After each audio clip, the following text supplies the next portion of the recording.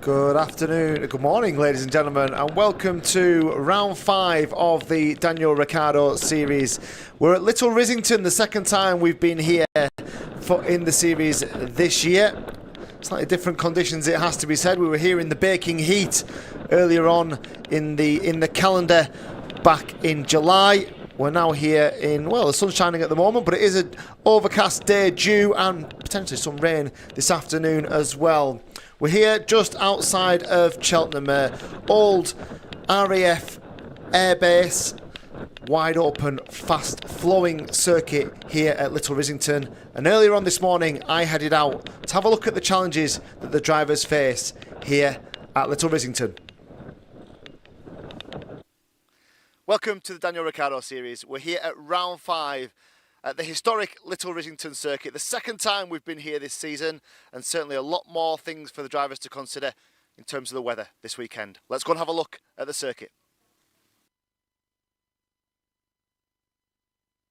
Rissington is renowned for the fact that it's a power circuit. It's quick, it's fast, it's bumpy, it's quite coarse. The curbs here are fairly aggressive, it has to be said. If you have a look at they call them the sausage curbs in Formula 1, very similar, big drop-offs between the curb, the top of the curb and the bottom. So drivers, will want to try and avoid these curbs whenever they can and try and keep it on the black stuff where possible, while still maintaining the apex, right on the inside of these fast corners.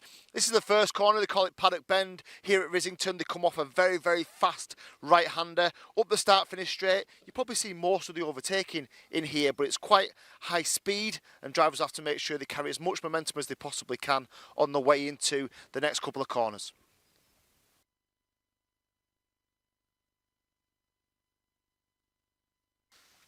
We're here at turn 2, and for a circuit that looks really flat, we're on an old airfield as we said earlier, for a circuit that looks really flat, there is quite a lot of undulations here. At turn 2, the circuit actually drops away from you to the outside, and you can also see this morning these wet patches on the circuit. So at the moment there is a dry line, there's a dry racing line for the driver, so we expect a slick tyre. There is some rain forecast, and this just gives you an indication of how the circuit changes. Wet line on here, dry line here, and you can see the change in the colours. So drivers will want to stay on the racing line where possible, but when they are having to come off the line to overtake, could cause them some problems in terms of the amount of grip that they get.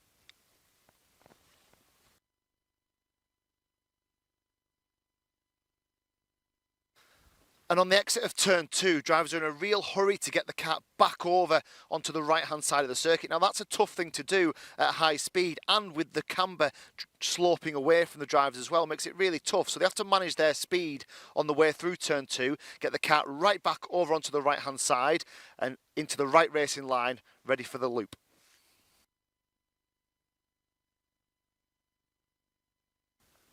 And this is the loop, long left-hander. It seems to go on for ages, this corner. You're holding on with that steering all the way through the corner. You're trying to just catch the apex on the exit there and try not to roll too wide as you swing back over onto the left-hand side to get the best possible angle into turn 4. You can see the marshals this morning are out, just clearing those little bits of debris, just making sure there's no stones or rocks or anything in the way for the drivers, and preparing the circuit for race day today.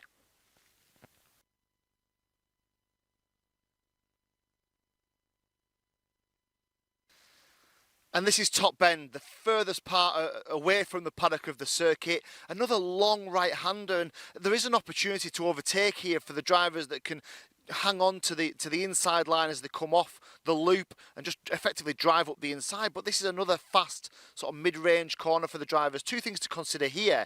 One is how aggressive this curb is on the inside. It goes from being quite a balanced curb here to having these big drops in it here.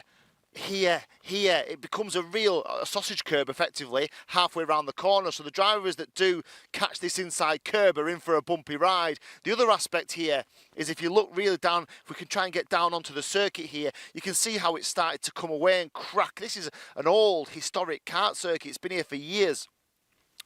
And the surface is quite coarse, and it has just started to break up on the inside. So from a tyre wear perspective, this does run the risk of effectively just causing that little bit of extra tyre wear, especially if the weather's changeable today. If we go on to wet tyres, in drying conditions, these little cracks in the circuit, there's some more here, they will chew the tyres, they will make tyre wear really critical for the drivers and something that they might have to manage.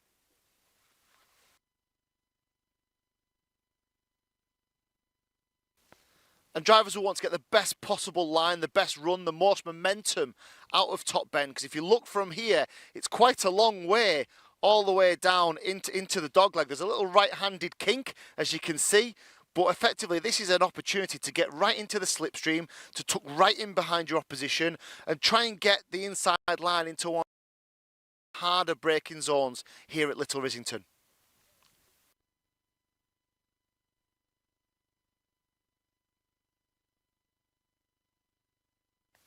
So the dogleg then, this is a hard left. You're coming off a really fast section of the circuit, down through that little right-handed kink, all the way down into here. The circuit slopes away from you as well, and it's a hard left. The reason it's a hard left is because you need to get the kart back onto the left-hand side for the right on the way out. So these drivers really cut this corner. There's a nice little reference point here, actually, a nice little triangle where the white line's been painted on. So you're effectively looking to put your left tyre, your left inside front tyre into this little triangle. That's your apex point, and then get as much of the steering on as you possibly can from a nice wide start to get you over onto this left hand side. The reason for that is if you end up over here on the right, you're making that corner significantly tighter than it needs to be. And the most important thing here is you're about to go through middle and bottom bend, and they're fast momentum-based corners which take you back onto the start of a new lap. So if you make a mess of this, it might be till the start-finish straight when you regather some of that pace, when you regather that speed, you build it back up again, you have to start another lap. So drivers really want to get as much momentum. Yes, it is an overtaking opportunity of sorts, but really this is about momentum, exit speed, through those fast bottom and middle bends and into a new lap. And it's worth just looking at some of these reference points. What drivers will do is they'll have little guides. I know Andy goes and does a track walk with the drivers on the Saturday of a race weekend, and they'll talk about reference points. They'll talk about you need to be here. And drivers, when you're sat low and you think how low these drivers are in terms of the kart, that they are looking all the time, having that awareness of where those reference points are. We spoke about that little triangle, those little white lines. There's one here as well.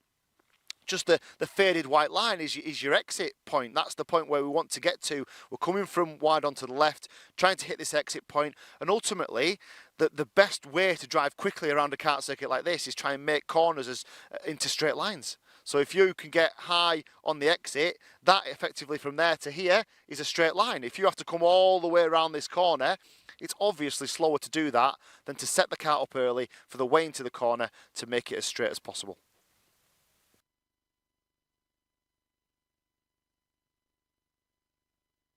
So bottom and middle bend, now in the dry, these are pretty much flat out. They are off camber. If you get really nice and low, you can see how they start low and actually start to rise. This is the lowest point of the circuit, and it will start to come up and climb ever so slightly back up to start finish.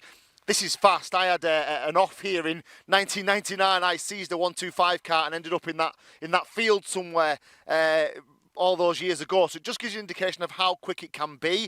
In the wet, and we are expecting some rain later today, this is treacherous, it's slippy, it's sloping away from you, it's then coming up the hill a little bit. It's lots of different cambers, lots of different things for the driver to consider as they come into here in the wet weather.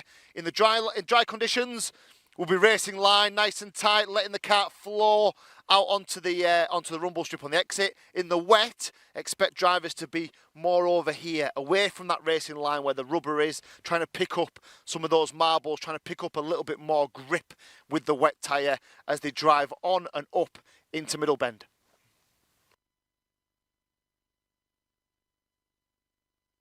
So middle bend then, we're coming towards the end of the lap, and this is flat out again, so they'll come quickly through bottom bend here, they'll come up towards middle bend, and it just sort of fires them into the corner. It comes up the hill and in, they carry lots of momentum. It's a fairly straightforward corner for the drivers. They won't spend too much time worrying about the line through here. It's basically keep the throttle planted and hold you up towards the outside of the corner. The job then is to get back onto the right hand side, for the elbow, the final stage of this Rissington circuit. So this is just about consistency, momentum, no mistakes through here, nice, neat and tidy. The other thing is just be aware of anything offline. You can see how the freshly cut grass here at Rissington's just started to come onto the exit of the circuit. It's still really wet here as well. Still really wet out here this morning, and it is cold, so we're not going to get much dry on here. It's cold, it's damp, we are expecting some rain. The drivers on the racing line, of course, they'll clean this up. They'll clean all these little dark patches up this morning. They'll get them a little bit better, a little bit drier with their slick tyres as they put sort of more energy and more karts go around. But this bit here, this could still be wet. Even if there was no rain, this could still be wet by 3 o'clock this afternoon. So anybody offline here into Middle Bend, they could find themselves in some trouble.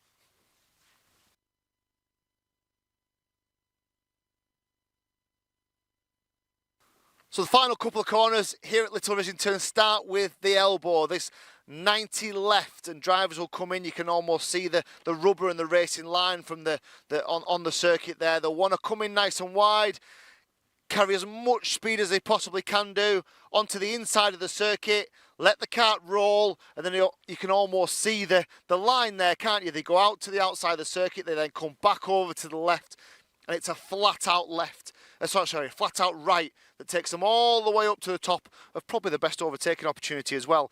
There is a chance in here for some last lap dive, some last lap, get down the inside, try and make a move stick, but it is quite a quick corner, as all the corners here are at Little Rissington on a real powerful circuit, a real fast circuit. So there is a chance, but you need a great run off Middle Bend to get down the inside into the elbow and have that last drag race up towards the line.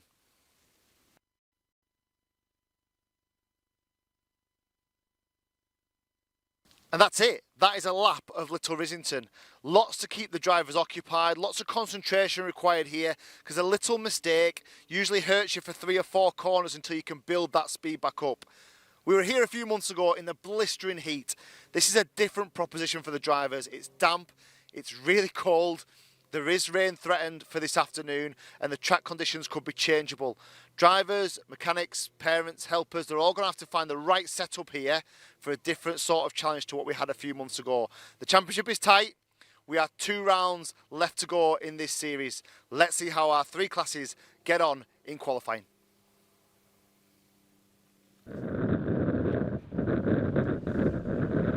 And those qualifying sessions are just around the corner, the first of which is for our DRS 62s, the youngest of our competing classes this weekend. The sun's shining at the moment here at Rissington. There is a really very strong crosswind down the main straight here.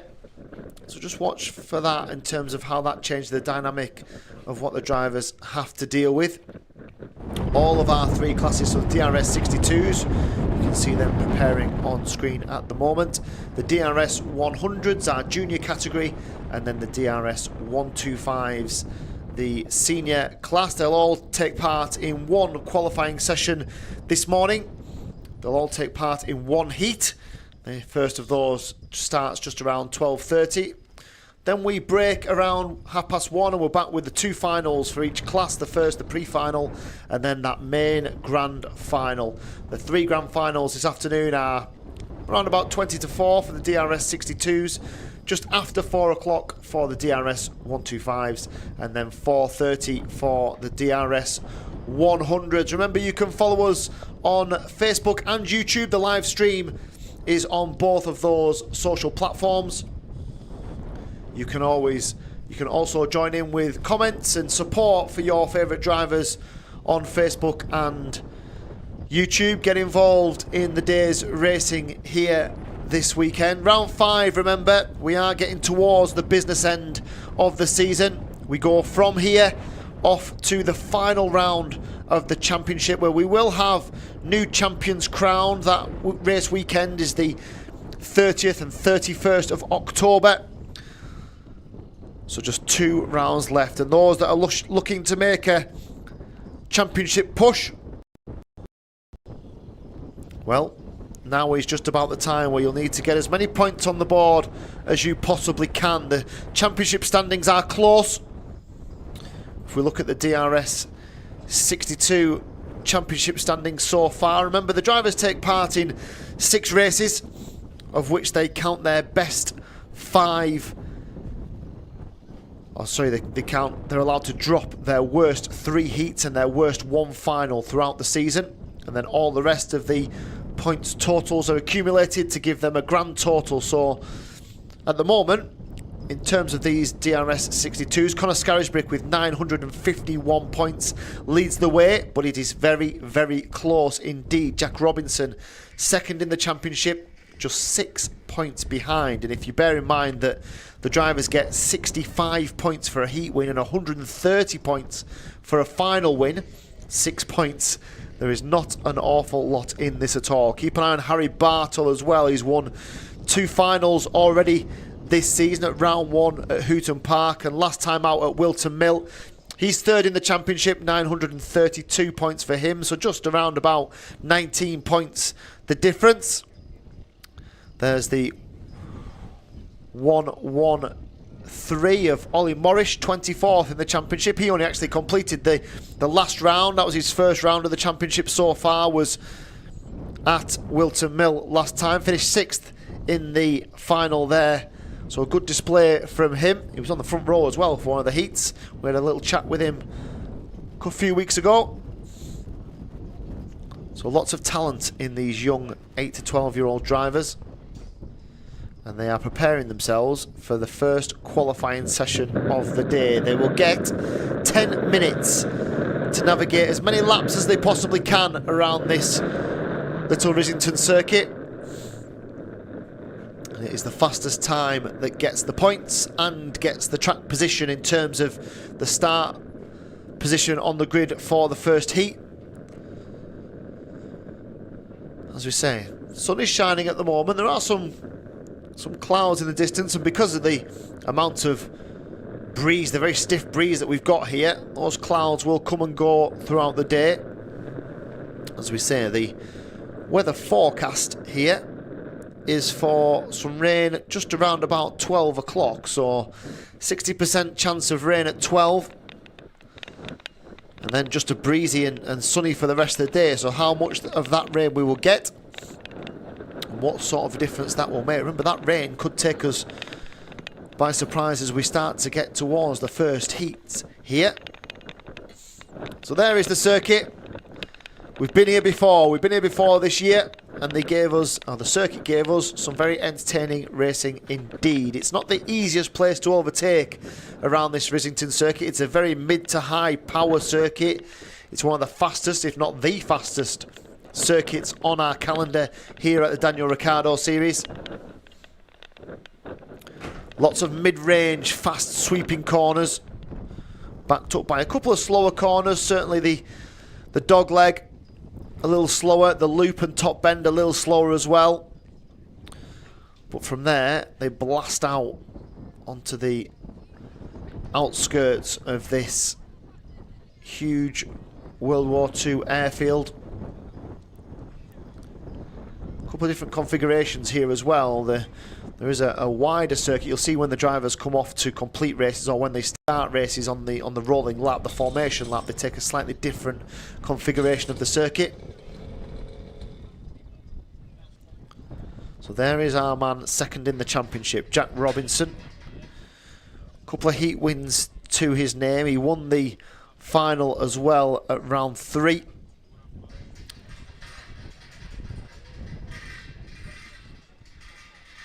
Had the fastest lap there as well. Remember, there's points for fastest lap in the final as well. He was third last time out. Alongside him on the front, don't read too much into the grid positions. The drivers for qualifying can effectively line themselves up wherever they want. We may well see some drivers not actually come out and start the qualifying session. They can take their time if they want to. They can choose when they want to come onto the circuit. They've got 10 minutes to put their fastest lap in as they head out onto this Little Rissington circuit. We were on the track walk this morning. There were some damp patches. I think they've mainly disappeared now. There's still a damp patch around the exit of Bottom Bend and Middle Bend. But other than that, there's a consistent colour onto this circuit. There's Benjamin Baker, still on the dummy grid, just managed to get it started now. He'll come out onto circuit in some clear air. And we will pick up some times for these drivers on our live timing. If you want to follow the live timing, of course, that is an option as well. If you head to the alphatiming.co.uk website, it's where all the live timing for these races takes place. You click on the live timing tab at the top of the screen and scroll down to Daniel Ricciardo Series, and you will get all the times as they happen for all the drivers in these races. To start the first flying lap for these DRS 62 drivers.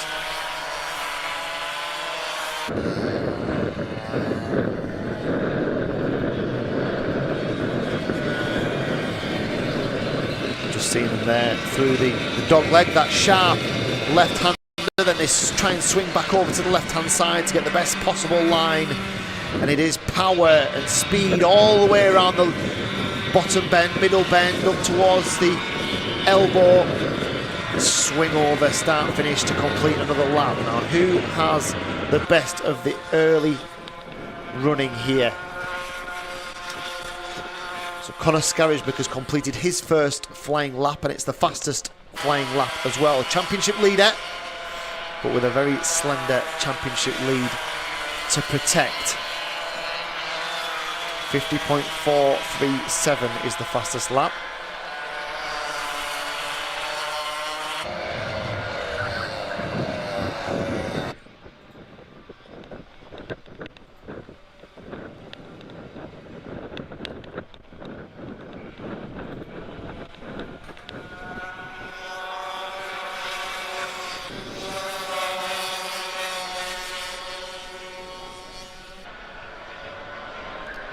So Scarisbrick, and then second fastest at the moment, Oscar Walsh, the 124th in the championship so far.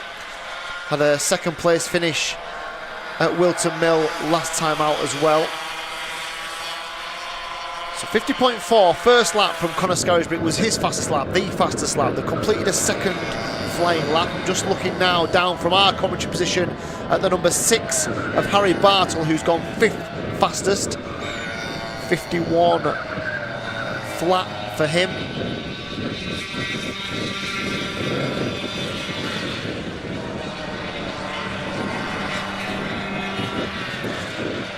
So round 2 was here at Little Rissington, and for these DRS 62 drivers, that race was won by Conor Scarisbrick. So he's got some form here, he's got some previous around this Rissington circuit.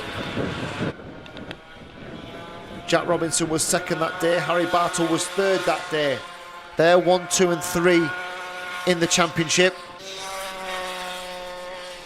And still no faster, so the drivers that have gone quickest on their first flying lap, and since then, not really made any further inroads. Scarisbrick, Walsh, Robinson is third fastest, Ewan Scott is fourth fastest, then Bartle. Zach McDonald is sixth fastest, and Ollie Morris is up into 7th. Oliver Harrison's just moved up a couple of places as well. There's 14 of these young drivers, as Oscar Walsh goes faster, so 50.423, just around about 100th of a second faster than Conor Scarisbrick, so he's demoted now down. Harry Bartle's gone faster, he's ducked under the 51 second barrier, 50.828 for Harry Bartle last time out. And Nat Johnstone has gone up into 9th as well, a 51.9 for him. So Walsh, Scarisbrick, Robinson, Scott and Bartle, they are the top 5 at the moment. There's 0.4 of a second that separates them in terms of time. They're just coming round the final corner now. Does anybody go faster this time? Walsh does go faster. Scarisbrick goes faster as well. Scarisbrick is the first driver to duck under the 50 second barrier. 49.914 for Conor Scarisbrick. That's some 0.4 quicker than anybody else at the moment. And if you're watching me, just tucked under, hadn't he? Just got in behind Walsh and just managed to make him pull him round this long circuit. What there is here is there's a good opportunity for getting a tow, a slipstream, especially in this wind at the moment today as well. You can get yourself tucked in behind, get yourself dragged along behind the kart in front, cut the wind resistance, and get dragged around this circuit. I'm just looking now at the 4 of Robinson crosses the line. He's got Scarisbrick right behind him, and Scarisbrick is using him to get a tour around this circuit. The other driver behind them is Oscar Walsh. Nobody gone faster last time, but at the moment Jack Robinson is just punching a hole in the air for the drivers behind him. He's now dropped back in behind Oscar Walsh. So there is Conor Scarisbrick, fastest driver on circuit at the moment at 49.9. Is some 0.4 of a second quicker than Oscar Walsh, so he's managed to hook it up here. He's cruising away from that little group of karts behind him as well, which includes the likes of Walsh and Robinson. Here he goes into the left of the elbow, swings out, he'll put the kart to the left hand side of the circuit and swing round this flat out last corner over start finish line. Does anybody go faster? Oscar Walsh goes faster, but not fastest. 50.228 for him is still 0.3 of a second slower than Conor Scarisbrick. Down Conor Scarisbrick, a little bit closer this time as well, isn't he? He has got the bit between his teeth, Oscar Walsh. Let's keep an eye on this one, because Scarisbrick is now giving Oscar Walsh a little tour around this Rissington circuit. 900, just under 1,000 metres of racetrack for the drivers to navigate. So Scarisbrick, Walsh, Robinson, Scott and Bartle. That's the top 5. Hasn't really changed for a while, has it? As Nat Johnston does his personal best in 10th, and Oliver Harrison does his personal best in 11th as well. Daxton Groves is 13th of the runners. Here come the front few. And Oscar Walsh just on a 49.940. That is just 0.03 of a second slower than Conor Scarisbrick. So Walsh has gone just as fast, but Scarisbrick holds on to the fastest lap of the session so far. What have we got left? 2 minutes to go in this session. There is Scarisbrick, just giving a little tour now to Oscar Walsh. Has a little look over his shoulder. You will see that, well, has Walsh backed off, has he? Yeah, he has backed off. He had a couple of decent laps behind Conor Scarisbrick. I wonder why he decided to abort that attempt. It's left the path clear for Jack Robinson, who is now the chaser, looking to get on terms with Scarisbrick. Robinson's just done his fastest lap as well, a 50.022. So there was 3 tenths between first, second and third. There's now only a 1/10 of a second between them, and a further 1/10 back to Ewan Scott, who's 4th fastest. So these drivers have got in a little rhythm with themselves. Just trying to see whereabouts Harry Bartle is on circuit. Just coming past the start-finish line at the moment. The problem is Harry Bartle hasn't got anybody to drag him around this Rissington circuit. It might not be a bad tactic for Bartle just to back right off, get himself in a little group, or get himself a little target to go and chase down. At the moment he's having a fairly lonely drive around this circuit and finds himself 5th fastest. 50.4 is his best lap so far. And Scarisbrick has had enough of being chased and has backed off ever so slightly and allowed for the likes of Robinson and Walsh to go through. And now Scarisbrick will have a go at chasing. He's going to chase Oscar Walsh for a lap or so. Not much between these two in terms of lap times, but it is always easier to chase. It is always easier to use the reference point of a driver in front. And that is generally how these young drivers get their quickest lap times. So round the final corner come the leading drivers to cross the line, and that will be the end of the session. So Scarisbrick has gone through no faster this time. In fact, nobody's gone any faster other than Liam Karbeloff, So Karbalov has just done a 50.776, which puts him 6th fastest. Zach McDonald's done his fastest lap of the session as well.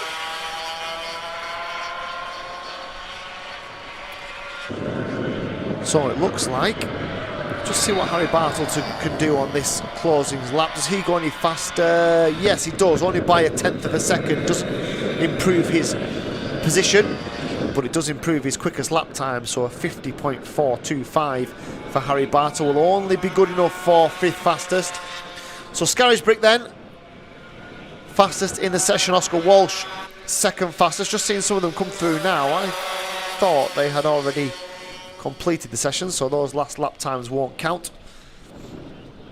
So Scarisbrick 49.914 fastest in the qualifying session. All these results, of course, subject to any post-session scrutineering checks. All the drivers are weighed when they come through into Parc Fermé. Oscar Walsh 2nd fastest, then Jack Robinson 3rd fastest. There was only just around a 1/10 of a second between 1st, 2nd and 3rd. Ewan Scott 4th fastest, the 1:08, further a couple of tenths behind, and then Harry Bartle in 5th. Liam Karbalov was 6th, Zach McDonald 7th fastest, Nat Johnston, Ollie Morrish and Oscar Cole were the top 10, and then Oliver Harrison, Cruz Dalton and Daxton Groves round out the top 13. You can see there they head down towards Parc Fermé. The drivers will be weighed. But that will do Conor Scarisbrick's championship cause no harm at all. He'll pick up a handful of points. He'll be on the front row for the first heat. See some fairly menacing clouds there, can't we? You can just see how quickly the clouds are moving across this circuit due to the very stiff breeze that we have. It's blowing a gale out there at the moment. And they are looking fairly ominous, aren't they, those clouds? We did say there was some rain scheduled for around about 12 o'clock. We'll keep an eye on that and just see how much that will change things. It will change things significantly, of course, because not only do the drivers have to manage the different conditions, the setup of these karts has to change. Remember, it's a one-make series, this. A series that is standardised in terms of the karts and the engines, where driver ability, driver talent, driver development is certainly the order of the championship. That's what it's all about. We've certainly seen an improvement in lots of different drivers throughout this series so far, and more to come as we head through rounds 5 and 6 of this championship. We're due out in just a few minutes with the DRS 125 qualifying. 11:40 it is due, just around 10 or 12 minutes time. And we'll be back with you just a few minutes before that qualifying session to bring you all the action from the DRS 125s.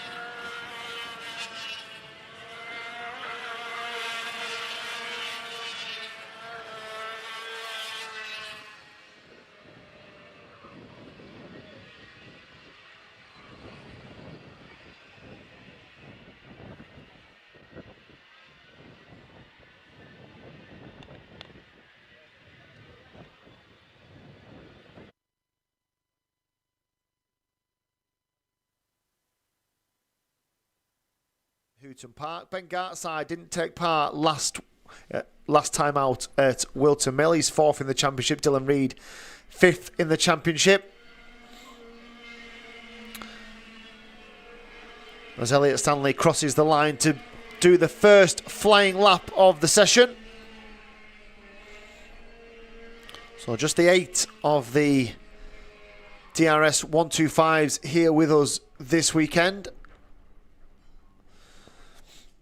One notable absentee from this class is Dave Burns. Usually our number 197. So it's congratulations to Dave Burns. That's why he's not here. Congratulations to him, his wife Alex, son Max on the safe arrival of baby Amelia.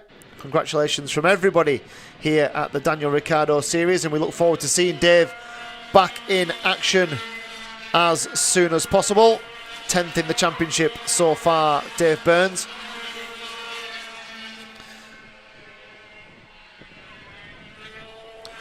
So the first few laps, flying laps, mean that Sam Faulkner is the fastest driver on circuit. When we were here for that earlier round 2, the winner that day was indeed Sam Faulkner. Second was Matthew Pearce. Third was Dylan Reid that day, the 317.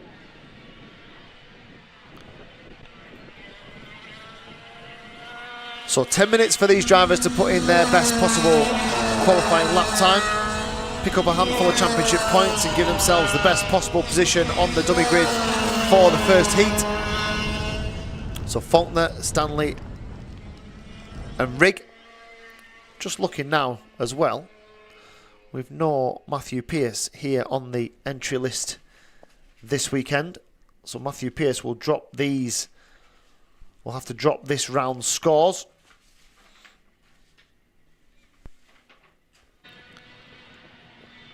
Slightly lower entry, I assume, is due to the ongoing fuel issues that we have in the country at the moment. I know some people are struggling with fuel, and I know it was put out there to the drivers in terms of what they wanted to do about this weekend's races.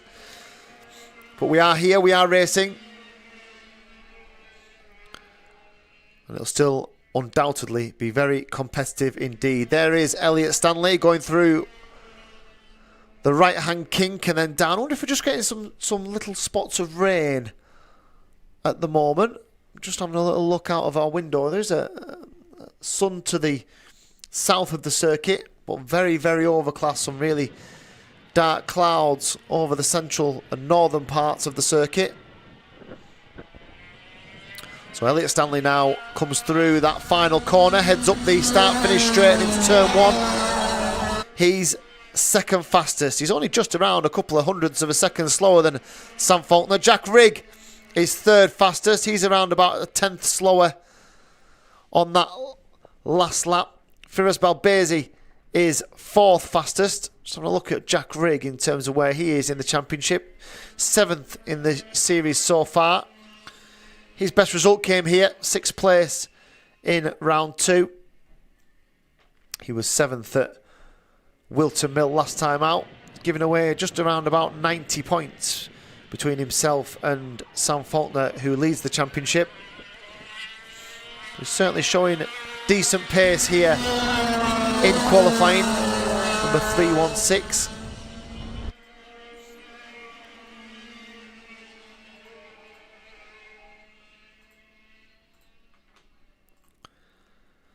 So 8 drivers then. And certainly the top 7 of those, all within 6 tenths or so. So Faulkner, Stanley, Rigg, Balbezi. Mark Lawrence is 5th fastest. Oliver Owen is 6th fastest. Tom Snape is 7th fastest. And James McGing is 8th fastest of them all, the only rookie in the field. So just looking at Jack Rigg and Sam Faulkner and Elliot Stanley at the moment. So Elliot Stanley's trying to use Jack Rigg as a bit of a tour around here, trying to get himself dragged around this Rissington circuit. Temperature has undoubtedly dropped in the last few minutes, and there is some spots of rain, it looks, on the camera lens there. as they go through the right-hander. They're not really struggling with grip, are they, at the moment? We're not seeing them really struggle for traction. Sam Faulkner, interestingly, went out, did 2 laps, came in. And I like that strategy. We'll talk to him about it later on, but he clearly went out there, posted a time that he thought would get the job done, and then has headed on into the paddock to put some, or save some wear on the tyres. So he will have at least probably 8 or 10 laps fresher tyres when it comes to the finals later on this afternoon. I also wonder if the drop in temperature affected that decision as well, whether they felt that the best time to be out on that circuit was in the first couple of laps, first couple of minutes of the session. And he's ducked in. There's a few that have done the same. Oliver Owens only completed 2 laps of the session, and Tom Snape and James McGing have both brought their session to a close as well. So there's only actually four drivers out there at the moment. Only 4 drivers circling. They're not going any faster, are they? So my view would be that they probably knock this on the head and save the tyres. We spoke about this, didn't we? Here. It was here last time that we spoke about the tactics of the qualifying session. So Sam Faulkner, Oliver Owen, Tom Snape all have concluded their session early. But for Faulkner, he's already done enough to be out at the front of the timesheets. Only just, mind. 3/10 or so. I wonder what the rationale behind Elliott Stanley just keeping circling. He's not going any faster. Hasn't gone any faster. He's on a 43.384. So they're good lap times, but they're not quite there yet. And of course, remember, once you abandon your flying laps, once you come into the pits, that is the end of your qualifying session. You can't rejoin at any point. So Faulkner has a little bit of a nervous wait here to ensure that Elliott Stanley doesn't go any faster than him. He's already through the loop and the dog leg is Elliott Stanley, and he's just about to come round and complete another lap. There's 2 minutes of the session left, so he'll probably get another couple of laps in as we look down to the 2:30 of Mark Lawrence and the 3:21 of Firaz Bilbezi. Just trying to see now. Oh, Stanley's gone in, has he? Yes, he has. So now we're down to 3 as Elliott Stanley abandons his session after 10 laps. Be an interesting conversation, won't it, when we head down later on to talk to these DRS 125 drivers about why, or what the tactic was and what the strategy was to the qualifying session. 10 laps for Elliott Stanley, just the 2 laps for Sam Faulkner. But 2 flying laps that were just about enough, or look like they're going to be just about enough, to get himself on pole position.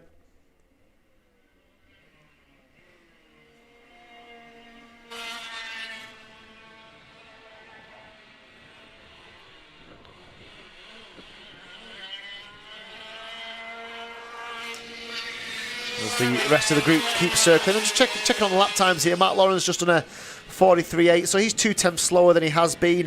Firaz Belbezi is lapping around 6/10 slower than he has been. So yeah, I don't really see the rationale behind this other than putting more wear into the tyres. Probably doing not really any use. I don't. They're getting more track time, which is great, of course, and more experience out there. But in terms of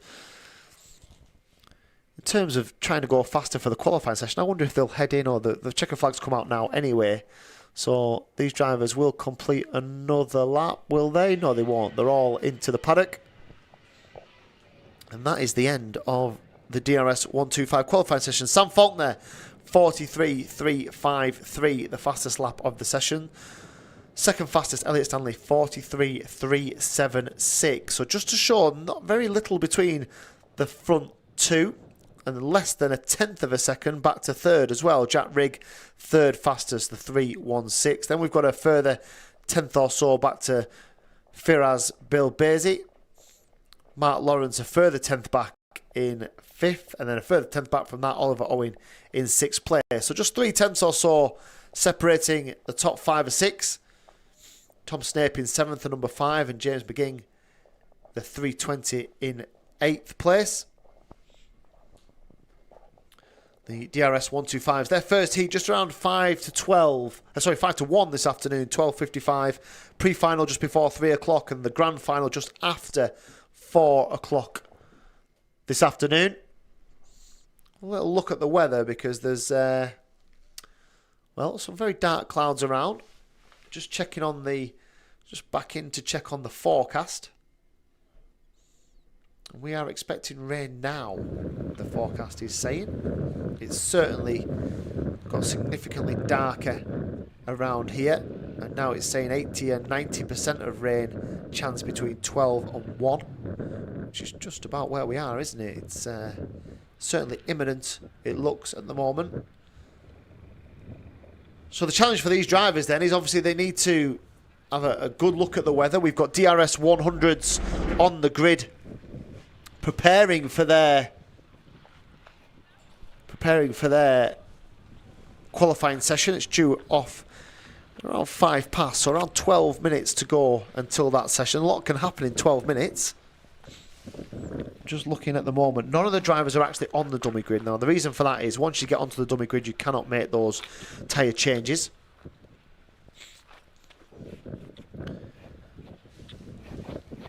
So they're all just parked up at the moment outside of the dummy grid. All the karts are on stands. And we're just waiting to see what happens with the weather. The wind is still howling here. It goes right across the start-finish line.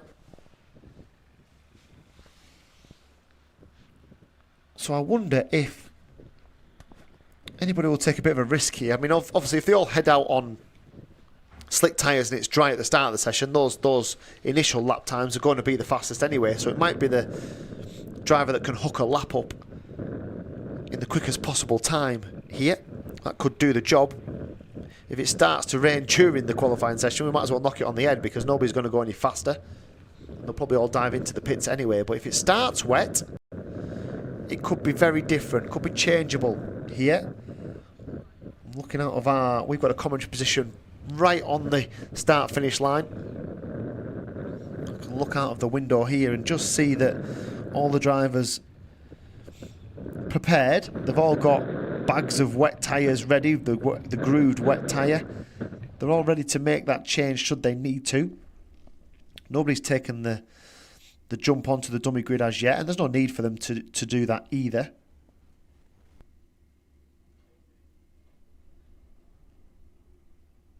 So we've had a few of these this year, haven't we, in the Daniel Ricciardo Series? A few of these changeable moments, a few of these decisions to be made. We saw it at Wilton Mill where it was very changeable in the early part of the day.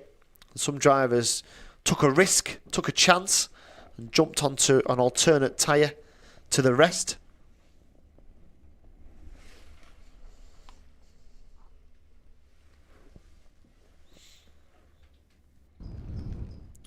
But no change. I'm not seeing any umbrellas as yet, although I'm not sure an umbrella would survive the gale that's going on out there at the moment.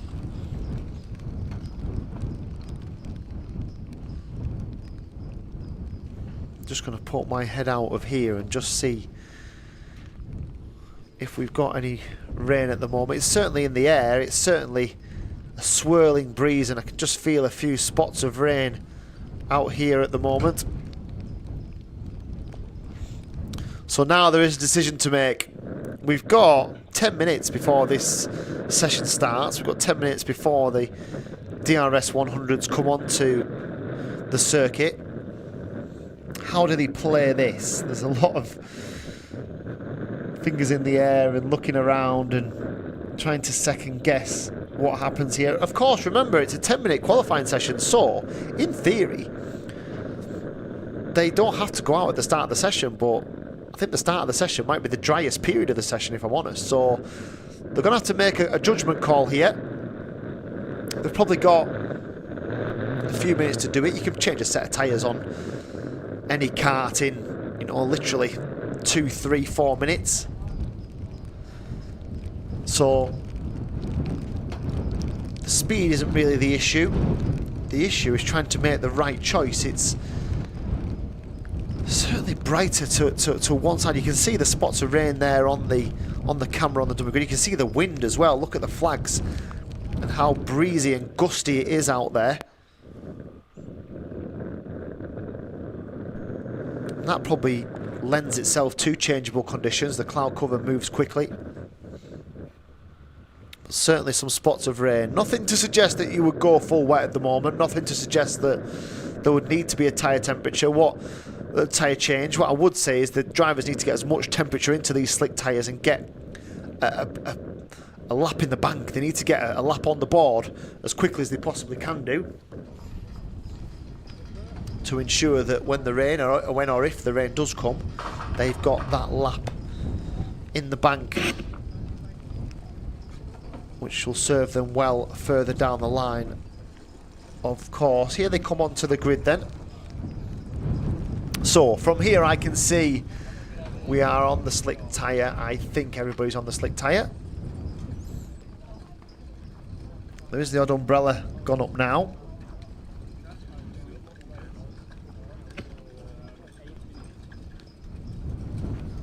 Interesting. You can see the spots of rain. It's not heavier at the moment. I think it's still... It would still be a slick tyre qualifying session for the DRS 100s.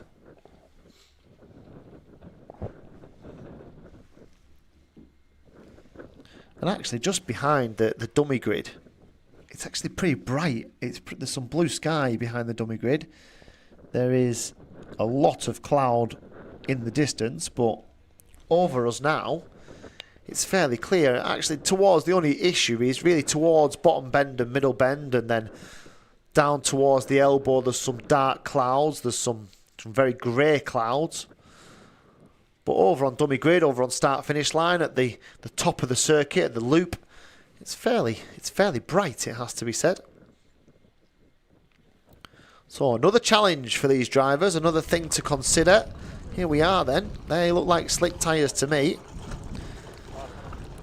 I'll be getting air into those tyres, making them come on quicker. I don't think I'll be taking it out.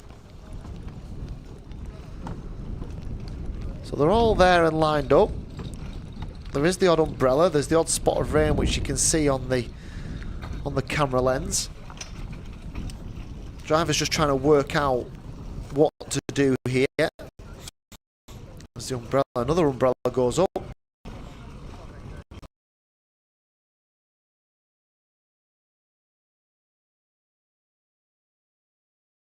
Few more spots of rain. I can't see anybody on the wet tyre. I'm sure the cameraman will give us a quick recce through the field, but I can't see anybody on the wet tyre from my vantage point. You can see the wet tyres there on the trolley, ready if needed.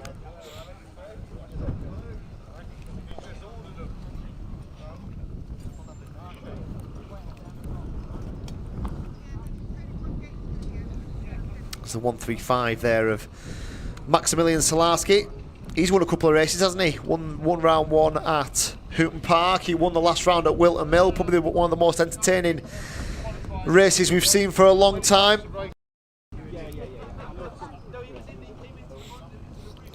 Mechanics and parents checking tyre pressures. The general, the less pressure you put in the tyre, the longer it lasts. There is the number 2 kart of Alicia Parmowski. She was in the wars, wasn't she? The big talking point from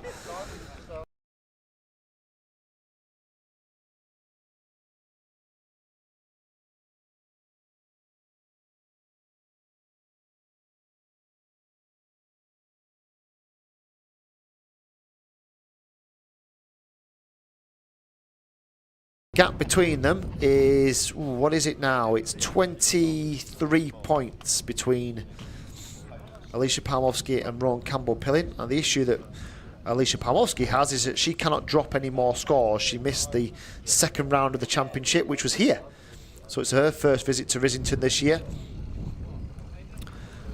But she has dropped then those heats and that final. So all those 0 scores she's washed away.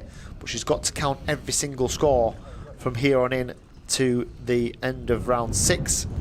Advantage of dropping a couple of his worst finishes, although he has got a 17th, a 19th from round 1, which I'm sure you'll want to drop. You won't want to count that if you possibly can do.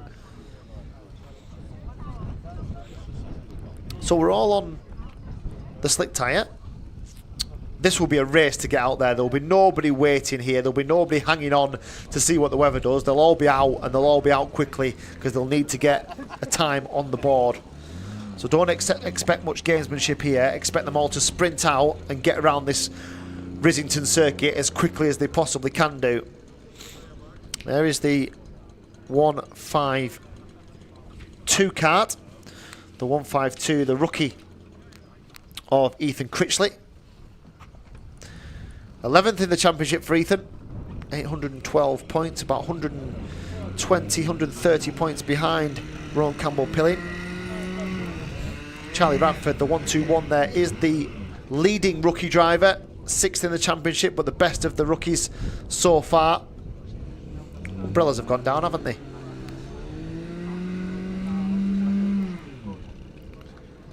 So expect this. What have we got now? We've got just around about 3 minutes until this session starts. This will be a sprint to get out there. There'll be no hanging around here. Blue skies over the dummy grid. But right above us, there is still some ominous looking grey clouds. The DRS 100s then ready for their qualifying session. There is Maximilian Salarski, a double race winner this year already.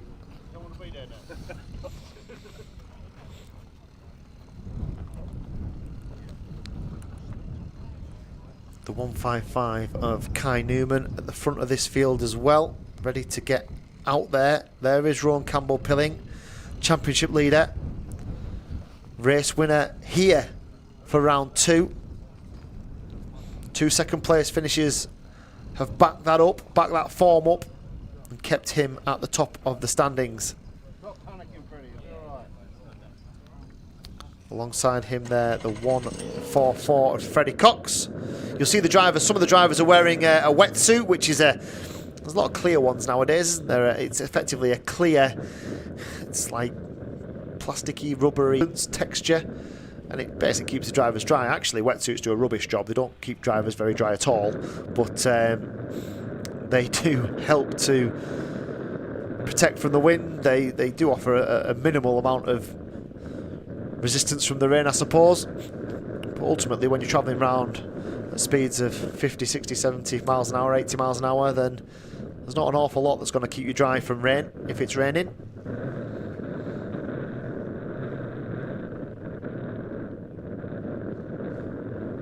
So we're just a moment away then from the DRS 100 qualifying.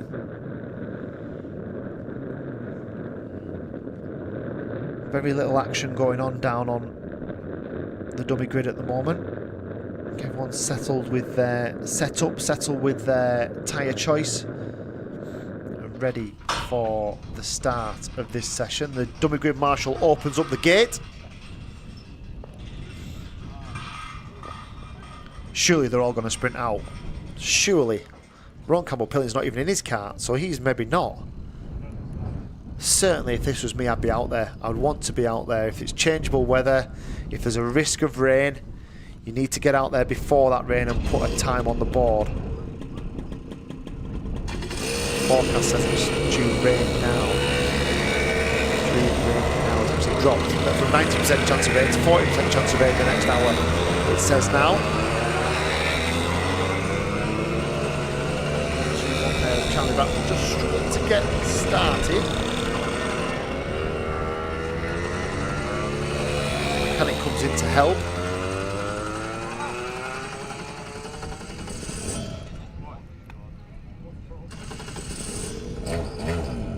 Have they got it going? Oh, nearly. There you go. He's off. And no, he's not. Yes, he is.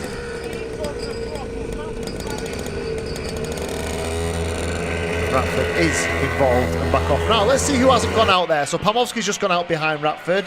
There goes Cherian Powell behind him.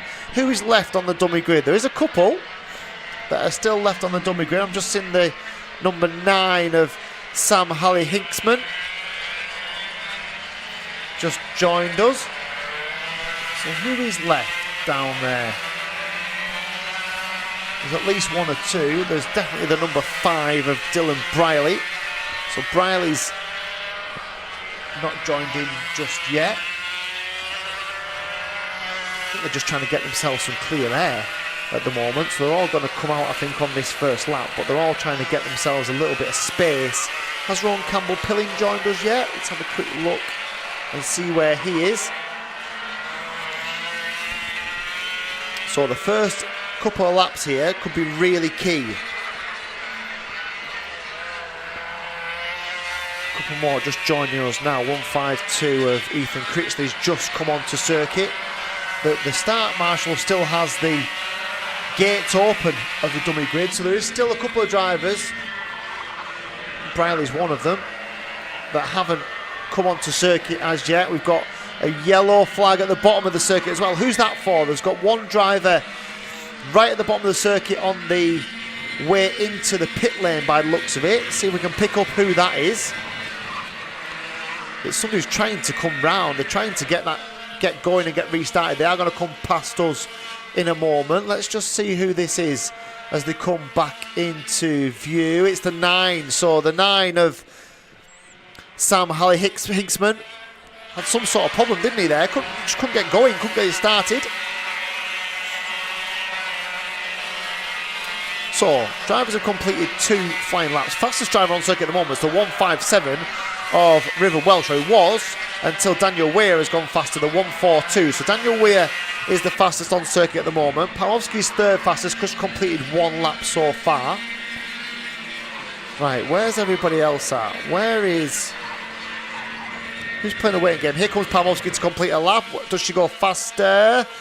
Yes, second fastest. Oscar Walmsley-Jones. Then Bradford goes fastest. Then Freddie Cox, second fastest. Shelly-Ann Powell, third fastest. It's all change.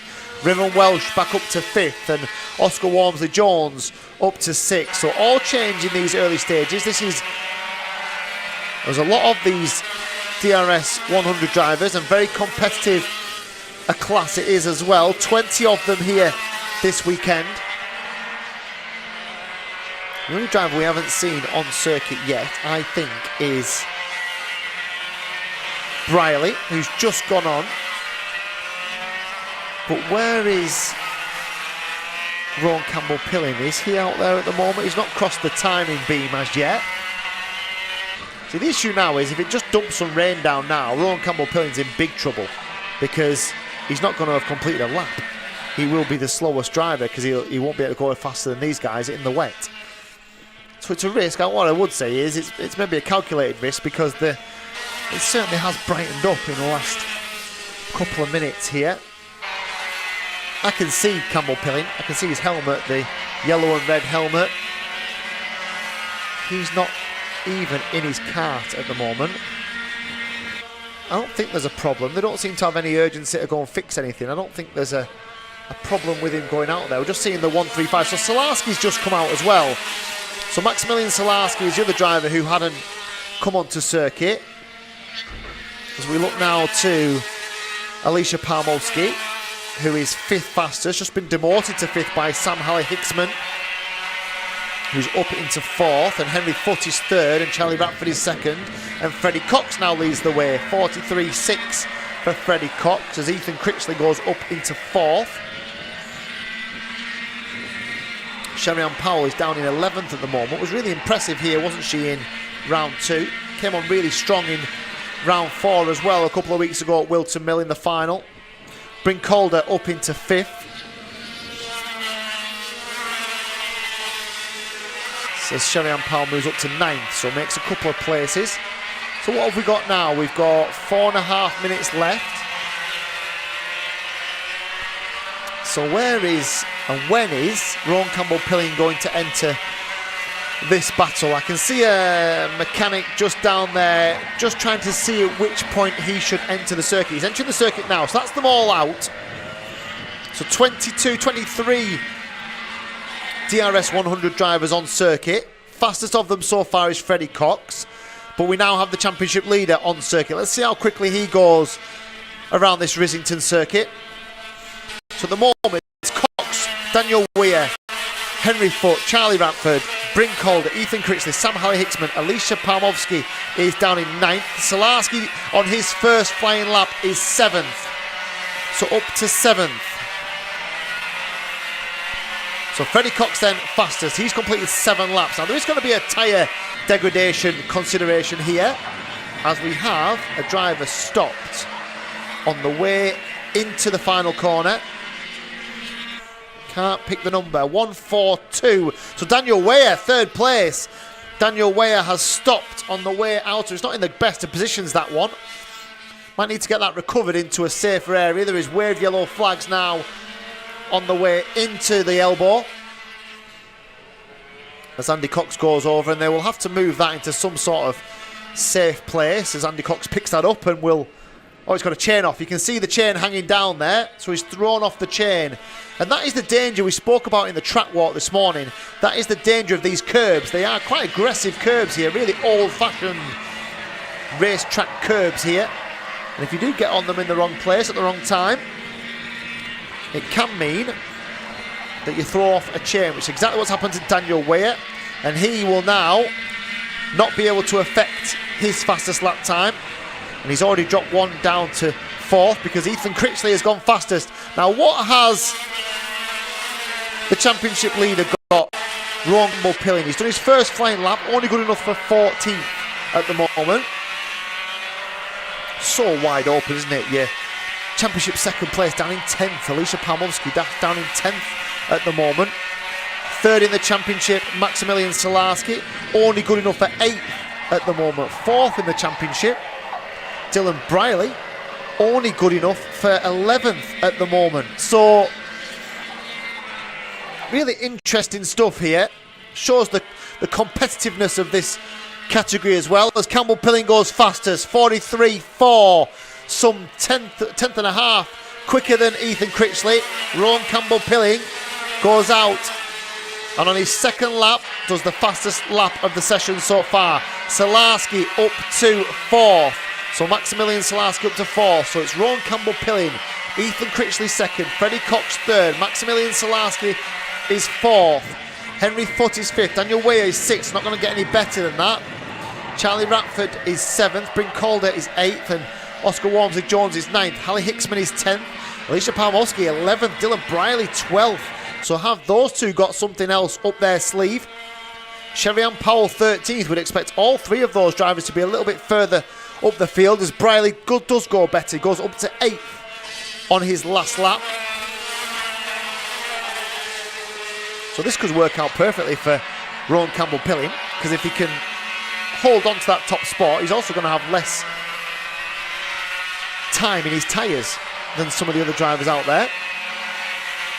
So that risk of not coming out early, making sure or hoping that the weather held off, seems to have paid dividends for the 108, the championship leader, Rowan Campbell-Pilling. He's just done another 43.4, but it's not quicker than his fastest lap of the race so far.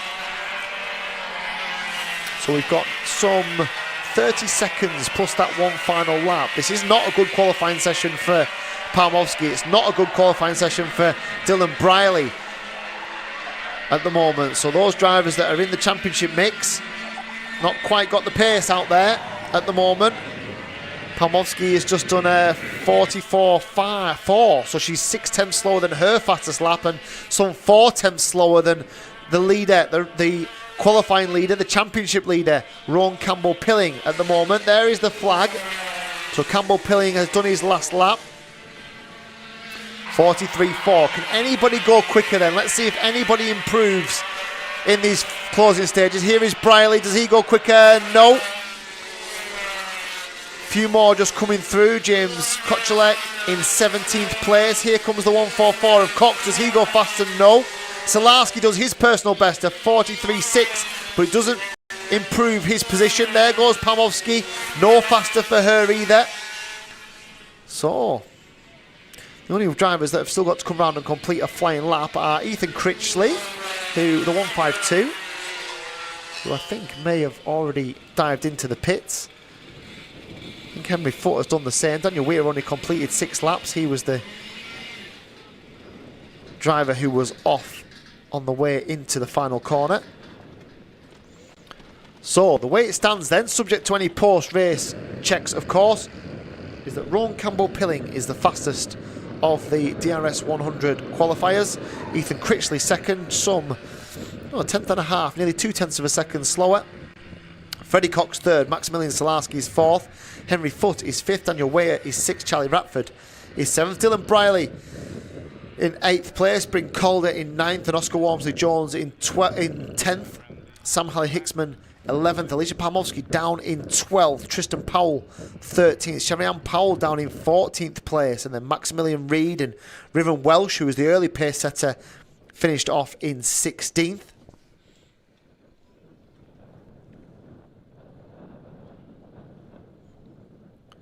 So that is the order. The weather has changed for the better.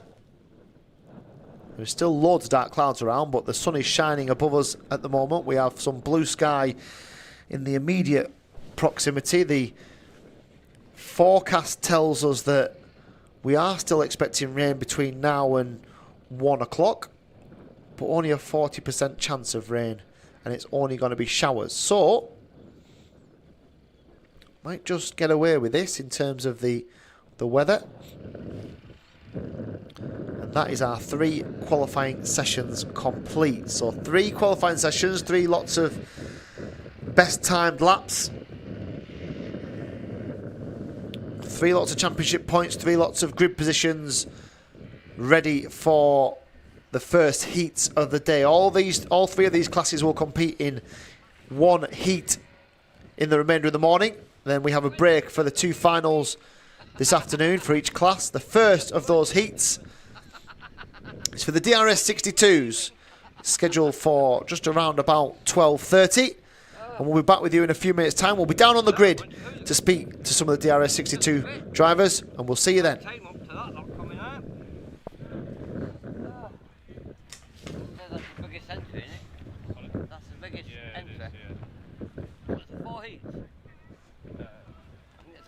Isn't there? Is it 4, possibly 5? Right. Is it 5, is it?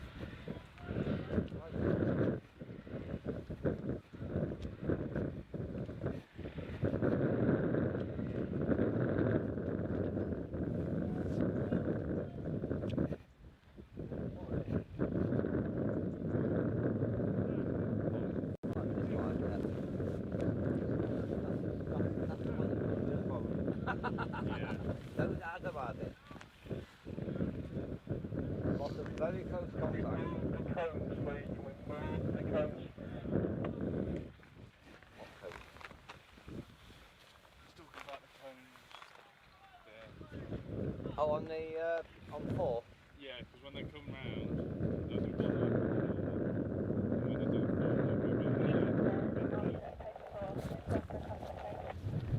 I think somebody's walking across on that. That's the one, those are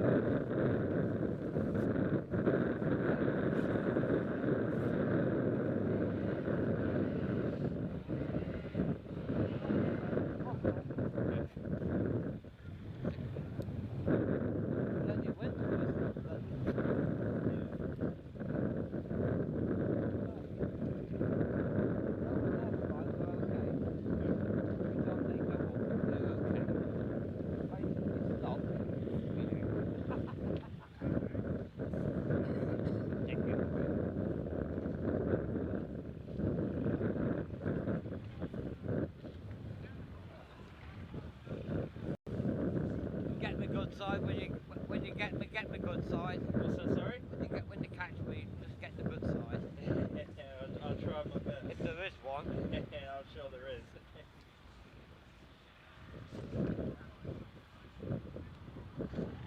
I once sat at Cotswolds and I sat on a bench. We were doing a meeting and I sat behind this guy and he was talking about Damien Oak's son. What a prick. I said, fucking useless. His dad spent all that money on him. You know, his oldest son. And what a waste of time. And suddenly there's a tap on my shoulder. It was Damon in. He went, I quite agree with you. I went, oh dear. You never know who you could be sat next to, not really knowing it. Yeah, it's got bloody horses. And it was useless. The other two were alright.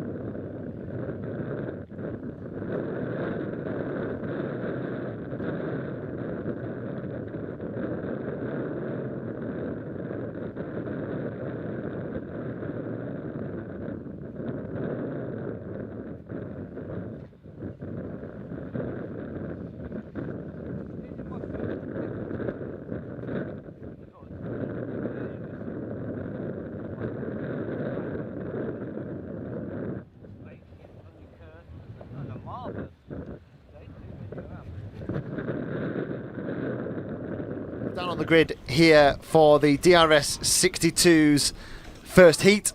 Weather check. The sun's shining. You can see how blustery it is, but the sun is shining. We're just having a quick look around. Some really ominous clouds over to the south side of the circuit, but I think we're okay at the moment. I think, as I say, we have expecting a little bit of rain, but I think just because of the breeze, you can see from the flags the amount of breeze there is down here, and the breeze goes right across the start-finish straight as well, so it will give them a little helping hand down into turn 2, and it will probably hinder them coming back onto the start-finish line. But other than that, it's just another challenge for the drivers to get on with. We're going to dive onto the grid and see who we can find. Jack Robinson's here. We'll try and grab a quick chat with him once he's finished his chat with the mechanic and making sure they've pre-planned their race and how they're going to adapt to these changing conditions. The qualifying session this morning was tight between them. It was really close.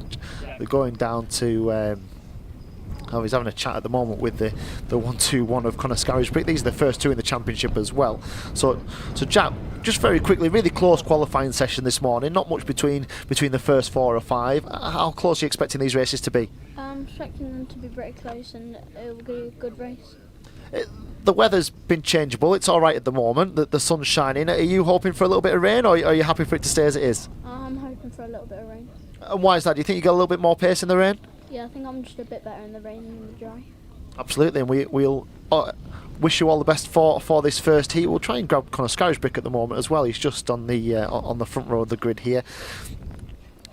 Conor, just a moment with you. Obviously, that's as good a qualifying performance as you could have hoped for. Mhm. Happy with that. Happy to get championship points in the bag and get out front here. Yeah. We talked about the weather earlier on. It's been a bit changeable. We're expecting maybe a little bit of rain later on. Are you wanting that rain, or are you happy to stay as it is? I want it to stay as it is. You want it to stay as it is in the dry. How much different is it here to when you were here a few months ago? Obviously, though, it was baking hot, wasn't it, when we were here in July? It's different. It's different now, certainly in terms of temperature. How much different is it for you guys as drivers? Little bit colder on track, but the track temperature's the same. And is that making it a little bit less grip out there for you? No. No. So you're feeling pretty much the same in the dry, and that's why you want it to stay dry for this afternoon's race? Yeah. We wish you all the best, Conor. There's our championship leader, Conor Scarisbrick. Really close between these cadet drivers, these DRS 62s, our youngest of all the drivers, just 8 to 12 years old, and they're about to embark on their first heat of the day, scheduled for 12:30.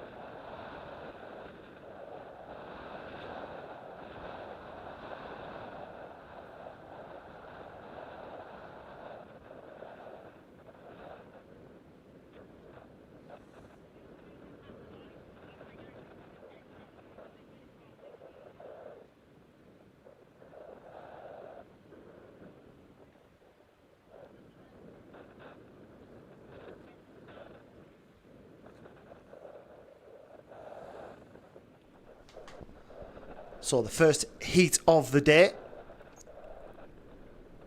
The first heat for the DRS 62s. Really tight in terms of the championship, this one. Just 6 points between first and second. Conor Scarisbrick and Jack Robinson. We spoke to them both on the dummy grid. Jack Robinson wants some rain. Conor Scarisbrick wants it to stay nice and dry for him. 2 wins for Conor Scarisbrick. A win here at round 2. He also won at Clay Pigeon in round 3. Not the best of times, it has to be said, at Wilton Mill. He was 8th in the final at Wilton Mill. So that has given the likes of Jack Robinson, Harry Bartle, Oscar Walsh, it's given them a chance to close the gap. Robinson, who hasn't won a race, a final so far this year, but he's always been there or thereabouts, hasn't he? He was 5th at round 1, 2nd at round 2, 2nd at round 3 with the fastest lap. He was 3rd at Wilton Mill. Harry Bartle behind him. Now, he has won races. Harry Bartle's issue has become because he missed round 3 at Clay Pigeon, so he has had to drop those scores. So everything that he does now counts for championship points. So he's on the back foot a little bit. So these DRS 62 drivers, 14 of them with us this weekend. It's a high quality grid, led off by a high quality young man in Conor Scarisbrick. There is row 2 with Jack Robinson. So you've got first and second in the championship, first and third on the grid. Harry Bartle's a little bit further back. It's not the qualifying session that he would have wanted. He's back on the inside of row 3. There a little bit further back is Oliver Harrison. And the 126 of Daxton Groves on the inside of the final row, row 7. Alongside him, Benjamin Baker, the number 132. Remember, we're live today on YouTube. Join in with us by adding your comments, supporting your favourite drivers. Try and have a rate check on those comments on both Facebook and YouTube at various points throughout today's racing.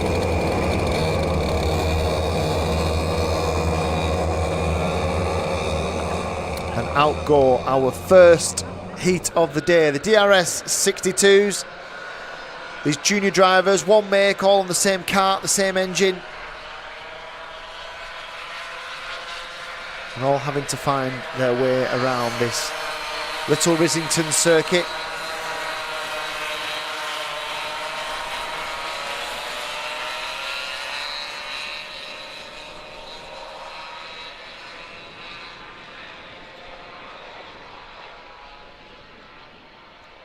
So they'll undertake a formation lap, they'll then come round and get underway. It's a long stretch up this main straight here. So the part of the circuit they're on now, they won't actually be on that part of the circuit when the racing starts. They just use that for the formation lap.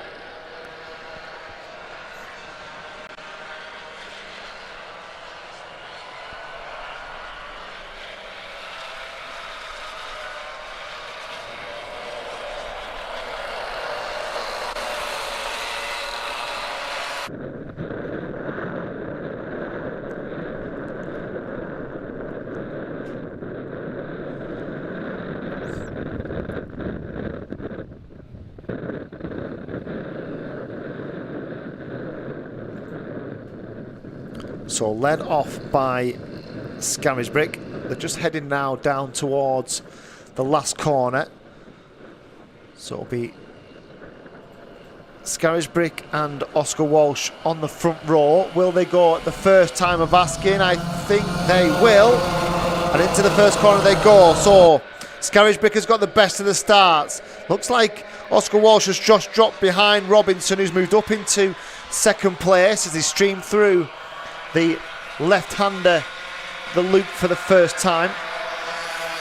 Up into top bend, it opens up on the exit and then they all squirmed out. It's not been a good start. Is that Bartle at the back of the field? He's had a rough first couple of corners. Finds himself right there at the back of the field. I've got a spinner as well in the dogleg. Let's just pick them up as they come down into bottom bend and into middle bend for the first time. There's no mistaking the leader, Scarisbrick, who is scampering away at the front of this field through the elbow and then round the final corner for the first time. It is Robinson in second place. Here's a replay then. So there was the incident. Diving down the inside. Was that Ewan Scott diving down the inside into the first corner? And we've got a problem for Bartle. So Bartle is over start finish line and has stopped. Now the issue for Harry Bartle is he'll have to count this in terms of his championship, and he knows it as well. The young man got his head on the steering wheel. Harry Bartle has a mechanical problem. He's just on the way into, parked up on the way into turn one. So Harry Bartle then is out of this race. It sounded very rough, didn't it? The engine sounded very rough as it came past us. It's clearly some sort of mechanical engine problem, and that young man is not just out of the race, but that is going to have a huge impact on his championship, because he's going to give 50 plus points at least to the rest of the field, and he has to count that because he missed one of the earlier rounds in the championship. So Harry Bartle then, that could have a major impact on his championship challenge for the Daniel Ricciardo Series this year. Back to the front then. Scarisbrick. Oscar Walsh has managed to get back past Jack Robinson and up into second place. Liam Karbeloff up into fourth. What a good start for him at the start of this race. Zach McDonald came through in fifth. Ollie Morris as well made an excellent start up into sixth place. They come round once more. Now the gap between Scarisbrick and Walsh was just around 7/10 of a second. It's now 3/10 of a second. So Oscar Walsh is the fastest man on circuit, and he is right there now with the race leader. Scarisbrick dropped right off the pace, hasn't he, in the last couple of laps? And he now has to worry about the advances of Oscar Walsh and Jack Robinson, second and third. Karbeloff is in fourth place. And here down the inside comes the 120. Will he make it stick? No, because the door is firmly slammed shut by Connor Scarisbrick. Down the little hill they go through the bottom bend, and then they come up the hill slightly into middle bend. And then they swing out towards the right-hand side and the elbow, which is where they are now. Was flat out for these DRS 62 drivers. Over start finish. We said this was probably the key overtaking place. Has he made it stick this time? He has.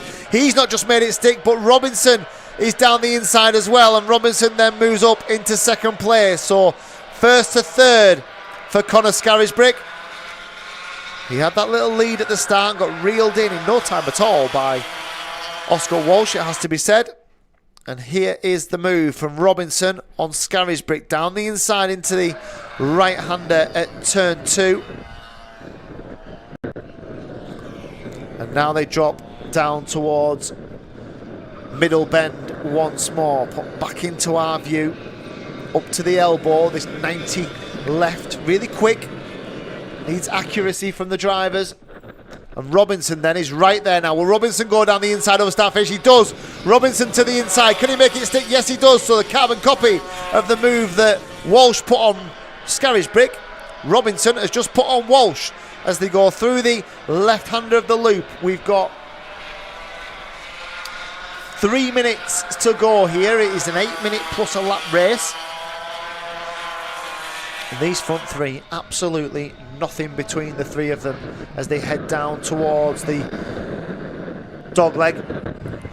They run down this little hill into bottom bend, flat out right-hander.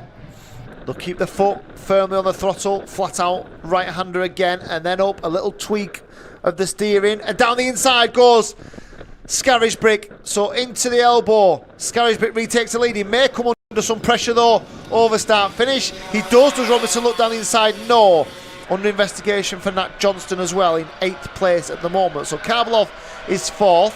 Zach McDonald is 5th. Ewan Scott has recovered up into 6th. And Morris is 7th. And Johnston, Harrison and Baker are 8th, 9th and 10th. Benjamin Baker's come from the back of this field. made up a couple of places, up into 10th. Oscar Cole is 11th, Cruz Dalton is 12th, and then Daxton Groves 13th at the moment. The fastest driver on circuit at the moment is Oscar Walsh, a 49.5 for him.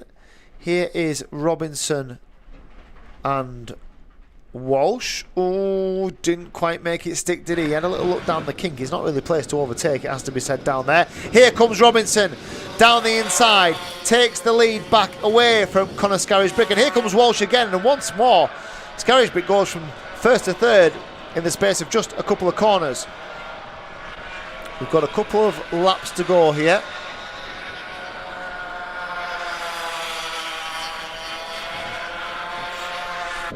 And these three just dropped Karbeloff, haven't they, at the back of this field. As down the inside into the elbow goes Walsh. They are literally overtaking every couple of corners here. A circuit which we say is very hard to overtake on.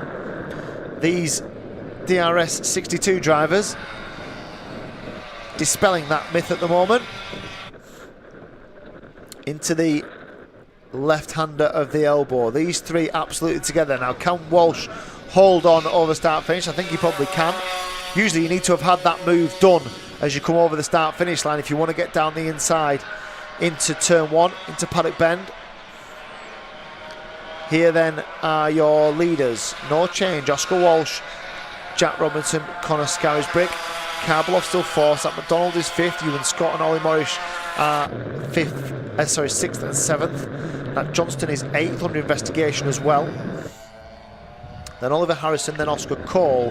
Fastest lap now, Oscar Walsh, 49.570. They're lapping about half a second slower than that at the moment in this little train of DRS 62 karts. So Walsh, Robinson, Scarisbrick. What have we got? 45 seconds, so this will be 2 to go. 2 to go then this time. They stream over start finish, head into turn 1, through turn 2 and drop down towards the loop. This long left-hander goes on and on and on, and then they have to swing the karts back towards the left-hand side and get them ready for top bend. Down the back straight, through the kink, flat out, and then towards the left-hander of the dogleg. No change with these three, but all nicely poised to try and find a way through. How will these three be sorted in a lap's time? We're coming towards the closing stage of the first heat here for the DRS 62s. It's Walsh, Robinson, Scarisbrick. Robinson to the outside. Will he try and undercut over start finish? He doesn't then. We're into the last lap here of this first heat. Here comes Robinson, has a little half a look down the inside at turn 2. Nothing doing there, and here comes Scarisbrick, who ever the opportunist tried to find a way through the loop. Nothing doing there, and they've almost spread out a little half a cat length or so between Walsh and Robinson. Walsh goes defensive, probably didn't need to. Now he swings out to the outside of the dogleg. Through the right-hander, down the back straight. Little look over his shoulder from Robinson, and here comes Scarisbrick. It was a poor exit from the dogleg from Robinson. He knew it as well. He tried to hurry himself along in the kart. Couldn't manage to hold off Conor Scarisbrick. I think Scarisbrick's not going to have the time to get past Oscar Walsh, but he is going to take that second place and some valuable championship points with it. Over second place, Robinson. They go over the line, and Oscar Walsh then wins the first heat for the DRS 62s. Conor Scarisbrick is second. Jack Robinson in third. Karbeloff a distant fourth. McDonald a fairly lonely fifth, and then Ewan Scott and Morris 6th and 7th. Johnston and the rest stream through. Harrison, Cole, Baker, all in the top 11 places. But Oscar Walsh, it is, takes maximum points from that first heat. Oscar Walsh 4th in the championship. He'll have overtaken now Harry Bartle, because Bartle will have got a 0 for his non-finish.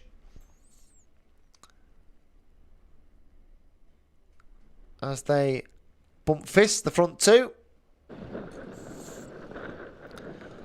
So Harry Bartle then will have certainly dropped a place in the championship. Oscar Walsh will have probably moved up into the top 3. He'll have claimed a couple of points back as well over Conor Scarisbrick, just a couple. but what Scarisbrick will have done is put a couple between himself and Jack Robinson. So that's the way they finished the first DRS 62 heat of the day. We'll now turn our attentions to the DRS 125s and their first heat, which is scheduled just around about 12-13 minutes. In a few moments time we'll be down on the grid. We'll be speaking to some of the DRS 125 drivers. We'll be back in a few moments.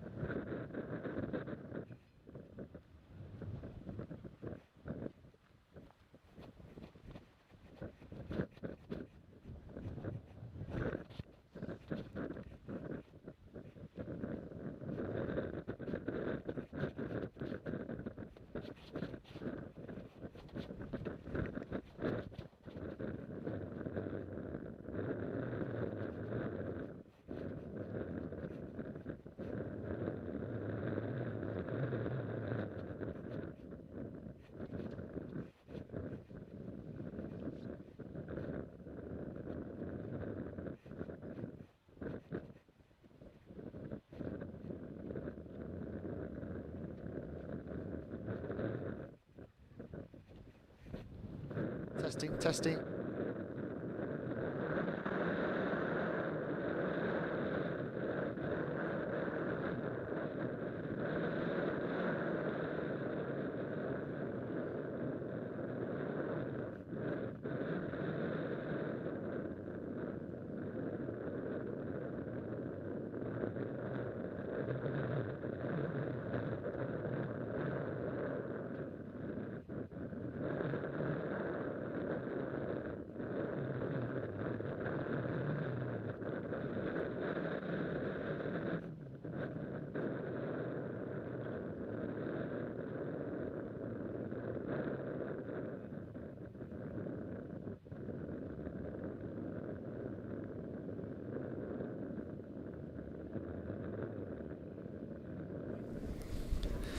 We're on the grid for the DRS 125s, their first heat of the day. Quick weather check. Looks very dark over there. It has to be said, looking very dark over there, and that is generally where it's coming from. You can see the weather's coming over from that period. We are expecting some rain. Could be now, could be interesting. We'll see what the drivers think of that as well. I'm going to try and grab, I'll grab Sam Faulkner first if we can. If I can interrupt him in just a moment. He's just having a chat with somebody else at the moment. So we'll, in fact, we'll leave him and we'll go over to Elliot Stanley, because I'm intrigued about the qualifying, the strategy of qualifying. Elliot, just nick you for a minute. What was the rationale behind 10 laps? Do you think there was a bit more to come in qualifying? It stopped raining about 8 laps in, so I thought I'd stay out for a couple more laps if it just completely dries out, but unfortunately for me it didn't. You've got eight laps more on your tyres. I mean, tyre deg here is quite an abrasive circuit, isn't it? So is it a case of maybe trying to get yourself out front first and see what happens from there? It was a tactic that you used quite well at Wilton Mill. I've always found that the degradation here isn't that bad, so I think we should be okay. He never does that many laps anyway, so it's going to be a case of just try and get either onto the back of him and follow him through, and then try and nick it at some point, or get in front of him early and try and control it from there. So yeah, because not much in the times, is there? Really, it's fairly close at the moment. It's very close at the moment, so hopefully it stays that way and keep up with him. Wish you all the best. We'll nip over and just try and grab. We'll try and grab Sam Faulkner and just ask about the 2-lap quali. Sam, just very quickly, 2-lap quali. I quite like the 2-lap qualifying strategy. Is that something that you preempted, or you just think that's what we're going to get out of the tyres? We'll leave it at that. It was a bit of that, and also I could see the rain starting to come down, and I thought, well, I'm not going to go much quicker, and even if we are, might lose a few places, because the time was okay, it wasn't brilliant, but luckily the rain stayed, and the carb wasn't brilliant, so you didn't have a lot of straight line speed. So this could get interesting, couldn't it? Because it's looking fairly ominous at the moment, isn't it? Are you expecting a bit of rain now? We're not sure. The problem is with the weather apps don't seem to find Little Rissington as a place, so the closest we've got is Cheltenham, which isn't brilliant, but it could rain. Yesterday in the rain this track was really grippy, so it's not going to be too bad I think if it rains, but yeah, we'll see. Good. We'll wish you all the best. We're just going to nip back as well, because the other driver that did a 2-lap qualifying was Tom Snape. He's here. We're just going to grab him very quickly. Tom, we've just been talking about the strategy of qualifying and the fact that you did a 2-lap qualifying as well. What was the rationale behind that? Brakes weren't working. Okay, yeah, so maybe not strategy, maybe more mechanical. Yeah, it was mechanical. I was having problems. We didn't quite get the setup right as well, so yeah. I suppose the benefit is that you've got a little bit less time in the tyres, although that might not matter at the moment, because it is looking pretty ominous out here at the moment. There's a lot of grey clouds around it. We've just been speaking about how it's almost got its own little microclimate around here, and it's very difficult to preempt the weather. I think we are going to get some rain at some point. Is that a good thing for you? I don't know really, because I've not driven in the wet here, so we'll find out. So a bit of an explorer if it does happen. You don't want it to happen on the dry tyres, I suppose. No. Well, actually, I'm quite confident with slicks in the wet. So actually, it'll probably be quite a good thing for me. And a little bit of work to do here. Obviously, a few to navigate through. Hopefully, you got a bit of improvement with the setup and the brakes work. But I suppose from here, it's just pick up as many places as you can. Yeah, that's the plan. Yeah. We wish you all the best, Tom, for the remainder of that. Just a few minutes to go, 4 or 5 minutes to go until the start of the DRS 125s and their first heat of the day. Will it stay dry? That's the question we are expecting. As I said, I've said it all day, we haven't really had it yet, but you can just start to feel it in the air here, and these ominous grey clouds are starting to circle. We're back in a few moments with the latest on the weather and the DRS 125's first heat of the day.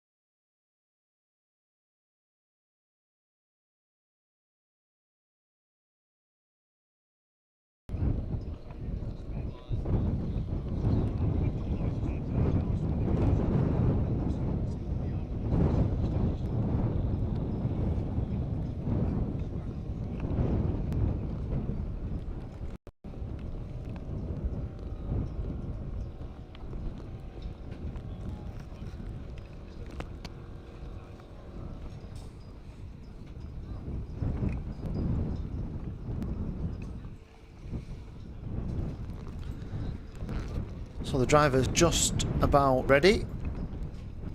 In terms of the championship, 11 points separates Sam Faulkner and Matthew Pearce. Sam Faulkner on the inside of the front row. Elliot Stanley alongside him. There's 8 laps of difference between the tyres. We know that. Let's see how that pans out as we progress through this race weekend. Close in terms of time as well. I'm not expecting much difference here. We've seen in spells Faulkner be pretty untouchable. We've seen him very, very quick at the start of the Stanley is to hold on in these early stages. And also remember with Faulkner, he has the disadvantage because he missed round 1. If he does have any problems, anything mechanical, any problems with an incident out there, he has to count everything that happens from here because he has dropped 3 heats in the final from round 1 because he wasn't at Hooter Park. So, there's Matthew Pearce as well. Didn't see him in the qualifying earlier on this morning, so he starts at the back of the field. The question whether he's here or not, he's certainly here. Second in the championship. And has an advantage. I mean, it's only 11 points difference between himself and the championship leader, but he has a little buffer where he can drop heats. He can drop his 3 worst heats. Place finish at Hooton Park. So Matthew Pearce is still very much in this championship race. He is starting from the back of this grid though. We'll have a chat with him before the pre-final, just see how he sees the championship panning out at the moment. 2 formation laps for these DRS 125 drivers. These are our oldest senior drivers, if you like. Smaller grid this weekend. Some drivers unavailable. We obviously know that Dave Burns isn't here because there's a young Burns being born. Again, just to echo our congratulations from everyone here at the Daniel Ricciardo Series to Dave and his wife Alex. Here are the drivers that are here though. Faulkner, he's got to jump. Surely that's not going to go, is it? Faulkner got a hell of a jump off the start. He was miles ahead of everybody else as they went through the start-finish line. But they have allowed the start to continue, and Faulkner is looking to take full advantage here. He's into the first couple of corners with a nice little advantage over Elliot Stanley. And we talked about this, didn't we? We talked about how important it was to probably try not to let him get away. There's a big gap here. So he hits the gas just around about now. He's accelerated off there, and everybody else just hasn't caught up with him, have they? Everyone else just hasn't managed to... Nobody else got the memo on the start. Faulkner it is who has the advantage. Now, what can Elliot Stanley do here? He really needs to close this gap as quickly as he possibly can do to try and get on terms with Sam Faulkner. Jack Rigg is 3rd, Matt Lawrence is 4th, Tom Snape, and then Matthew Pearce. So keep an eye on Snape and Pearce. 5th and 2nd in last year's championship. It's not a good start for Firas Bill Basie either. JJ McGing is at the back of this field. So Balbesi, who qualified fairly well in 4th place, currently finding himself all the way down in 8th. Here are the front 2, or the front 3, because there's a fairly equal distance between Faulkner and Stanley, as there is between Stanley and Rigg. Over start finish, the gap is 0.8 of a second, and a fastest lap of the race so far for Faulkner. So Faulkner's trying to turn the screw here, trying to break the resolve of Elliot Stanley. 42.8 for Faulkner, 43 flat for Stanley. What's the likes of Matthew Pearce doing lap time wise? 43.7 for him, so he's nearly a second off the pace at the moment in 5th place, but he is trying to find a way past Mark Lawrence at the moment. I think he has found a way past Mark Lawrence as well, up into 4th place. Let's see what Matthew Pearce can do with some clear air. When we came here for round 2, Matthew Pearce finished 2nd.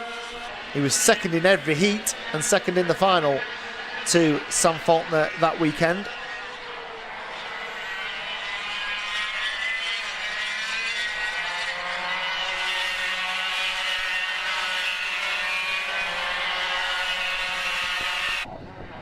So into the left-hander of the dogleg goes our race leader. The gap between them was, well, it was just around a second last time out, and Faulkner had done another fastest lap, a 42.7 for him, but Elliot Stanley had gone quicker himself.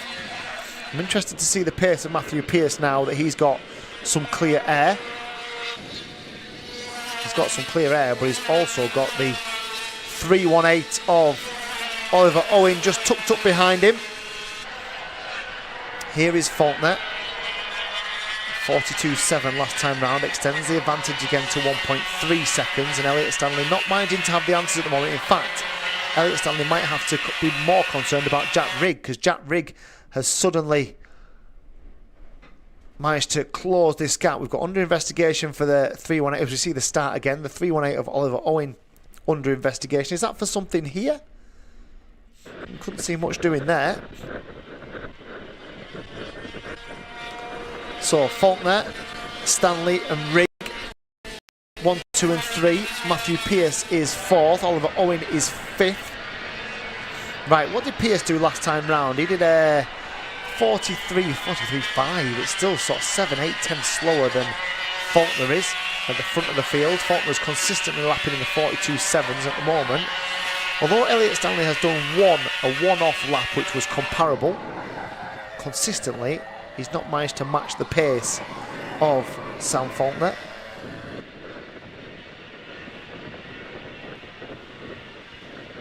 Up towards the elbow comes Faulkner. These races 8 minutes, and we are exactly halfway through. 8 minutes plus that one final lap.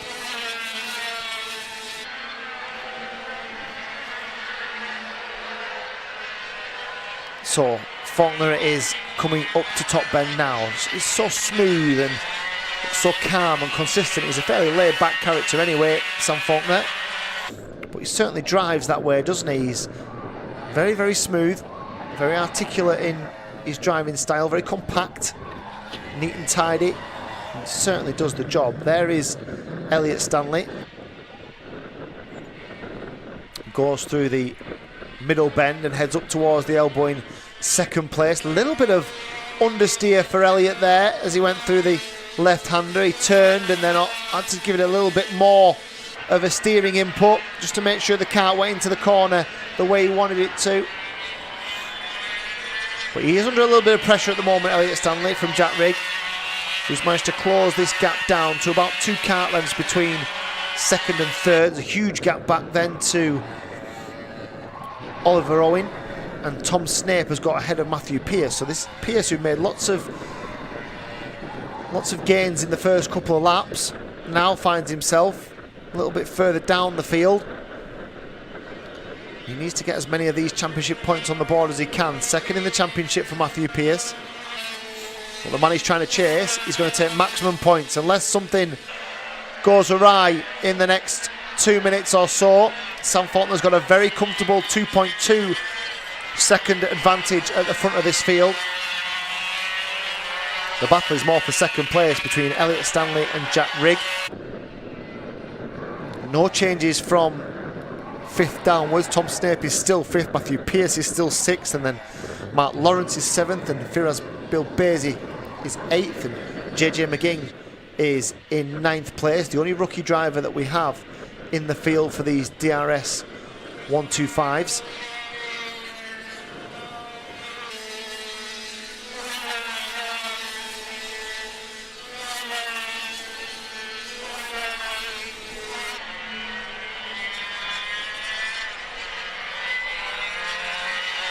Great to see some comments. We've got a comment from Dave Burns on YouTube and on Facebook, giving his best wishes to Matt Pearce. Well, Matt's not quite doing it at the moment, Dave, but there's plenty of time for him in the remainder of the day to get as many championship points as we can. He's currently down in 6th place, the number 2.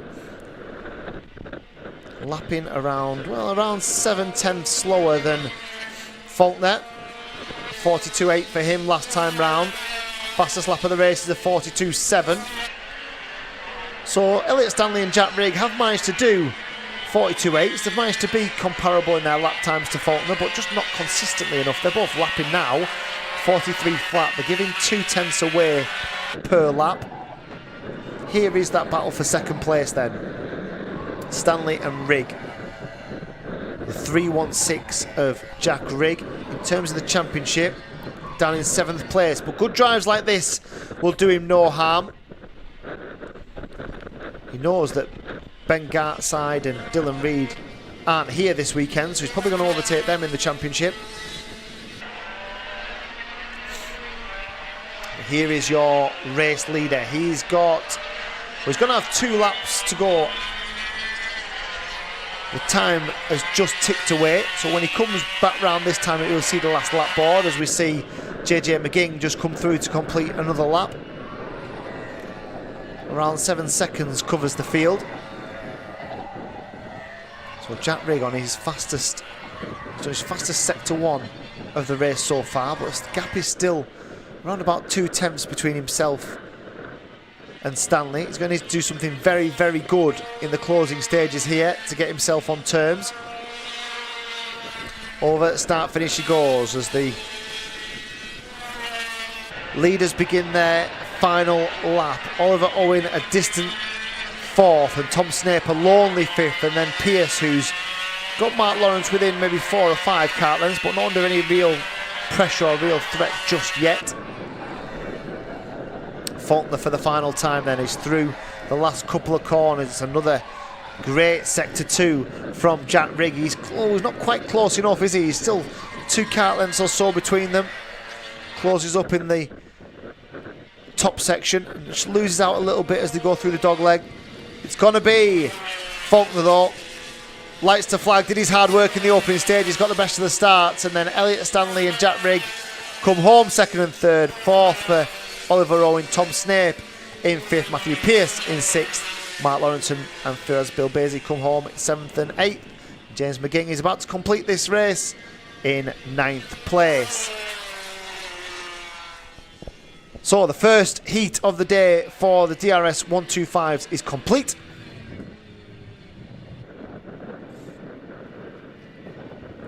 And in a few moments time, 12:20 we are due with the DRS 100s. We're going to be down on the grid talking qualifying and talking this first heat of the day. We're back with you in just a few moments time.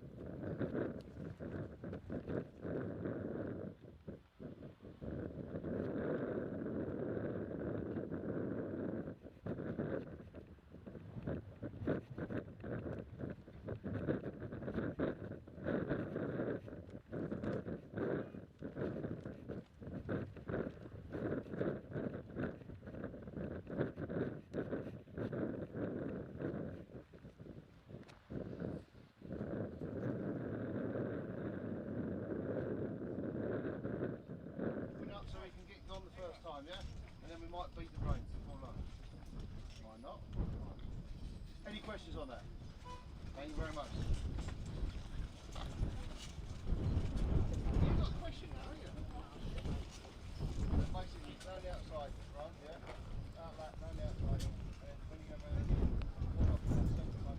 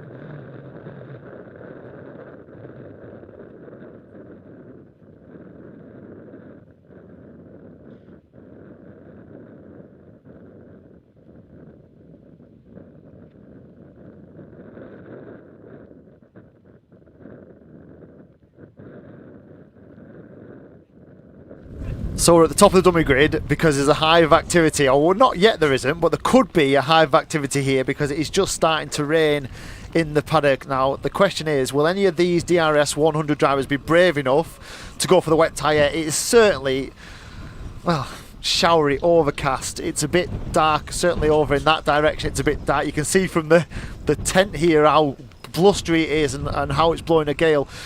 I'm very keen to see what the drivers decide to do here. It's probably certainly not wet enough yet to make that decision. I'm going to try and grab one or two. They are going to be forced onto the dummy grid. These guys will be forced to come onto the dummy grid in just a few moments because the race is scheduled to go off in 7 minutes. So we will see a lot of drivers come past us in a moment because they have to come past us. They have to get themselves onto the grid. So from now they can't change tyres. So if they want to change tyres, they've got to go back off the grid, do the work and come back on. But certainly these drivers undoubtedly are having a few nervous moments while they decide what tyre to go for. I'm going to grab Freddie Cox if I can. He's just walked past us here to be one of the first to come down onto the dummy grid. He's going to come and plonk that kart down on the inside of the second row. So we'll let him disembark that kart. We'll grab the trolley for him. Thank you.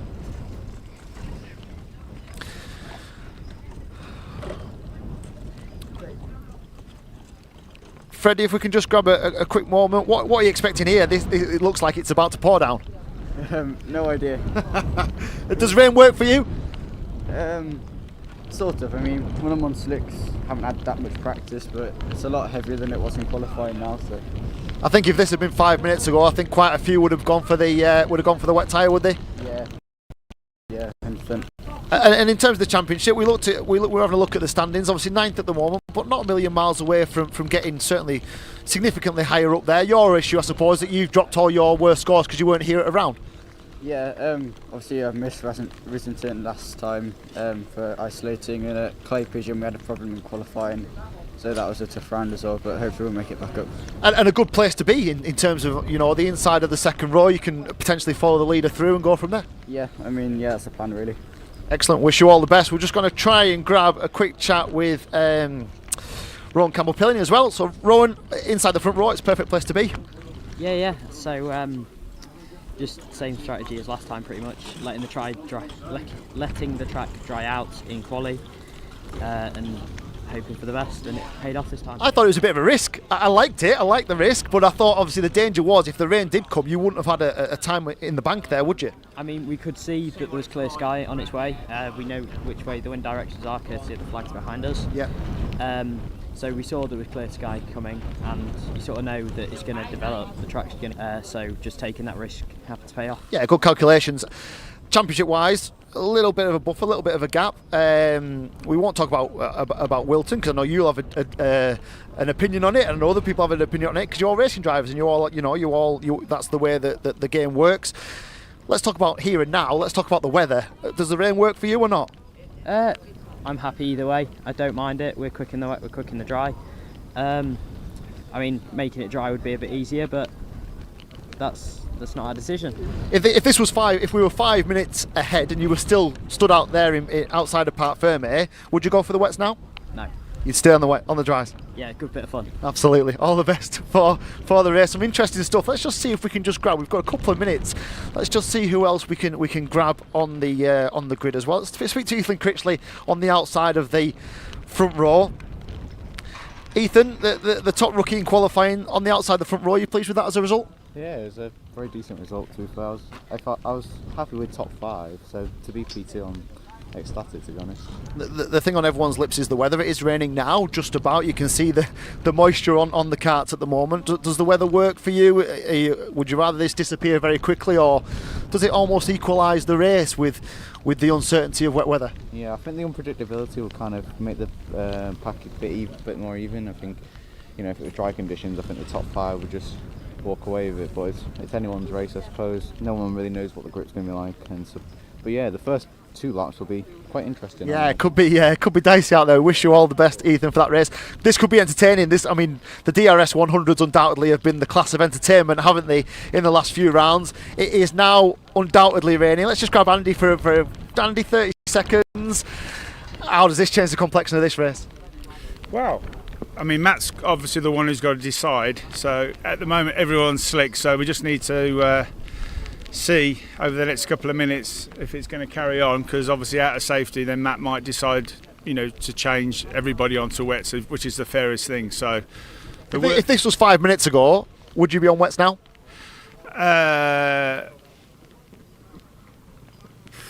No, it's still too close to call for me. Because I think it's going to stop. That's the problem. And that is the thing, breaking the clouds just above it. It is. It's so windy, but yeah, I'm going to have a look. Okay, so Andy's going to go and have a look.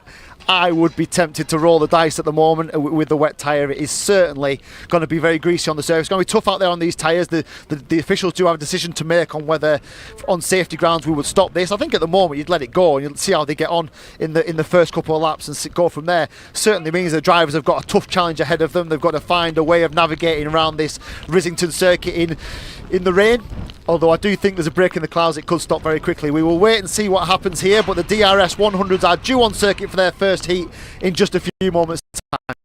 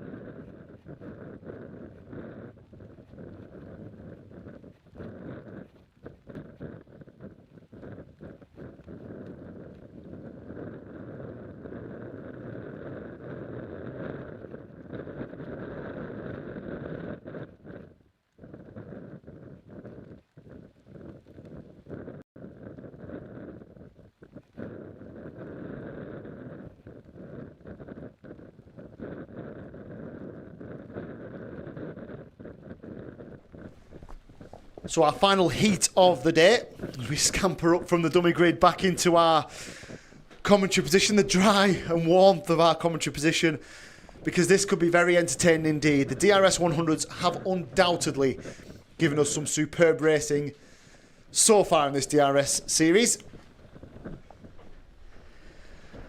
And it is raining. It is raining out there. It's sort of a windswept shower.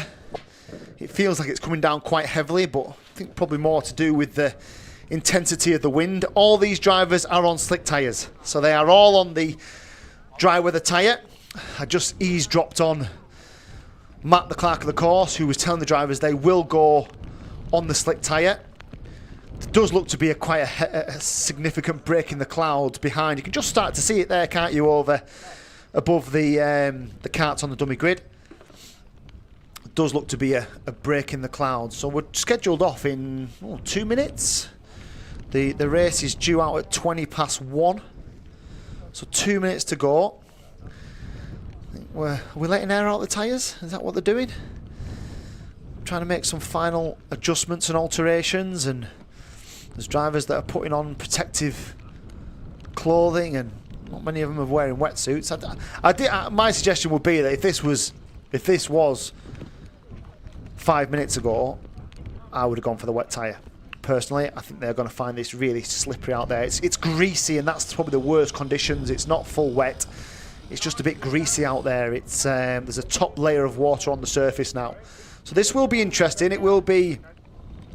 We're speaking to Ethan Critchley there about how it almost equalises the race. So it makes it very even. Absolute driver ability now. There's nothing to do with power, nothing to do... This is to do with how you can navigate your car around this circuit, around these situations best. Interesting to speak to Rowan Campbell-Pilling that they almost calculated the weather. These young drivers and mechanics are not just there to make the car, to drive the car and make it as competitive. They're also weathermen.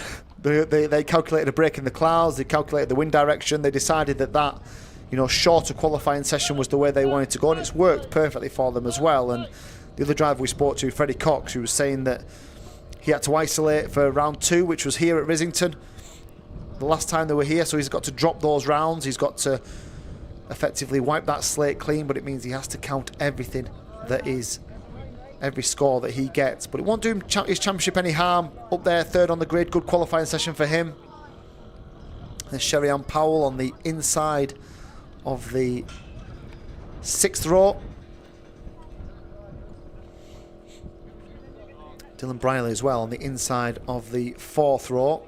Still rain in the air, still blustery. I think it has stopped raining. We're due to go. We should have gone a couple of minutes ago. I wonder what's the delay. Oh, I was going to say what's the delay as the dummy grid marshal opens the gate. Right then, go nowhere, because this could be excellent entertainment. Could be exciting stuff, this, from the DRS 100s, the junior drivers. So difficult in these damp conditions on these dry tyres. It's such an uncomfortable position to be in for drivers. They don't like it. It takes away an element of control. They will turn the steering wheel and the car will go straight on, and they'll have to wait and be patient and wait for them to get some sort of mechanical grip from the circuit, and then it will eventually dive into the corner. Then, of course, they've got to stop the back end from kicking out and sliding when all the power from the engine comes through the back tyres, through the back axle. We are still waiting. I wonder if we're just having a little break just to get this weather, just to allow this breeze to go. I don't think it's raining down there anymore. But you can see there from the ground how wet the ground is. And that's just come down in the last 5 minutes or so. You can see where the carts have been on the floor there. You can see on your picture there where the cart has been.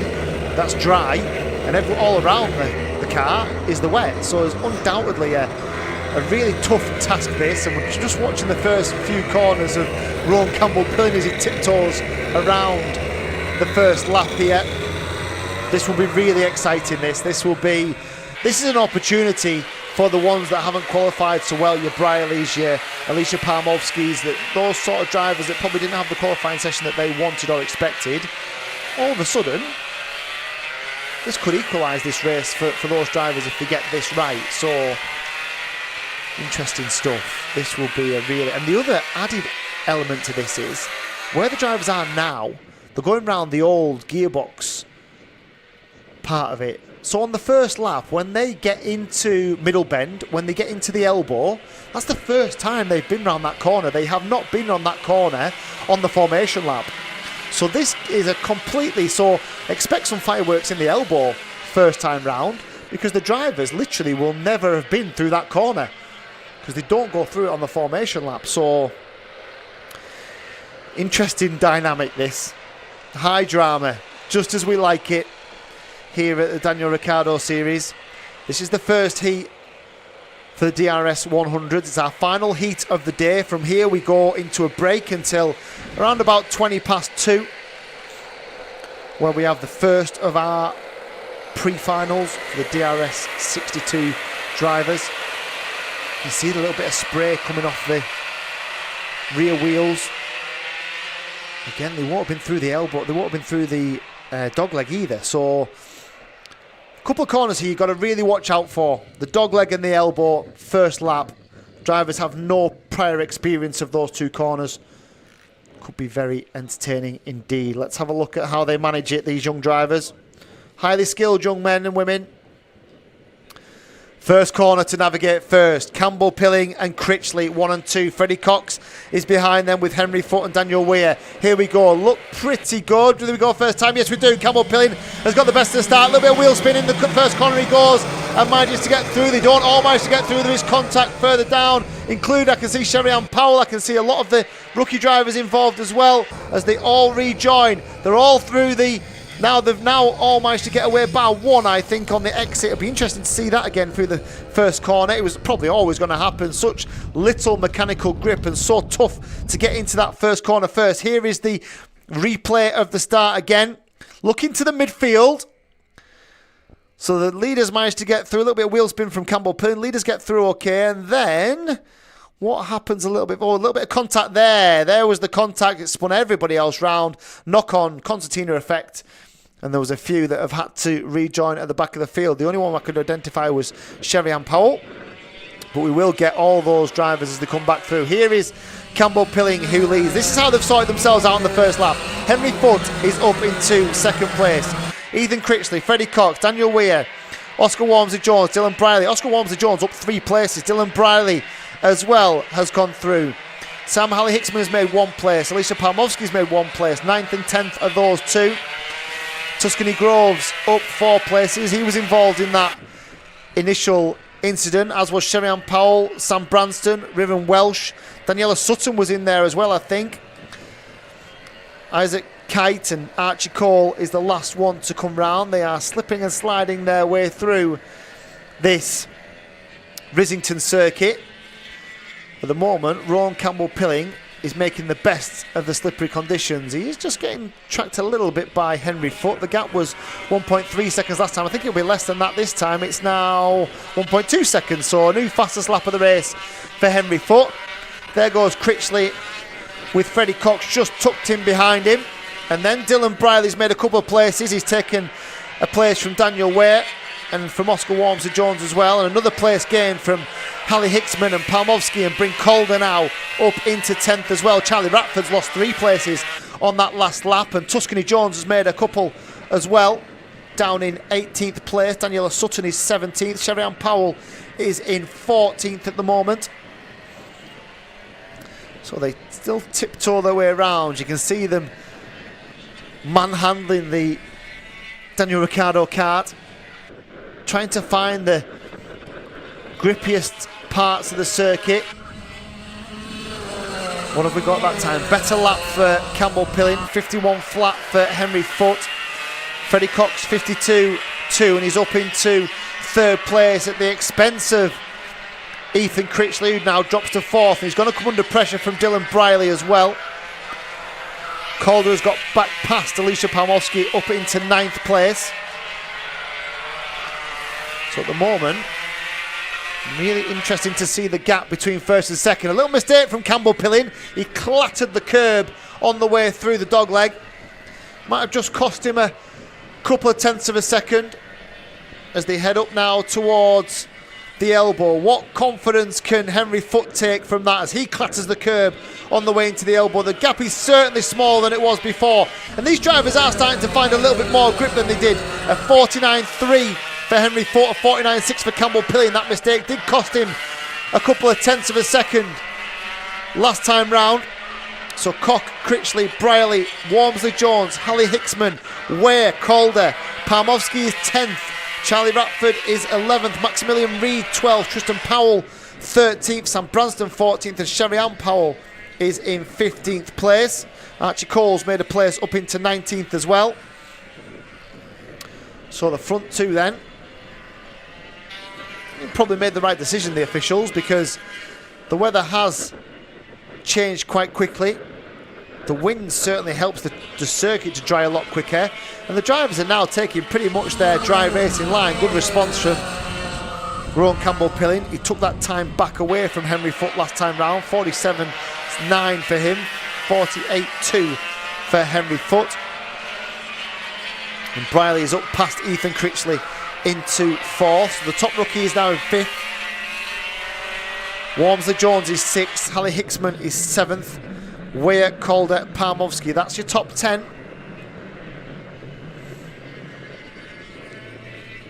As the rest of them stream through to complete another lap. There's no rain now. In fact, there's sunshine here.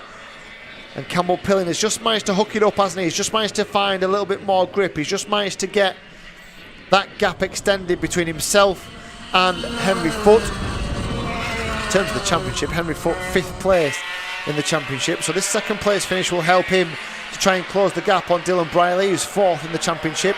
Where is Solarski? So where is Maximilian Solarski? So 3rd in the championship. He's not showing on our timing screens at all. Has he not come out for this race? Doesn't look like it, does it? Unless he's had some sort of mechanical problem very early on. Maximilian Solarski is nowhere to be seen here. We'll try and find out where he is and what's happened. We've still got 2 minutes plus a lap of this first heat for the DRS 100s. Gap between Campbell Pilling and Foot is just around about a second.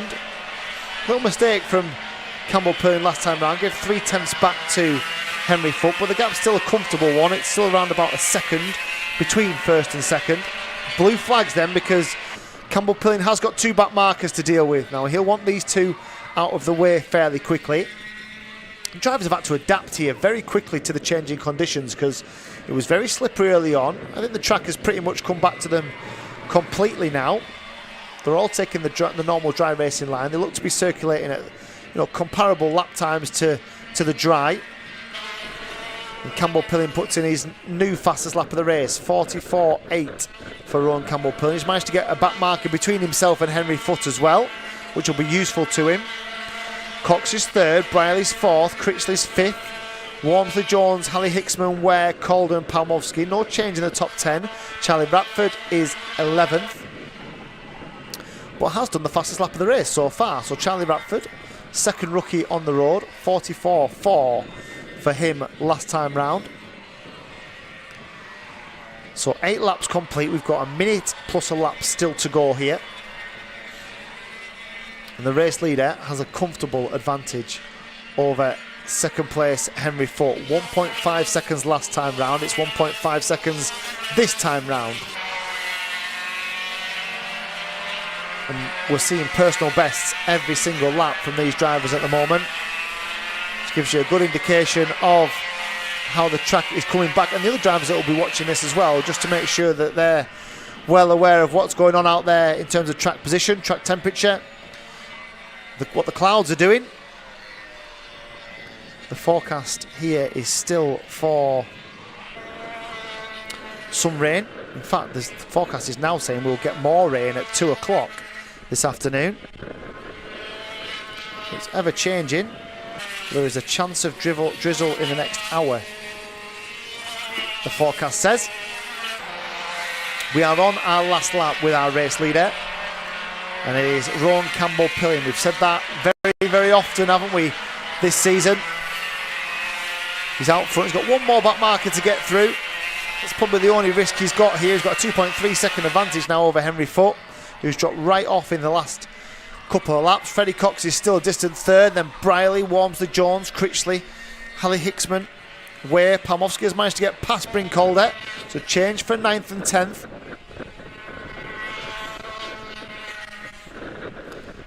But here comes the race leader, who will now be the race winner. Rowan Campbell-Pilling masters the conditions best of all.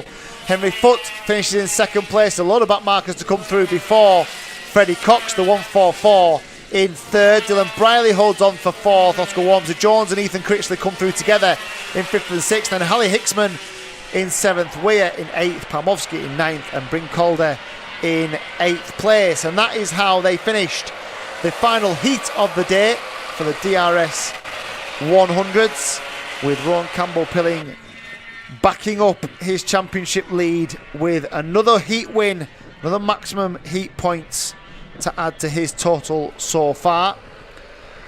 We'll be back in around about 45 minutes time.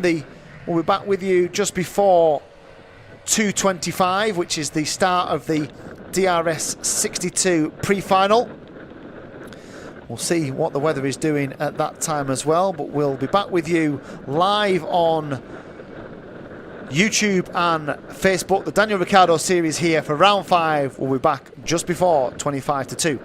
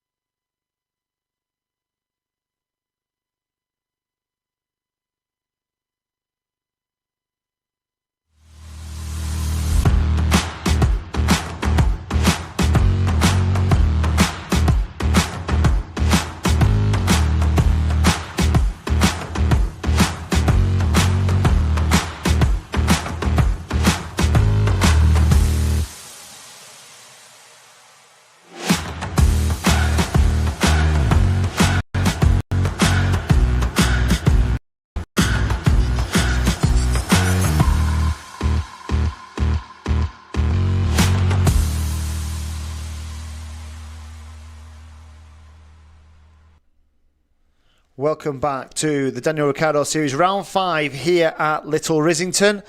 We're through with a heat for each of our categories, and now we are not a million miles away from the finals for each of our 3 age groups. The pre-finals are due up with the DRS 62s in just around about 20 minutes. Before that, this morning, I went out onto this Little Rissington circuit and had a look at the challenges that the drivers face. Take a look. Welcome to the Daniel Ricciardo Series. We're here at round 5 at the historic Little Rissington circuit. The second time we've been here this season, and certainly a lot more things for the drivers to consider in terms of the weather this weekend. Let's go and have a look at the circuit.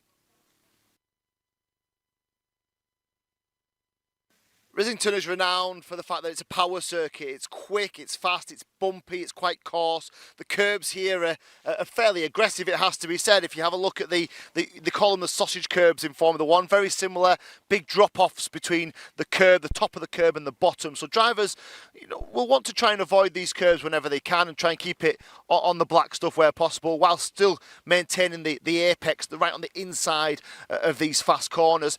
This is the first corner, they call it Paddock Bend here at Rissington. They come off a very, very fast right-hander. Up the start-finish straight, you probably see most of the overtaking in here, but it's quite high speed, and drivers have to make sure they carry as much momentum as they possibly can on the way into the next couple of corners.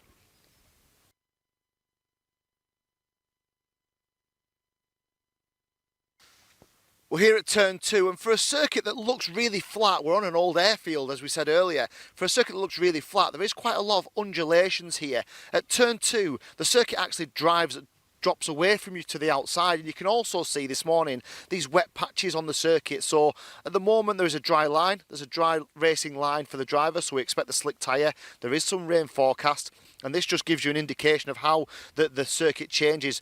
Wet line on here, dry line here, and you can see the change in the colours. So drivers will want to stay on the racing line where possible, but when they are having to come off the line to overtake, could cause them some problems in terms of the amount of grip that they get.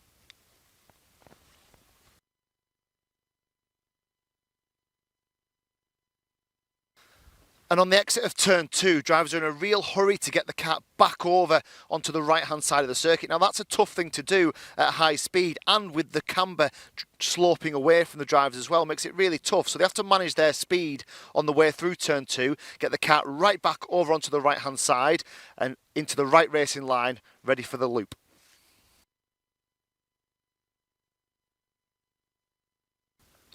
And this is the loop, long left-hander. It seems to go on for ages, this corner. You're holding on with that steering all the way through the corner. You're trying to just catch the apex on the exit there and try not to roll too wide as you swing back over onto the left-hand side to get the best possible angle into turn 4. You can see the marshals this morning are out, just clearing those little bits of debris, just making sure there's no stones or rocks or anything in the way for the drivers, and preparing the circuit for race day today.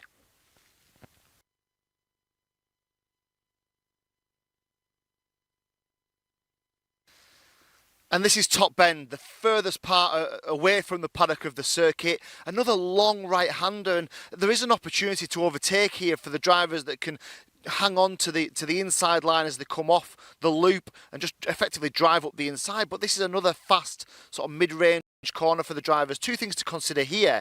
One is how aggressive this curb is on the inside. It goes from being quite a balanced curb here to having these big drops in it here.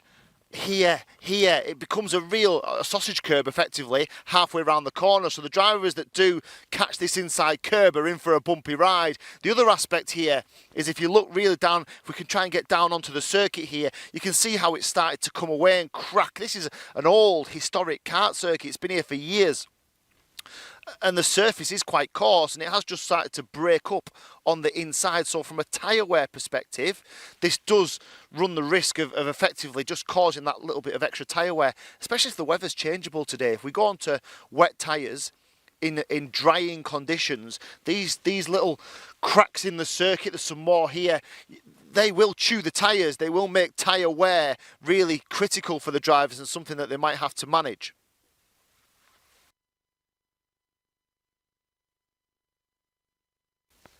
And drivers will want to get the best possible line, the best run, the most momentum out of Top Bend. Because if you look from here, it's quite a long way all the way down into the dogleg. There's a little right-handed kink, as you can see.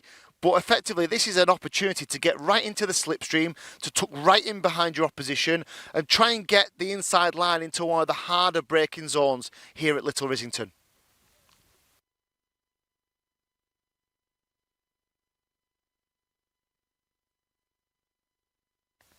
So the dogleg then, this is a hard left. You're coming off a really fast section of the circuit, down through that little right-handed kink, all the way down into here. The circuit slopes away from you as well, and it's a hard left. The reason it's a hard left is because you need to get the kart back onto the left-hand side for the right on the way out. So these drivers really cut this corner. There's a nice little reference point here, actually, a nice little triangle where the white line's been painted on. So you're effectively looking to put your left tyre, your left inside front tyre into this little triangle. That's your apex point, and then get as much of the steering on as you possibly can from a nice wide start to get you over onto this left hand side. The reason for that is if you end up over here on the right, you're making that corner significantly tighter than it needs to be. And the most important thing here is you're about to go through middle and bottom bend, and they're fast momentum-based corners which take you back onto the start of a new lap. So if you make a mess of this, it might be till the start-finish straight when you regather some of that pace, when you regather that speed, you build it back up again, you have to start another lap. So drivers really want to get as much momentum. Yes, it is an overtaking opportunity of sorts, but really this is about momentum, exit speed, through those fast bottom and middle bends and into a new lap. And it's worth just looking at some of these reference points. What drivers will do is they'll have little guides. I know Andy goes and does a track walk with the drivers on the Saturday of a race weekend, and they'll talk about reference points. They'll talk about you need to be here. And drivers, when you're sat low and you think how low these drivers are in terms of the kart, that they are looking all the time, having that awareness of where those reference points are. We spoke about that little triangle, those little white lines. There's one here as well. Just the faded white line is your exit point. That's the point where we want to get to. We're coming from wide onto the left, trying to hit this exit point, and ultimately the best way to drive quickly around a kart circuit like this is try and make corners into straight lines. So if you can get high on the exit, that effectively from there to here is a straight line. If you have to come all the way around this corner, it's obviously slower to do that than to set the kart up early for the way into the corner to make it as straight as possible.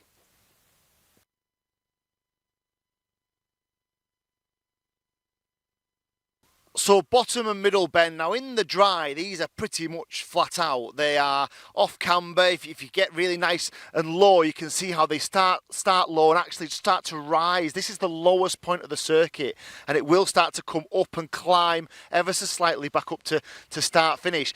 This is fast. I had an off here in 1999. I seized a 125 kart and ended up in that field somewhere all those years ago. So it just gives you an indication of how quick it can be.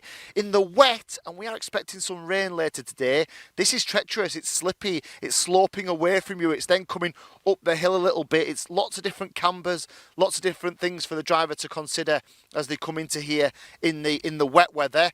In dry conditions, we'll be racing line nice and tight, letting the kart flow out onto the rumble strip on the exit. In the wet, expect drivers to be more over here, away from that racing line where the rubber is, trying to pick up some of those marbles, trying to pick up a little bit more grip with the wet tyre as they drive on and up into middle bend.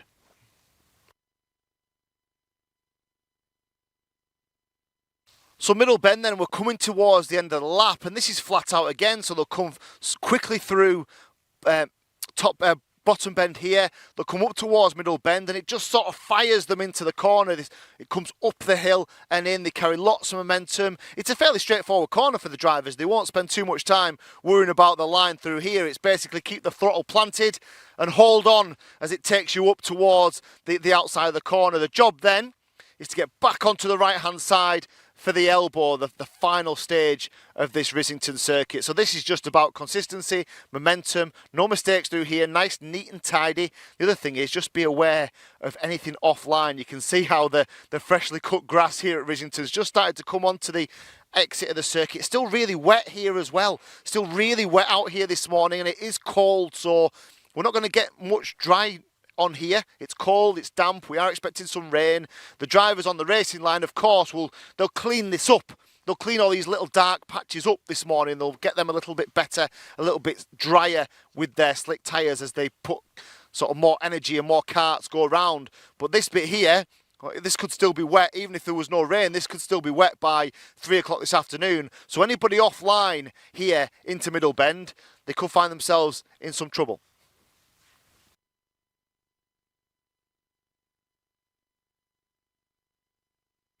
So the final couple of corners here at Little Rissington start with the elbow, this 90 left, and drivers will come in. You can almost see the rubber and the racing line from on the circuit there. They'll want to come in nice and wide, carry as much speed as they possibly can do onto the inside of the circuit, let the kart roll, and then you can almost see the line there, can't you? They go out to the outside of the circuit, they then come back over to the left, and it's a flat out left. Sorry, flat out right that takes them all the way up to the top of probably the best overtaking opportunity as well. There is a chance in here for some last lap dive, some last lap, get down the inside, try and make a move stick, but it is quite a quick corner, as all the corners here are at Little Rissington on a real powerful circuit, a real fast circuit. So there is a chance, but you need a great run off Middle Bend to get down the inside into the elbow and have that last drag race up towards the line.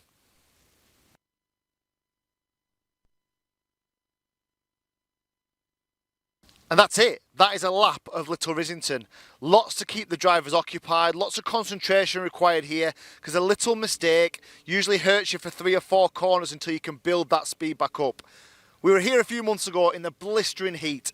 This is a different proposition for the drivers. It's damp, it's really cold, there is rain threatened for this afternoon, and the track conditions could be changeable. Drivers, mechanics, parents, helpers, they're all going to have to find the right setup here for a different sort of challenge to what we had a few months ago. The championship is tight. We have 2 rounds left to go in this series. Let's see how our 3 classes get on in qualifying.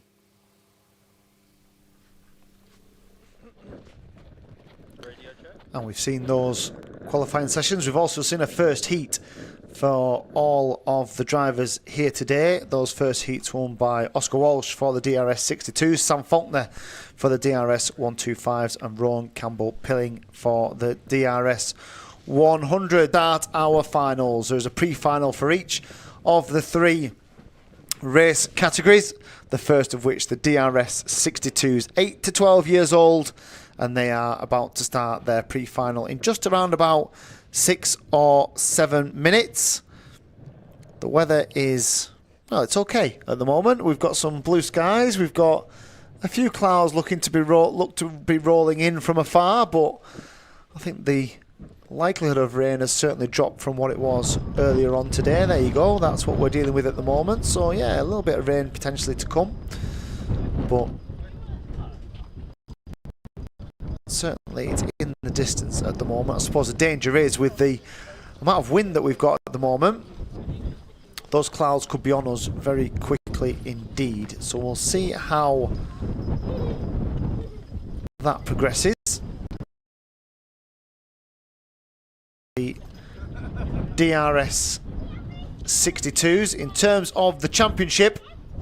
Remember, just this round and 1 more to go, and this is the most keenly contested, the tightest of all the 3 classes, with Conor Scarisbrick, the number 121, who starts on the outside of the front row. He's the championship leader. Jack Robinson, 2nd in the championship. Harry Bartle, 3rd. Oscar Walsh is 4th in the championship. And then Ewan Scott, Archie Pitts, Drake, Liam Karbeloff, who had a good result in the first heat.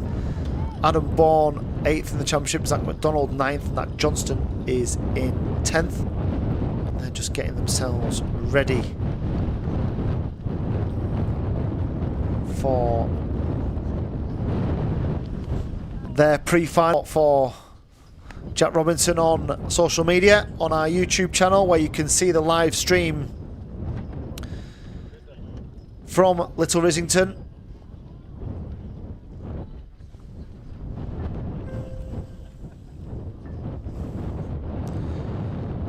Drivers just prepare themselves on the slick tyre now. No issues with the moisture in the ground. No issues with the wet weather conditions. The circuit is dry.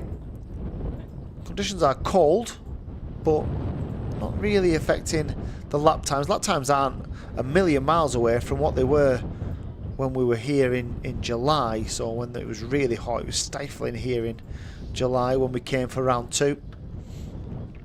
We're now here at round 5.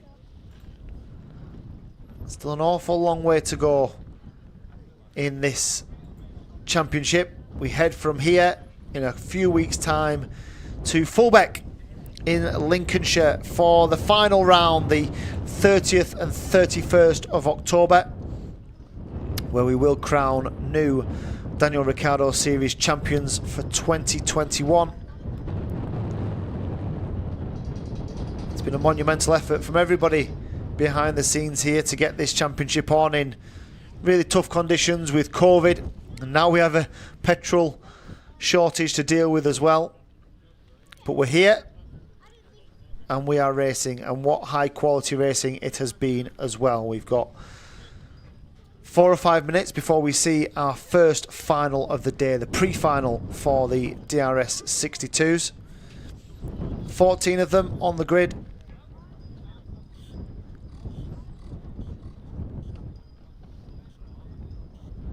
They're just doing their final preparations now. The championship leader on the outside of the front row, second in the championship behind on row 2. Karbalov, who we talked about having a good result in that first heat, he's on the outside of the second row. The pole man is the number 20 of 120 of Oscar Walsh, the winner of the first heat. He won the first heat at Wilton Mill a couple of weeks ago. He was second in that final. That was his best result of the series so far. When you compare it to his first round, he was 6th at Houghton Park. He was 4th here at Rissington. He was 4th again at Clay Pigeon. He was up to 2nd, so a real progressive performance from Oscar Walsh. Now finds himself in pole position for this pre-final. Scheduled for 25 past 2.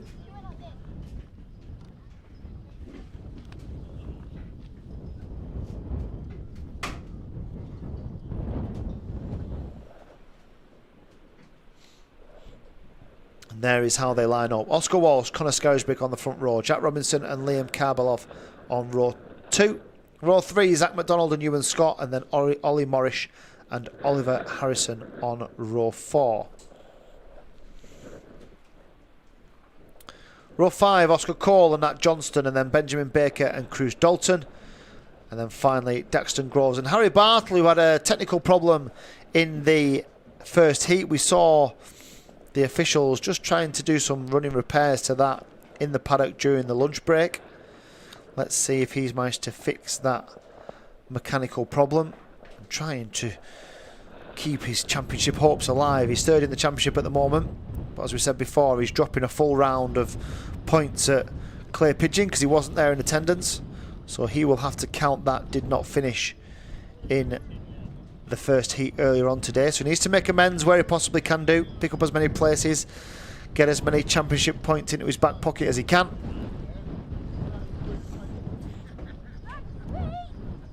Look for him to come through from the back row, the number 6. The winner at Wilton Mill. The winner at Houghton Park as well. He was 3rd at round 2 at Rissington last time we were here. So the drivers are ready to go then.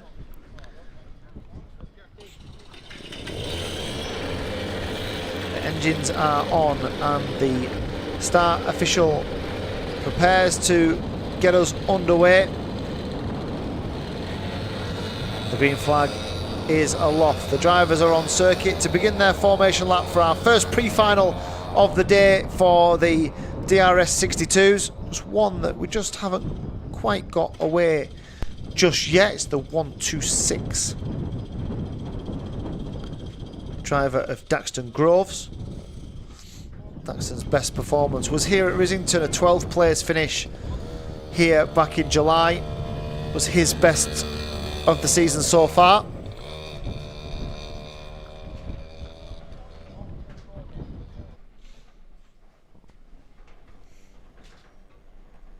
So they'll complete 2 formation laps. They won't go this time. They'll be sent back round by the officials.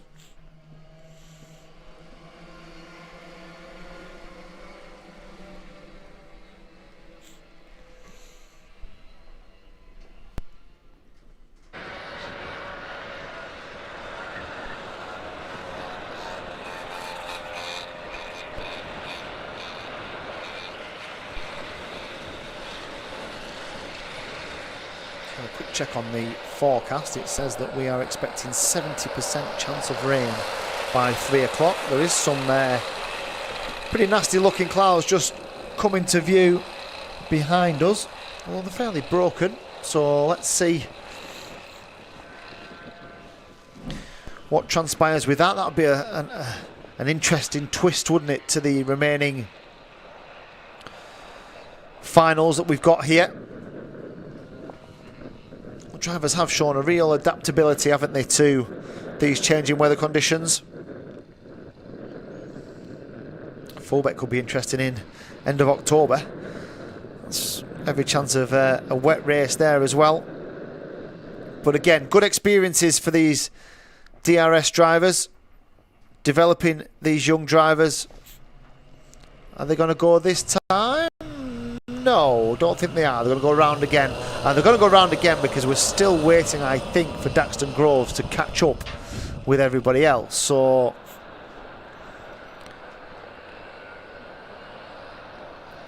he's going to have to...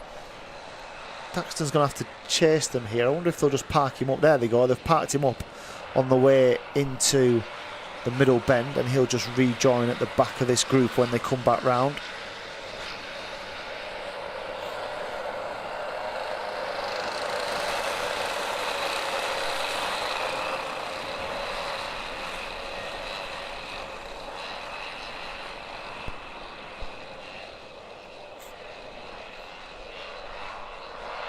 So we will have the opportunity to get away this time. So it's Walsh and Scarisbrick, your front row. Who will get the first or the best run into that first corner at the first time of asking? They're going to come round nicely formed. They are.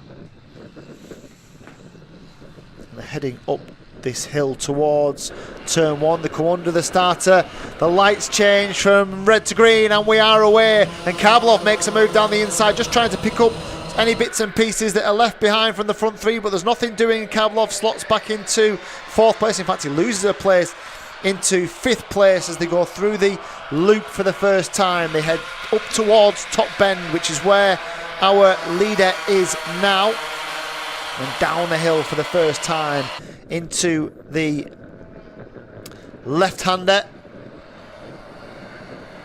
And then they all swing right. They've all managed to get through the first couple of corners without much incident.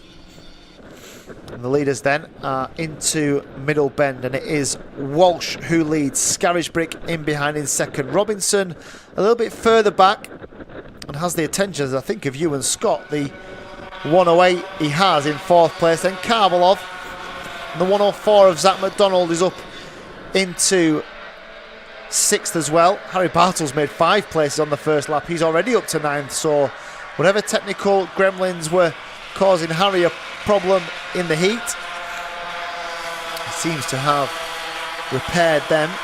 And he's been a very strong start to this first pre-final.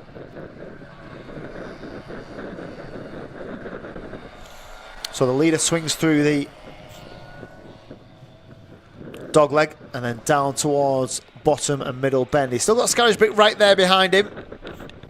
As they come into the elbow once more, they'll swing over, start, finish, and Scarisbrick just gives him a little nudge from behind, just to remind him that he's there. Robinson's got to put a couple of laps together, hasn't he, just to get back on terms with these two. Remember, this championship is very, very tight at the moment. Just 6 points separating the front two.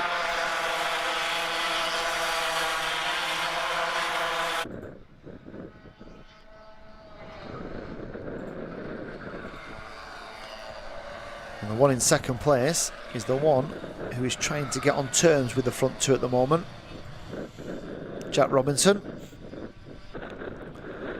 So no change here. I wonder if Scarisbrick will just stick in. I wonder if he'll just sit there behind for a few laps and just see where Oscar Walsh might make a mistake. Just try and work out what might be the best strategy to find a way past.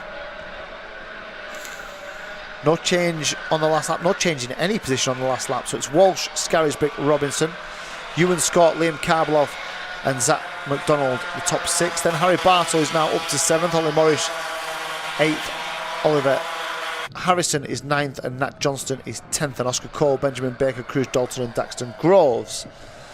49.6 is the fastest lap of the race, and it's come from Jack Robinson. That's no real surprise because he's on the chase here. He is trying to get back on terms with these front two. Up this short hill onto the right hand side of the circuit into the elbow. Robinson, this will probably be even quicker this lap because he is a touch closer to the two in front. It's 49.5 for Jack Robinson. So that is the fastest lap of the race. He's lapping 0.2 quicker than the front two. So he's got the bit between his teeth as a number 4. Swing through the right-hander and then down the hill once more towards the left.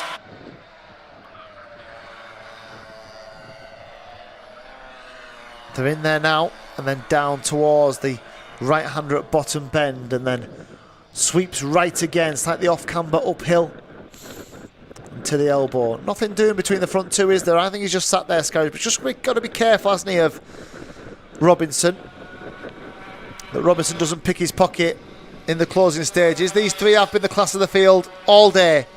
These three have been out on their own, very little between them, but all very, very capable, and all in the championship hunt as well, it has to be said. Third place in the championship, fourth place for Oscar Walsh. I think he's probably up to third now because Harry Bartle will have had that DNF earlier on. Got Robinson right there now on the back of Scarisbrick, who'll be well aware of the status of Jack Robinson. Just slow a little bit, doesn't he? Robinson loses a little bit of time every time they come through bottom and middle bend. Then spends the rest of the lap just trying to close that gap back up again.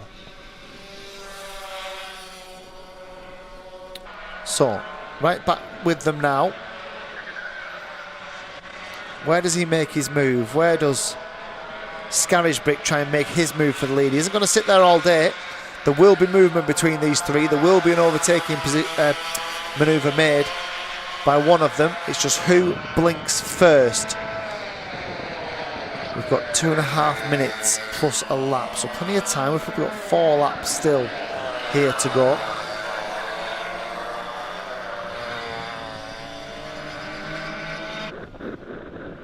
And again, Robinson just loses that little bit of time. He loses 2 kart lengths as they go out of the dog leg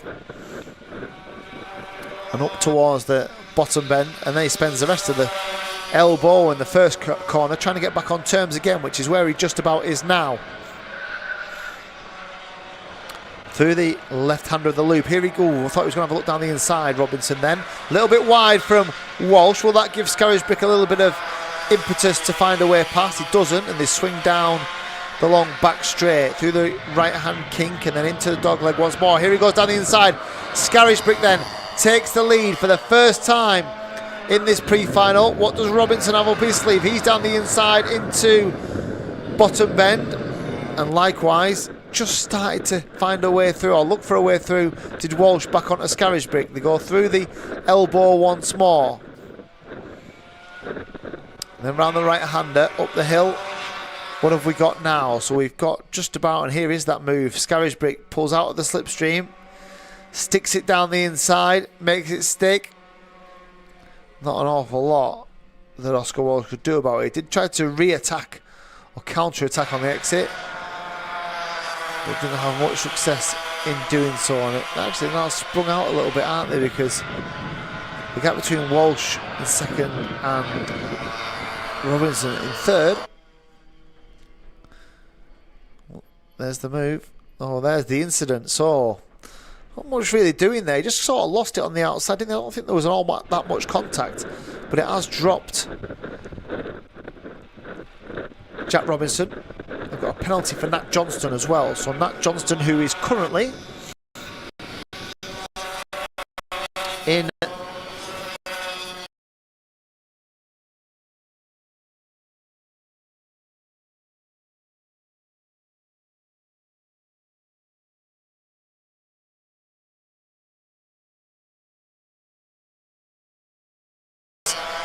heading out of top bend, and here's a change for the leaders there. Down the inside goes Walsh, a carbon copy of the move that Scarisbrick put on him. He's now put on Scarisbrick, so they're already out of the dog leg. Then there's a gap back to Robinson. Then there's a gap of maybe half the pit straight as we see a replay of Walsh down the inside of Scarisbrick. Then there's this gap of half the pit straight. Harry Bartle, a very good drive from him, and it will give him an improved grid position for the final as well. What sort of lap times is he doing? He's done a 48.8, so maybe 3/10 still slower than the leaders who've pulled themselves along here. So with 30 seconds still to go, plus that one final lap. Can Robinson get back on terms? He will do if these start to defend, because the inside line around this Rissington circuit is significantly slower than the racing line. The defensive line does tend to cost time. So here they go through the elbows. He dived to the inside Scarisbrick. Yes, there's contact between the two of them, is there? He just rode the curb on the inside. Walsh did a good defensive job and managed to keep him at bay. All of a sudden Robinson will be looking at this saying, oh, go on then, let me back in. They don't manage to do so. And Scarisbrick, he made his move at the elbow but couldn't make it stick, and Oscar Walsh holds on for the win in the pre-final. So he's won the final. Here is that move, little touch from behind, dives to the inside, just can't make it stick. He's given enough room just about by Walsh. They're doing a little touch but nothing much more, and Walsh sticks it around the outside and manages to hold off, and there's good respect between the two of them as well.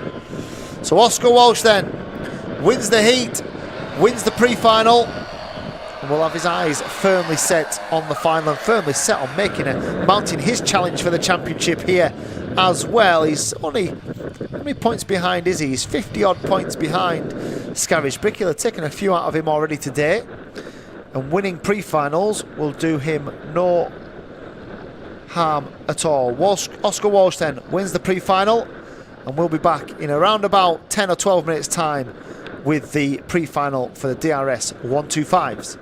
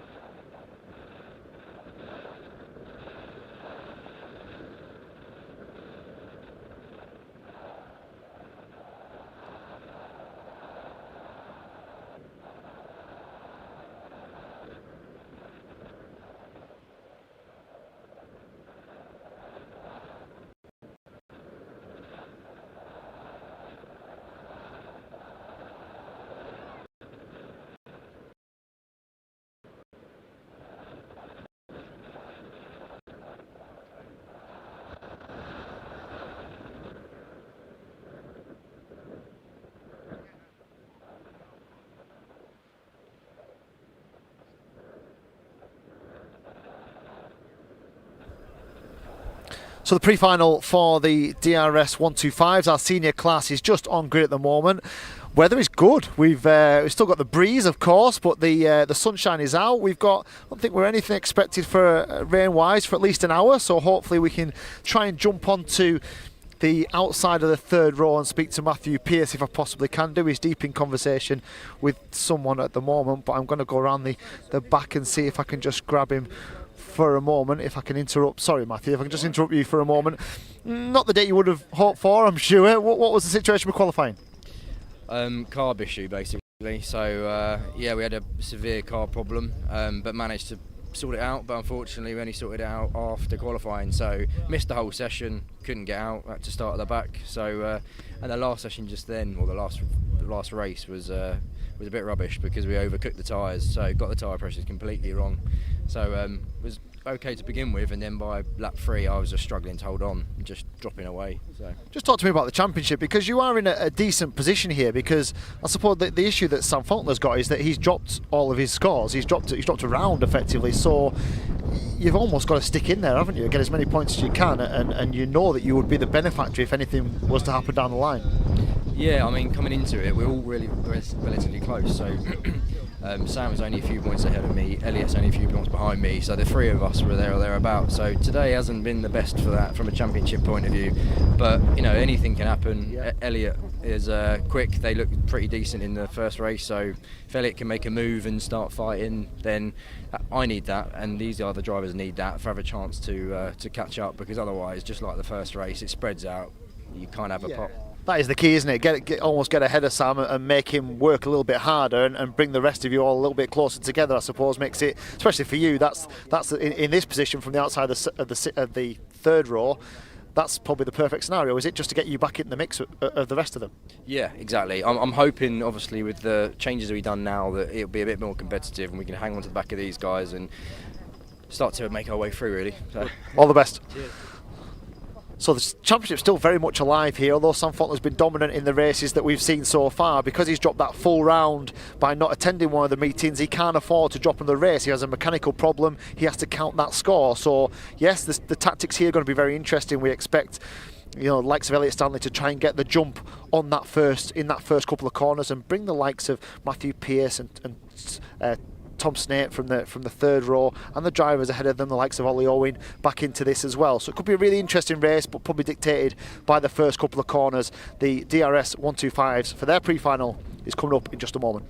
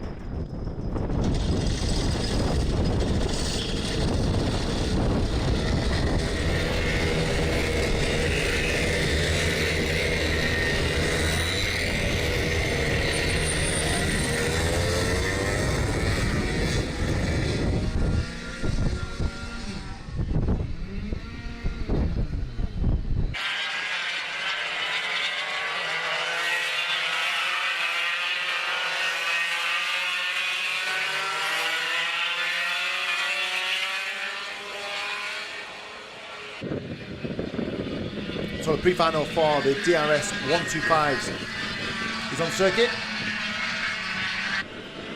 Completing a couple of formation laps for these drivers. And interestingly, he spoke to Matthew Pearson. We've got a problem there for Jack Rigg.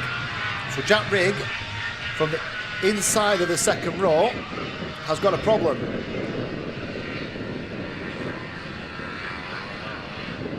Can we get it restarted now with a puff of smoke? He's back on his way, but will that be something that affects him further down the line? We'll have to keep an eye on that. He was in a great position, wasn't he? He certainly looked one of the quickest in the first heat.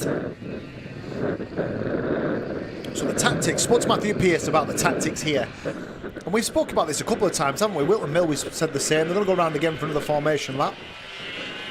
We spoke about the importance of, with Sam Faulkner's pace, have you got to try and get the jump on him early? Have you got to try and be alive at the start of the race? And Faulkner certainly got the jump in the heat. Let's see if the likes of Elliot Stanley and Jack Rigg, who you've just seen, who's now rejoined, or just about to rejoin the pack, can they affect Sam Faulkner in the early stages of this race?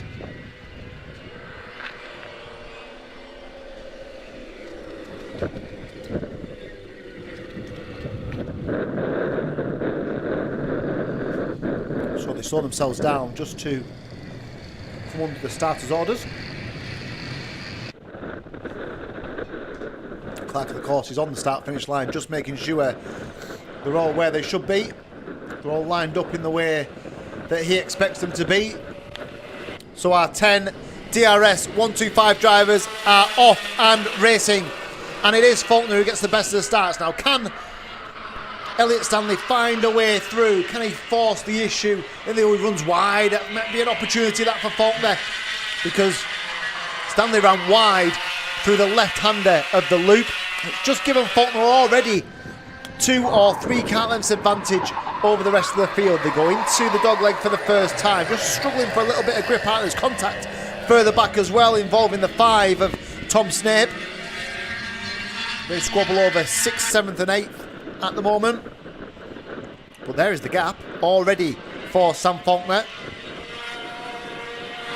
And the emphasis on the starts is so important when you've got a driver who has the ability to cruise away at the front. Here is the incident involving Snape and I think Jack Rigg down the inside. Oh, he loses it, just loses it on the way in.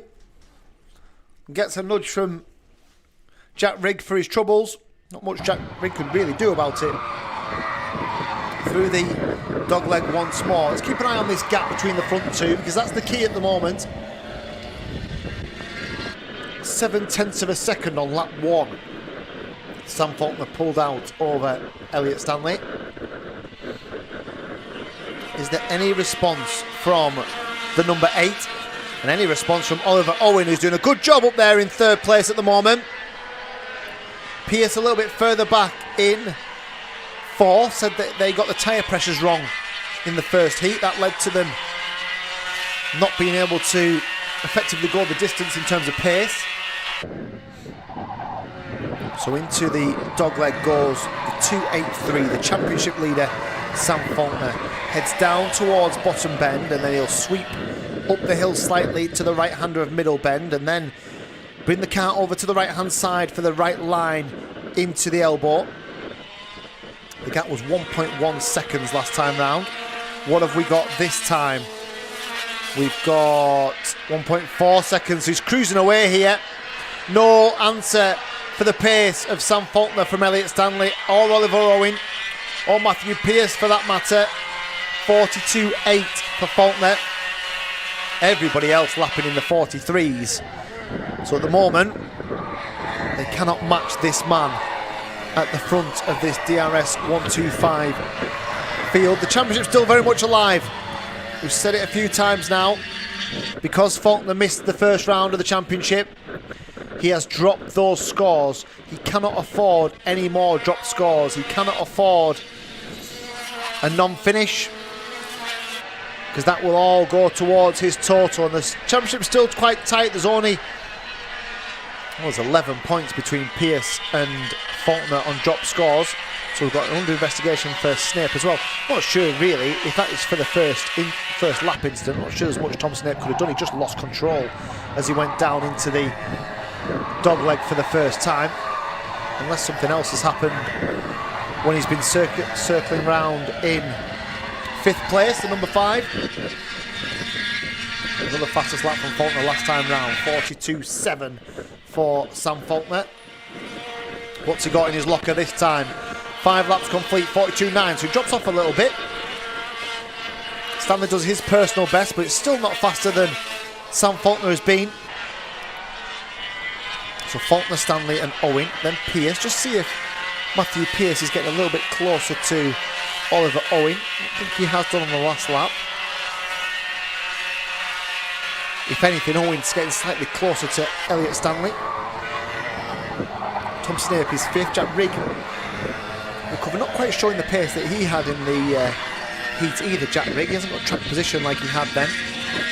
As we see the 3-2-1 of Firas Bilbezi just trying to attack Mark Lawrence.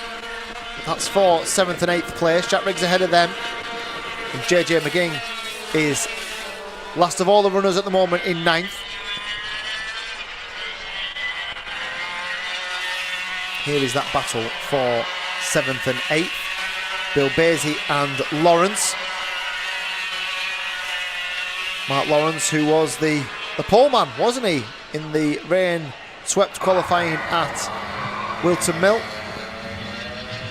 Used all his experience to get himself on the front row. Now he's trying to use all his experience to keep behind the 3-2-1 cart of Firas Bilbezi. No such problems, no such pressure on our race leader. 42.7 for Faulkner again. Stanley 43 flat, so he lost another 3/10. The gap's 2.6 seconds. That's an awful long way in a kart race, an awful long way around this Rissington circuit. He's doing a stellar job, isn't he, Sam Faulkner? Here is the battle for 2nd place. He's a little bit closer, isn't he, Oliver Owen? These drivers have 8 minutes plus a lap in this pre-final. We've already had 5.5 of those minutes, so we're well into 2/3 race distance. Just keeping an eye on the pace of Matthew Pierce as well, 43.3, so he's a good half a second slower than Faulkner.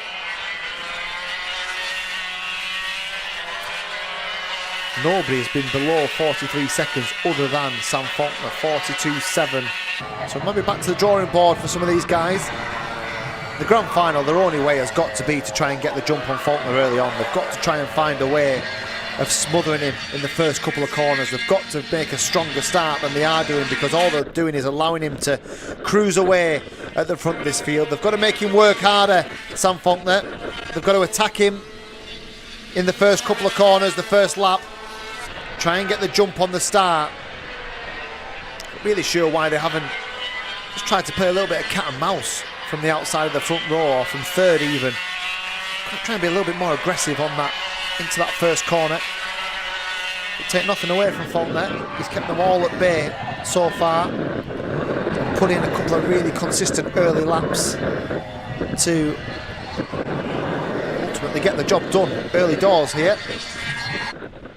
Here is the battle then for 2nd and 3rd. It's Elliot Stanley and Oliver Owen, number 8 and number 318. Down towards start-finish line once more. They've got through. They will have... Well, they're probably going to get another 2 laps after this one. So they go through the left and then swing right to top bend. Long right-hander, opens up on the exit. They drop down through this little kink in the road and then to the left-hander of the dog leg. Sweeps left again to go right down the hill towards bottom bend. This undulating, lots of different little cambers here. It looks flat, doesn't it, from the camera angles? It looks like just a fairly flat circuit, not the sort of thing you see at Wilton Mill or Rowra or them sort of tracks where they have huge undulations. This looks flat, but I can assure you there is lots of little camber changes, lots of little challenges for the drivers. It's 2 laps to go here. A lap and a half now for our race leader. So Faulkner with a 3.7 second advantage, a huge gap. He's consistently lapping around half a second quicker than everybody else out there. Ferris Bilbazi's just put in a really good lap. A 43 flat for him is his fastest lap of the race so far. It's actually quicker than everybody else other than Sam Faulkner. So although Bilbazi doesn't have track position, now he's cleared Mark Lawrence, putting in some really consistently quick lap times. So here is Faulkner on his final lap. Been very, very straightforward for him, it has to be said. He can coast around from here. The yellow helmet, distinctive white and red overalls. Down into the right-hander, and he's come to the elbow for the final time. Elliot Stanley has just extended away from Oliver Owen. There's no real pressure on him, and then Matthew Pearce has just done his fastest lap of the race so far as well, a 43 flat, but there's going to be no mistake in the winner. Sam Faulkner then completes pretty much a clean sweep so far today. Second place is Elliot Stanley. Oliver Owen is third, Matthew Pearce is fourth, Jack Rigg is fifth, Tom Snape is sixth, Ferris Bilbazi is 7th, and Jack Lawrence in 8th, and I think JJ McGee is just about to come through now and complete our DRS 125 pre-final. Next up, the DRS 100s. Dry conditions for them, and they are due off in around about 15 minutes. We'll be down the grid in just a few moments' time.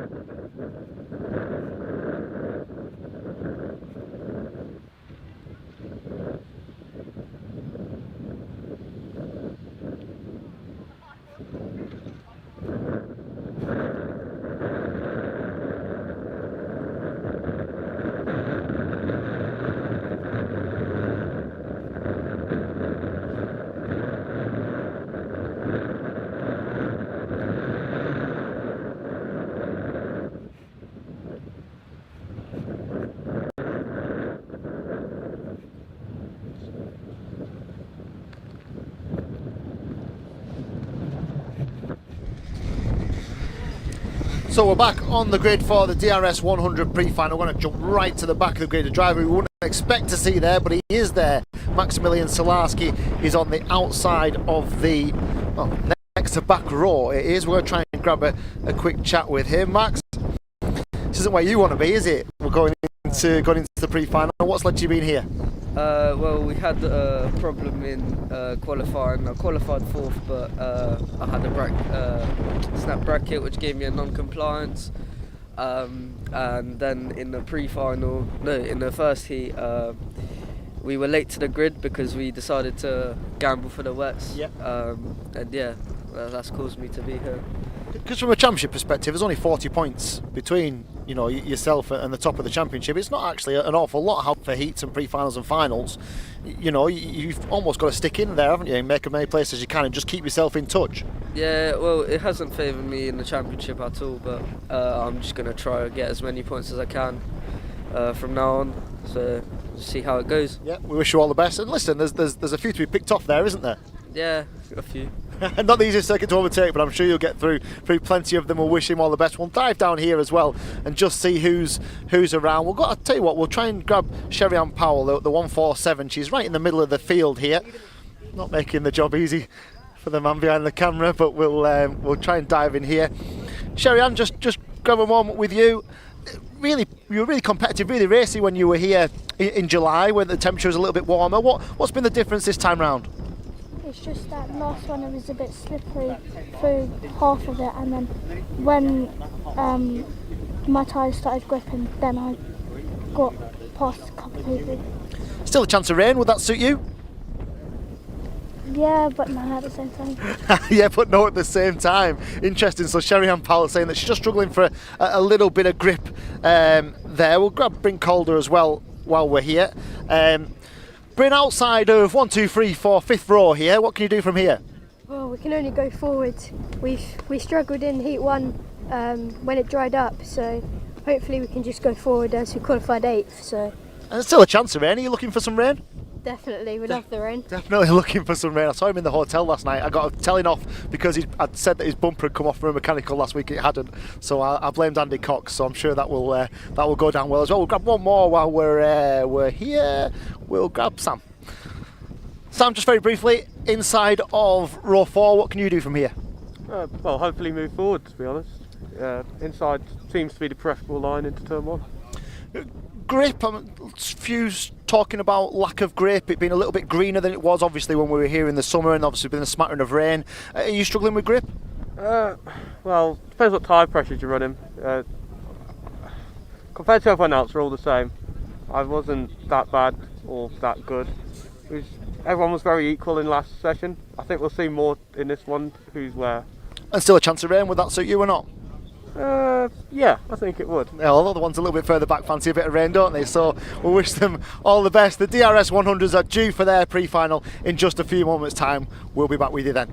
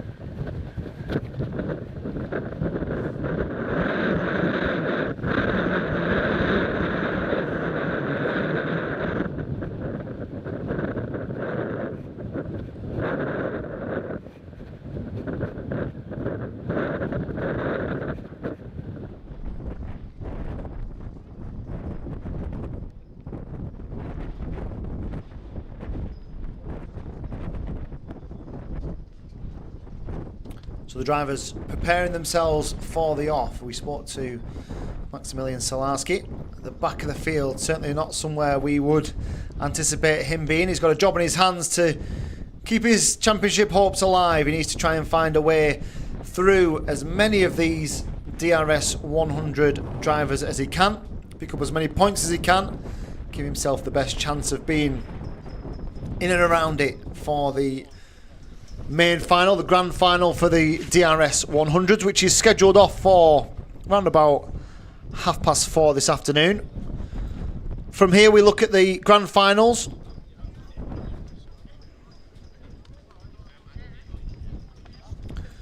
But before that, we've our last of our pre-finals. The pre-final for the DRS 100s.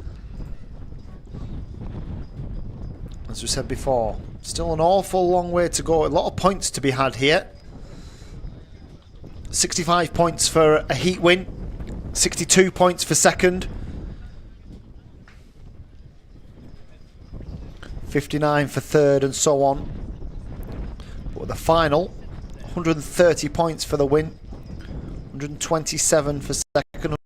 124 for third.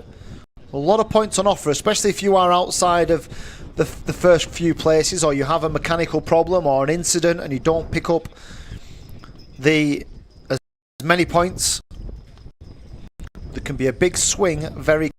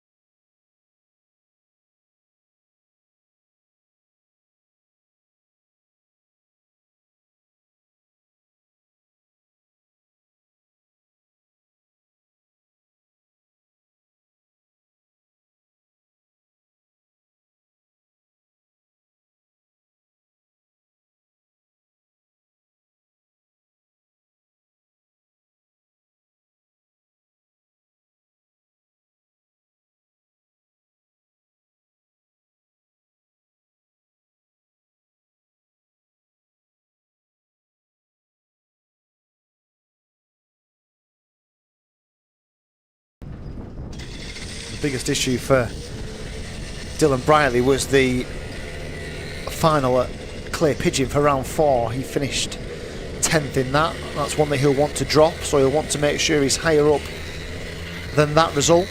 Got a problem for the man we've just been speaking about, Dylan Brierley, a problem getting away on the dummy grid, but they are all the way now.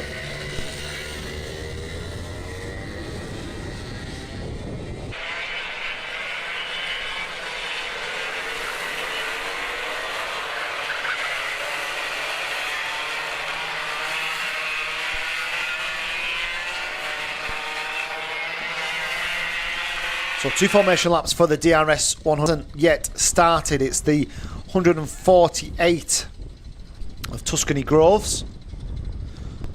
Tuscany, who was at the back of the field, just can't get that DRS kart doing what it's meant to do. Can't get the wheels turning.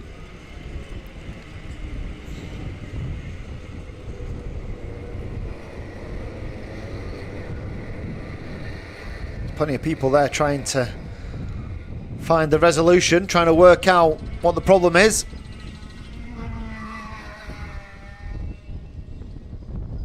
But that looks pretty...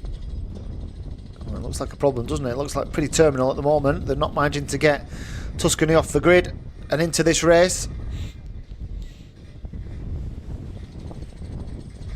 So Rowan Campbell-Pillion on the front row. Henry Foote, who looked to have the measure of Rowan Campbell-Pillion in the wet conditions. As soon as it dried out, Rowan Campbell-Pillion just cruised away as Tuscany does get restarted and is now in the race. Now that's probably going to hold up this start here, because the way that Tuscany has come out is half a lap behind everybody else. So they're probably going to give the opportunity for her to catch up with the rest of the group. They are. I'm just looking at Matt now, the clerk of the course, and looking at his signal to the rest of the group that they'll go round again.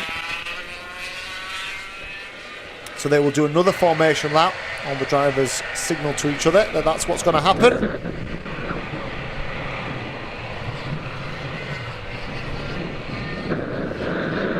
If anything, the wind has picked up. It's much more blustery now. It was already fairly blustery before, but now there's a real gust going across the circuit. I'm just trying to have a look at the clouds in the direction that they are coming from. There's a bit of a mixture of some pretty horrible black stuff and some blue skies. So I think if we do get a shower, it will only be a shower. Interesting that Maximilian Salarski said that they tried to take the gamble on the wet tyre in the first heat and they'd missed the grid slot. So they missed their grid entry time basically, so they weren't allowed out. They are the rules. So I think, has Tuscany Groves joined the back of this field? I think she has.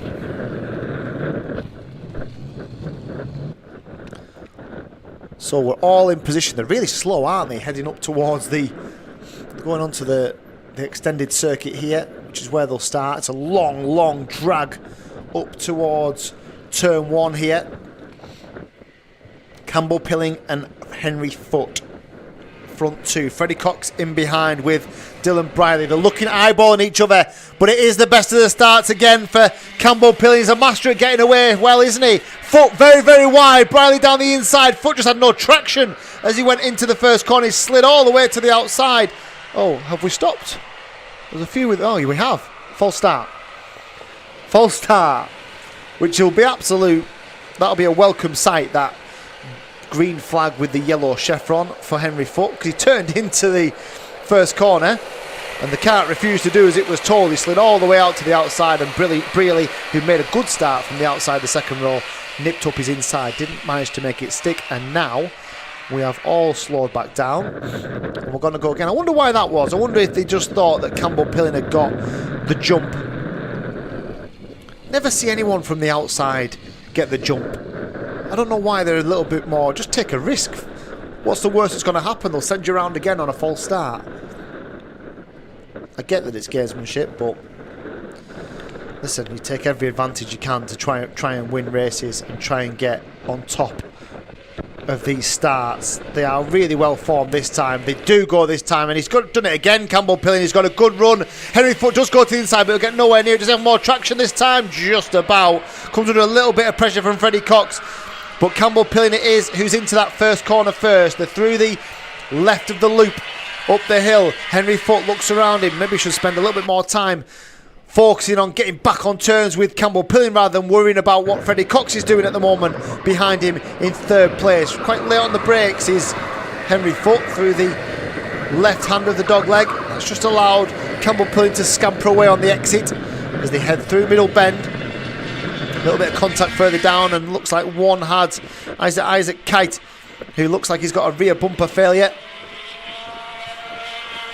Over, start, finish, they go. Campbell Pilling has made the best of the starts. He's made a perfect getaway to a perfect race weekend so far for the championship leader.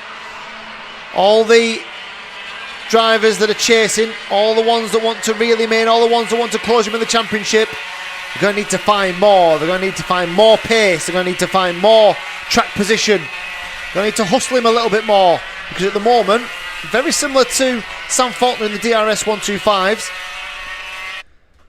Ron Campbell Pilling is having it pretty much his own way. Here is the incident on the second corner, and there's the contact.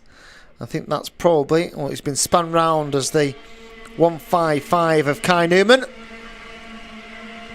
So that's and there's more going on. That's the reason that the 131 of Isaac Kite has lost, or has that back bumper that has dropped.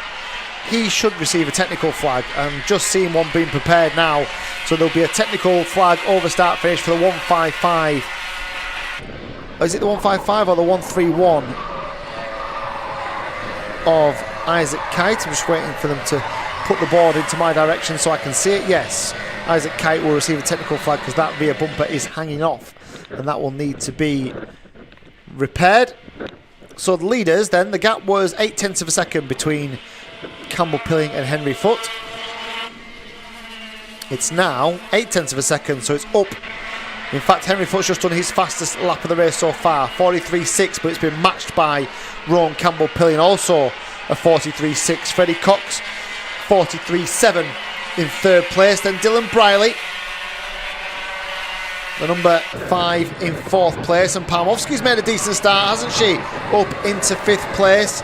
Oscar Walmsley-Jones is 6th. Sam Halley-Hinksman is 7th, and then Daniel Weir and Ethan Critchley. Where's Bryn Calder? So Bryn Calder's in 11th. He's been overtaken by Sherry-Ann Powell, who started to make a little bit of progress.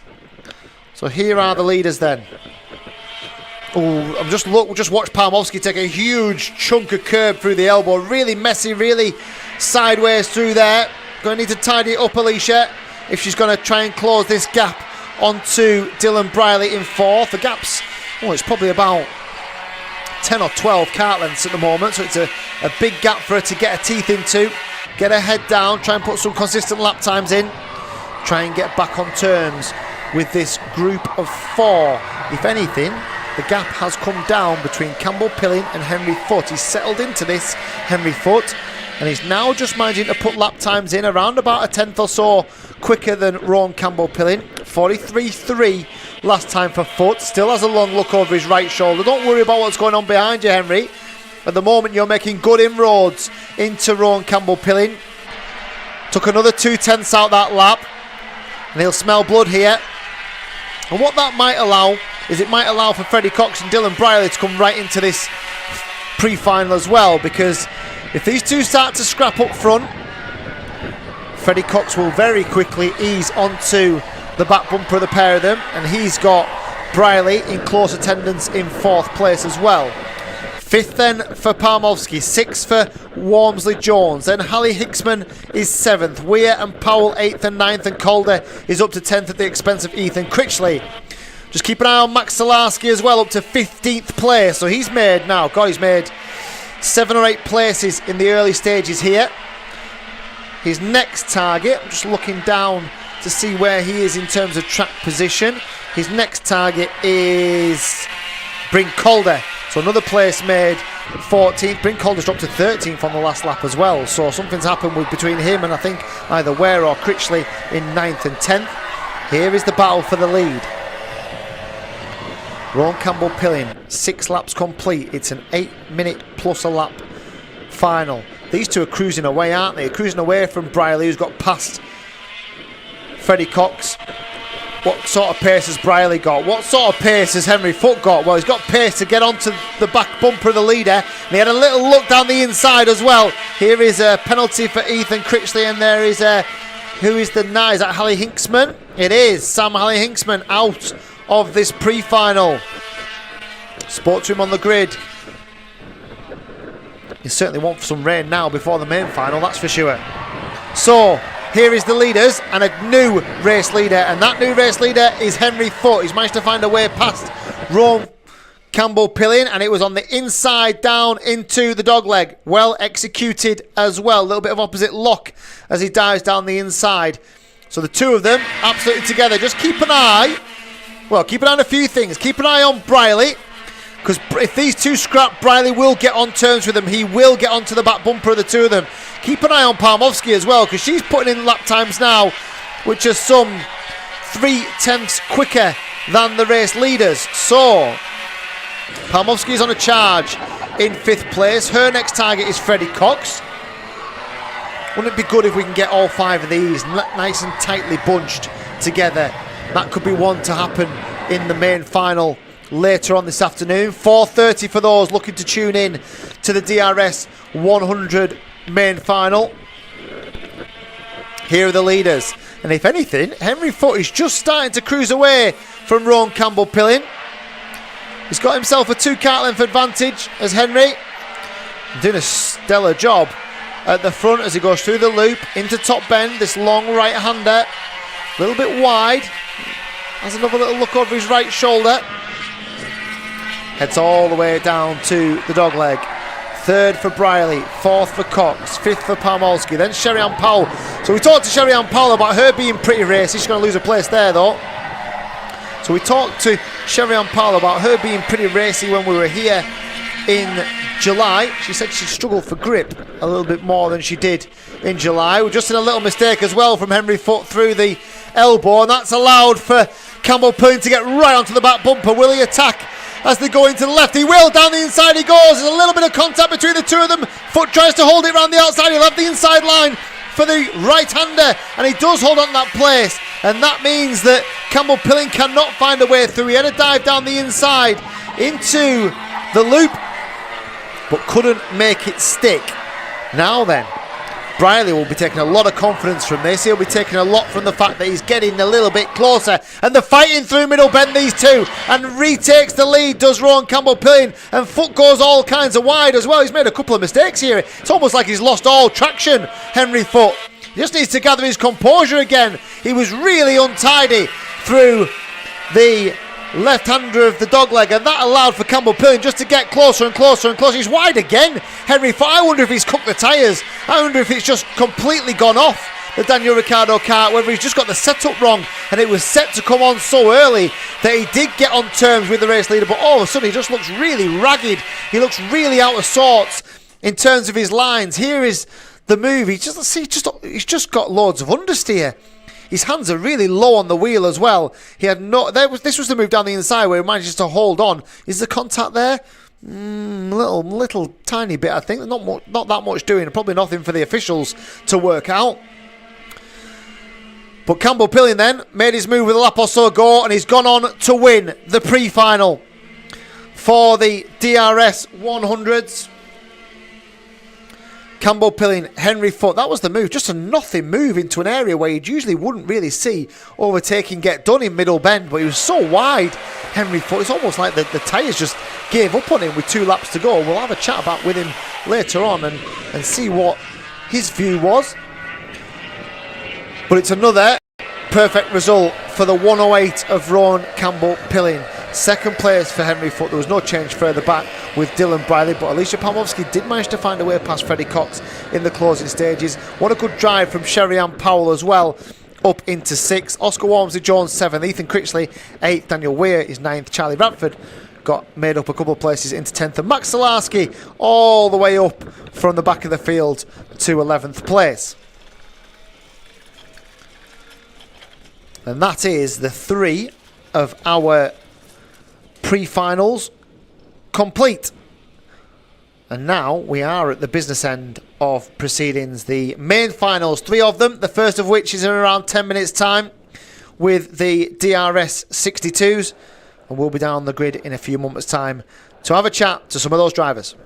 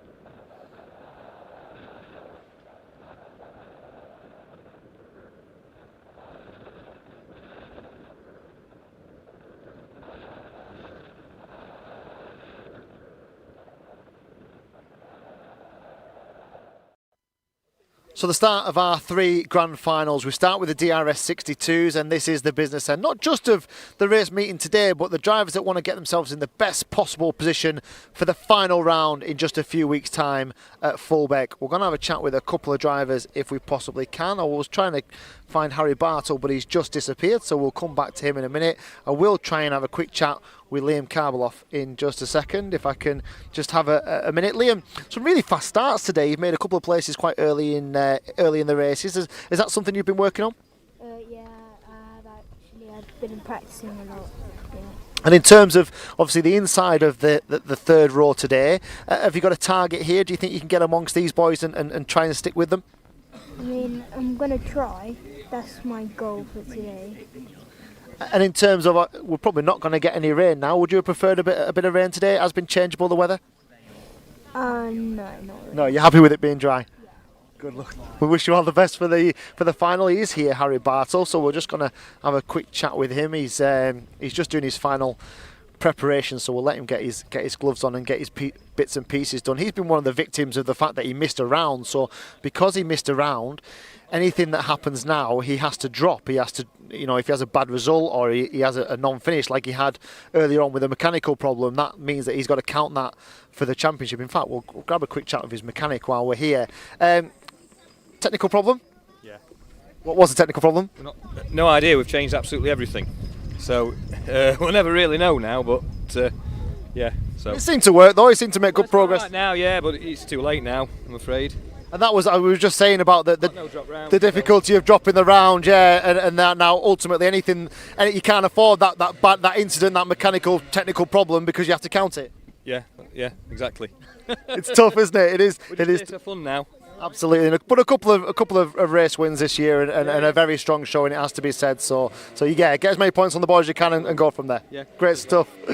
All right, so and that is the beauty of having dropped rounds, is that it does allow for drivers to have those mishaps. It almost averages the season out, which is the right way to do it. You get the right winner generally at the end of the season, but it is tough on drivers who, especially this year. We spoke to Freddie Cox, who had to isolate for a round. We know that Alicia Palmovsky in the DRS 100s missed a round earlier on as well. There's been Sam Faulkner's the same. So there has been probably some mitigating circumstances this year, but that's karting, that's how it goes. And those drivers have to perhaps adapt how they work and how they do things to try and make the best of the races they are involved in. We're about to start our first grand final of the day, the DRS 62s, in just a few moments' time.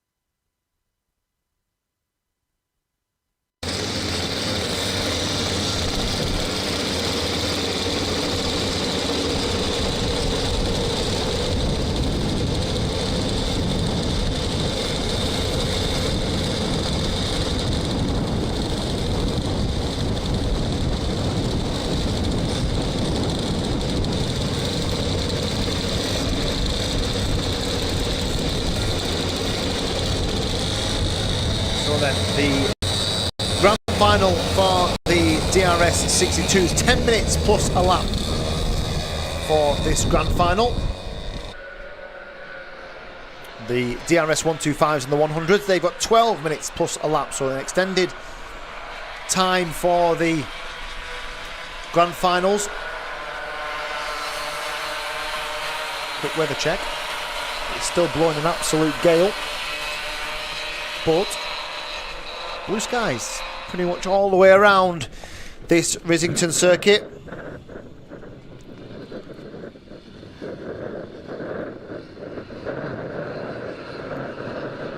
I would imagine any chance of rain has probably gone now, as we've only got the 3 races left. We are told there is still a 60% chance of rain by 4 o'clock, but it certainly doesn't look that way at the moment. A couple of formation laps for the DRS 62 drivers. And this is tight. This is tight in terms of the competition. Certainly the 3 drivers at the front of the field have looked like they are a class apart from the rest. Scarisbrick, Robinson and Walsh. We'll rule out Harry Bartle. We spoke to them on the grid, spoke to his mechanic on the grid. The fact that he has no drop scores must makes him a really dangerous competitor, because he's got nothing to lose really. He can go and enjoy himself, he can go and take some risks, he can go and, you know, not have those shackles of needing to score points. Here we go then. We are underway.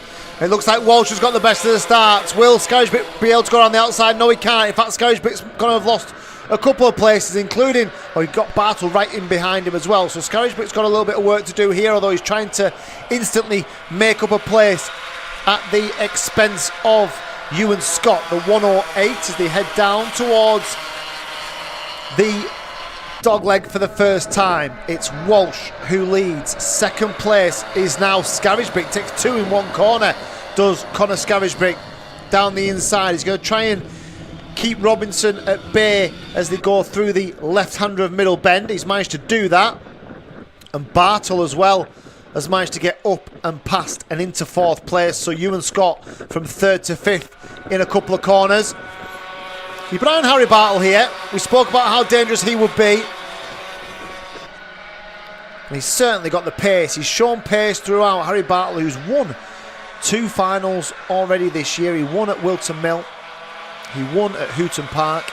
He's never been off the podium when he's raced. He obviously missed the round at Clay Pigeon.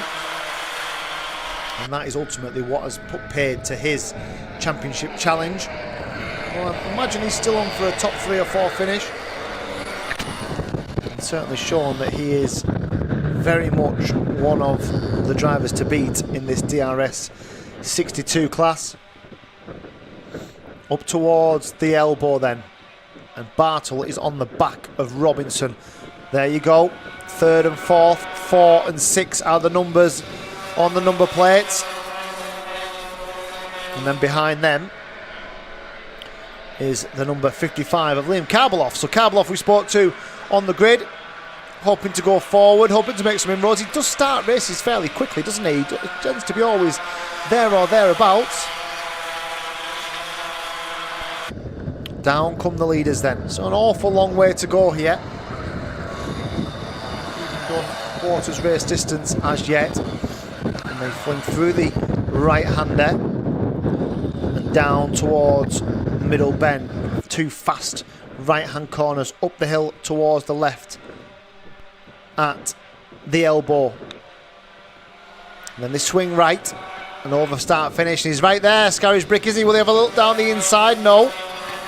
Oscar Walsh just does enough to hold him off. Oscar Walsh, this weekend could transform Oscar Walsh's championship, couldn't it? Lies 4th at the moment. He knows that he's probably going to go ahead of Bartle because of Bartle's non-finish in one of the heats today. From a points position, he was giving 53 points away to Connor Scarisbrick. He'll have taken, well, a good few away from him today. He won't have taken that many away, but he'll have taken a good few away.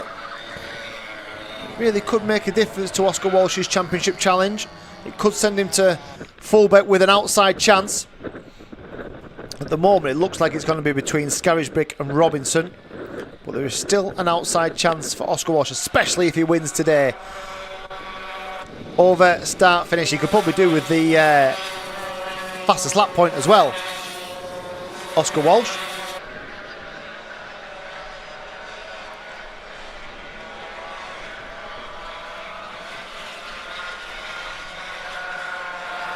So they've done 3.5, nearly 4 minutes of this 10-minute race, so we're approaching half distance.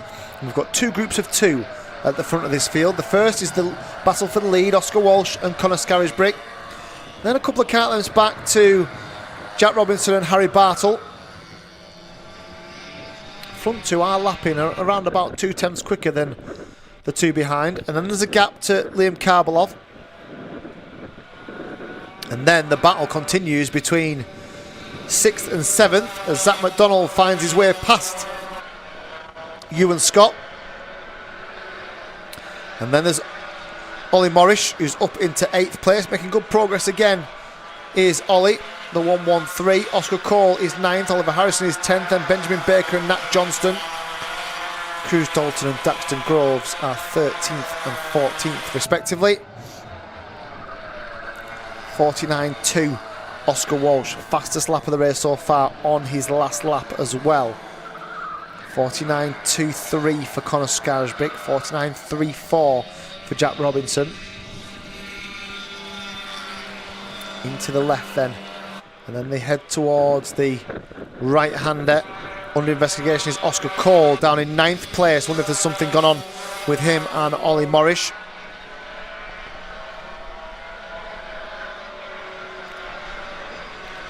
Through the right-hander, so this is the battle a little bit further down.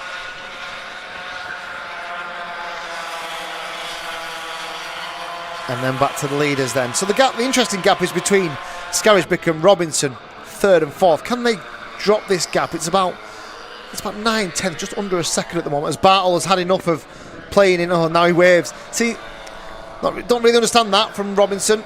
So Bartle's got through. And then just maybe let him have 2 or 3 laps in front of you. Let him see if he can close this gap to the two in front by counter-attacking him. And it was interesting, I think Harry Bartle's probably thinking exactly the same thing that I'm thinking. He puts his hand up as if to say, well, what's the point? What's the point? I've spent 6 laps behind you. We're not catching the two in front. There you go. What's the point? So, but I understand Jack Robinson doesn't want to give the place up. He has got championship points to fight for. He needs as many as he can get. But he's probably, by sticking in, he hasn't shown the pace, has he? He hasn't shown the pace to get on terms with these front two. Would Harry Bartle have dragged him towards those front two? Quite possibly. So from a racecraft perspective, it might just have been worth seeing how that went for a few laps. Could have brought you right on terms with these front two, and then from that point, anything can happen. At the moment, they need these two to start scrapping. They need a bit of a ding-dong between Walsh and Scarisbrick to bring Robinson and Bartle into play, because they're lapping about 1/10 of a second slower, 3rd and 4th, than the race leaders. The leaders then are through the loop, very wide from Robinson through the loop as well that time.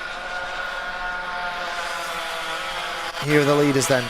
Scarisbrick tucked right up in behind the race leader. He is the championship leader, Conor Scarisbrick. He's got a slender championship lead. At the moment, it looks like a two-kart battle, a two-young man battle for the lead of this championship between Scarisbrick and Robinson. But certainly an outside chance for Oscar Walsh. And if he can put a clean sweep together, that would certainly send him to fullback with loads of confidence, if nothing else. Here are the leaders then into the right-hander of turn 2. They swing to the right-hand side of the track to get the best line into the loop. Let's have a look at the lap times. Yeah, they've taken 3/10 out of Jack Robinson then, so Bartle and Robinson are just going to have to fight for 3rd and 4th, unless there's a seismic scrap goes on between these two in the closing stages of this race. We've got 2 laps to go, sorry, 2 minutes to go, plus that one final lap. Any one of these two at the moment, you would imagine. Battle continues in behind. At what point does Bartle think, well, I might as well have another go at Jack Robinson? And Jack Robinson may as well go on the defensive now, because he is just fighting for an extra couple of championship points. He's not going to get on terms with the front two unless, as we say, something pretty dramatic happens in these closing stages with 90 seconds plus a lap. Very wide there as well, isn't he, Robinson?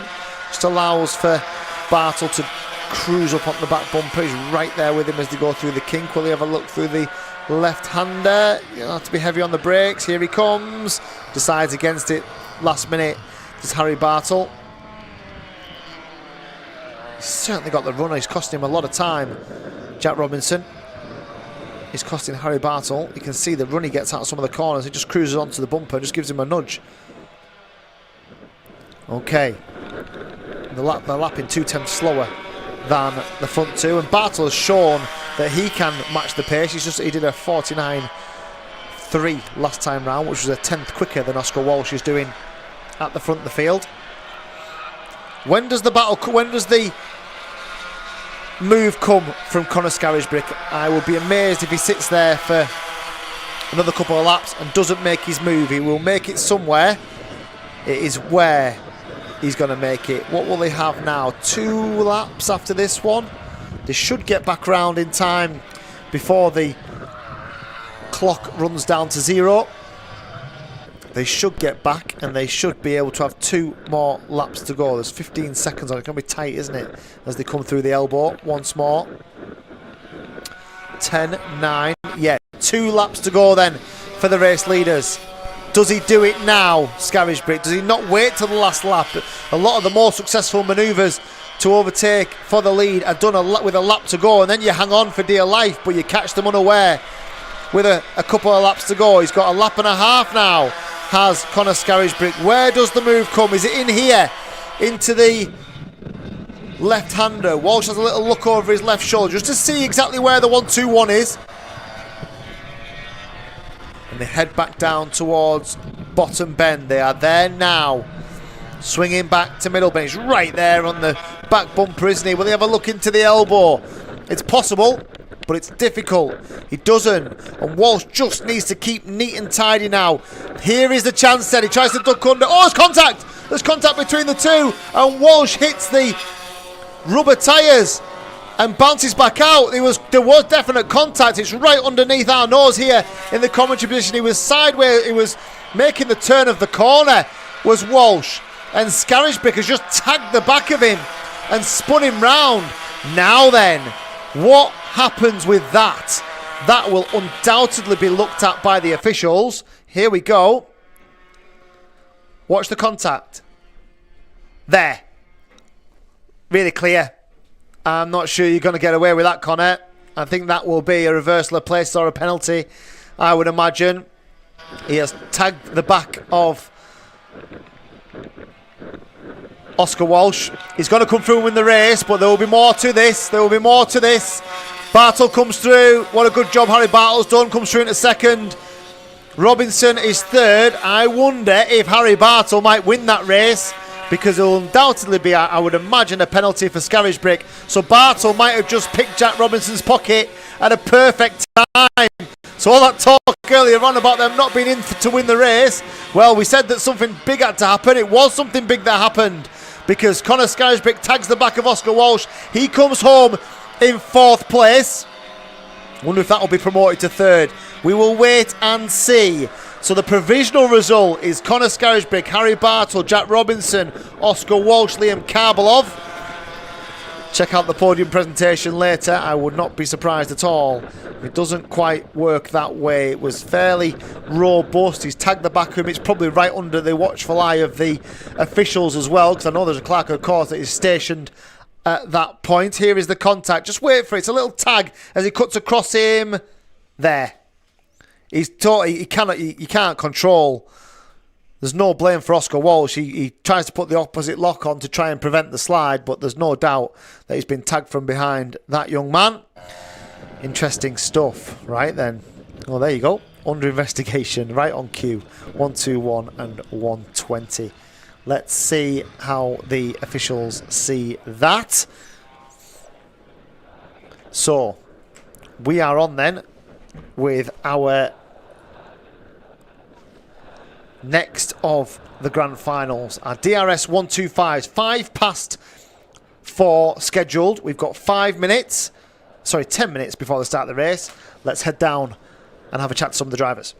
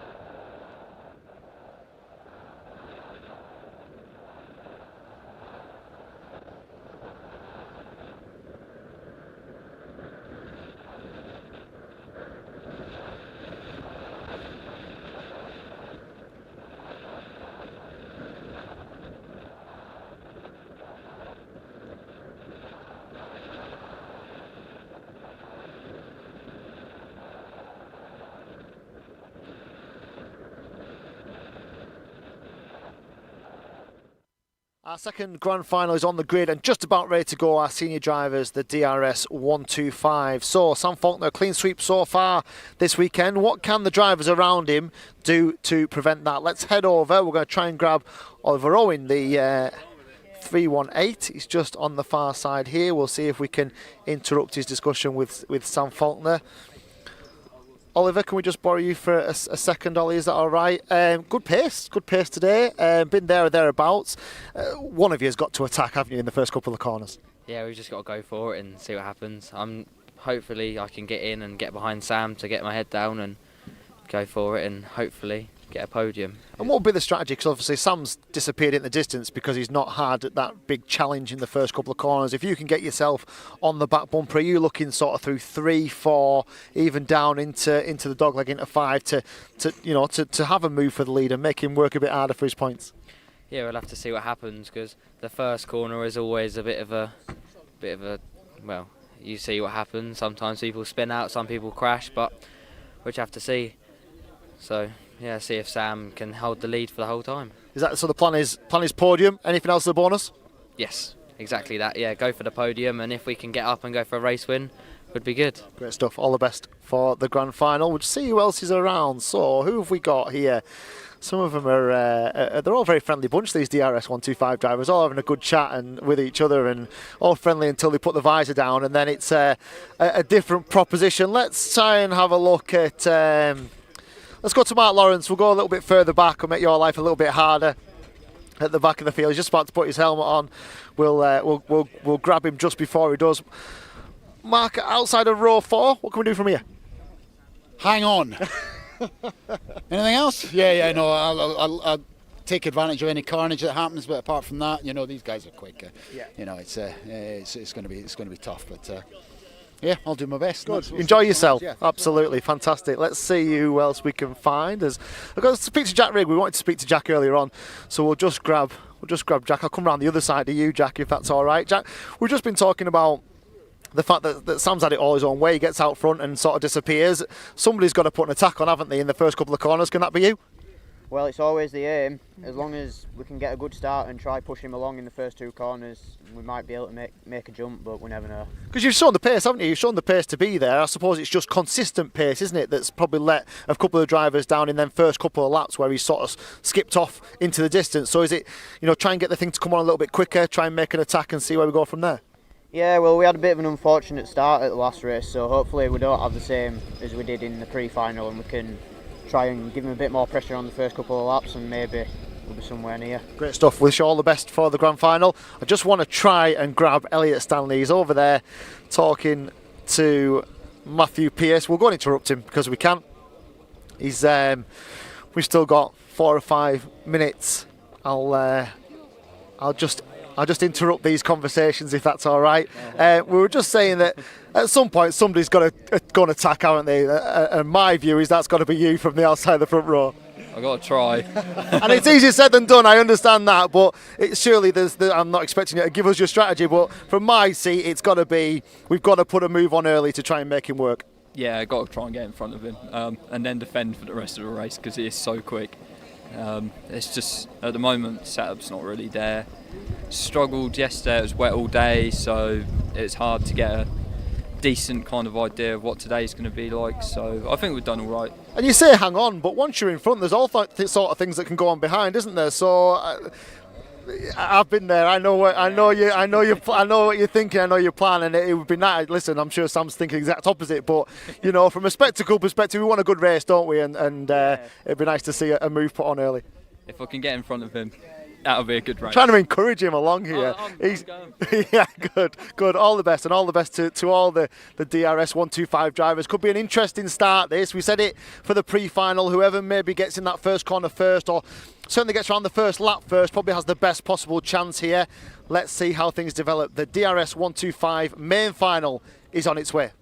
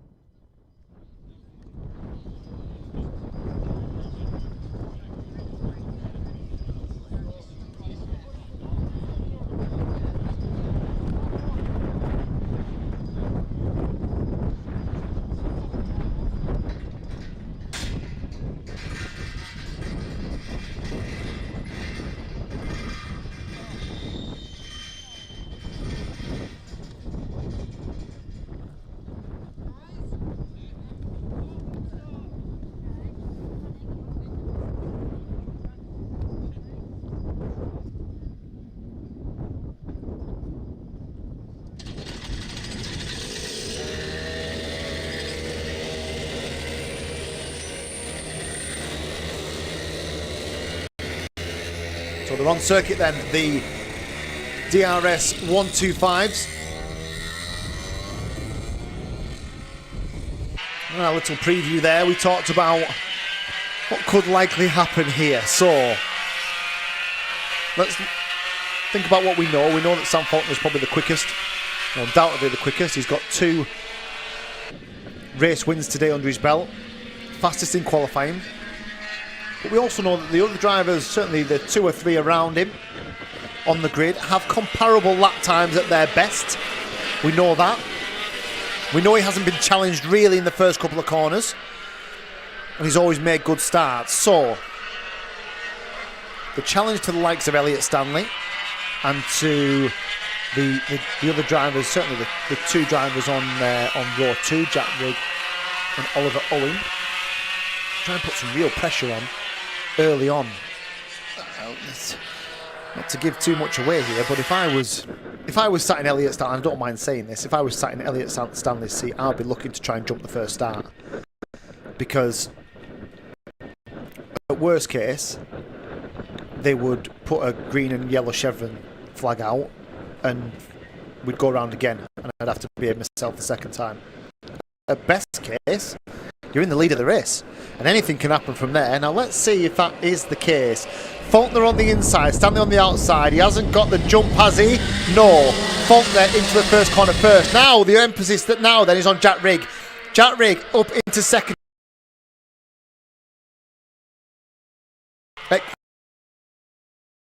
Corners. He's so good at getting grip instantly from the tyres. He's so good at scampering away, and the poor drivers behind who are all scrapping over second, third and fourth at the moment. They're probably thinking, what do we have to do to get on terms with him in the first couple of laps? And this will be where they get frustrated, because lap 3, 4 and 5, I pretty much bet that they'll all do comparative lap times. Now that might be Faulkner just backing this off a little bit and looking after the tyres, but everything that the drivers behind Sam Faulkner didn't want has happened. He got the jump on the start. He's already got a 1.5 seconds advantage. It's nearly 10 kart lengths between himself and Elliott Stanley in second place. Rigg is third. Good start from Tom Snape up into fourth. Oliver Owen drops 1 for fifth. He's got some work to do for his podium today. Matthew Pearce is in sixth place, but the lead is already... you almost feel like it's already sewn up, this DRS 125 Grand Final, because Faulkner's so good at hooking that car up. He's so good at getting the jump through the lights, so good, so concentrated on his starts, and he has cruised away in the early stages of this race. It's an absolute masterclass in how to win a race in the first couple of corners. Sam Faulkner has done it perfectly, and he's put another 0.3 seconds into this lap time. He's so fast in the opening stages of this race. Stanley is in second, Rigg is in third, then Snape and Pearce and Owen and Bill Basie and Lawrence is in 8th. JJ McGing is in 9th. What must Elliott Stanley be thinking? So tough. I mean, look to the championship as well. So the championship at the moment is led by Sam Faulkner, but he is in a precarious position, and the precarious position is the fact that he's dropped a full round's worth of scores, so he can't afford to drop any more. He had a DNF or he had a low finish at Clay Pigeon, but other than that, he's been pretty faultless, it has to be said.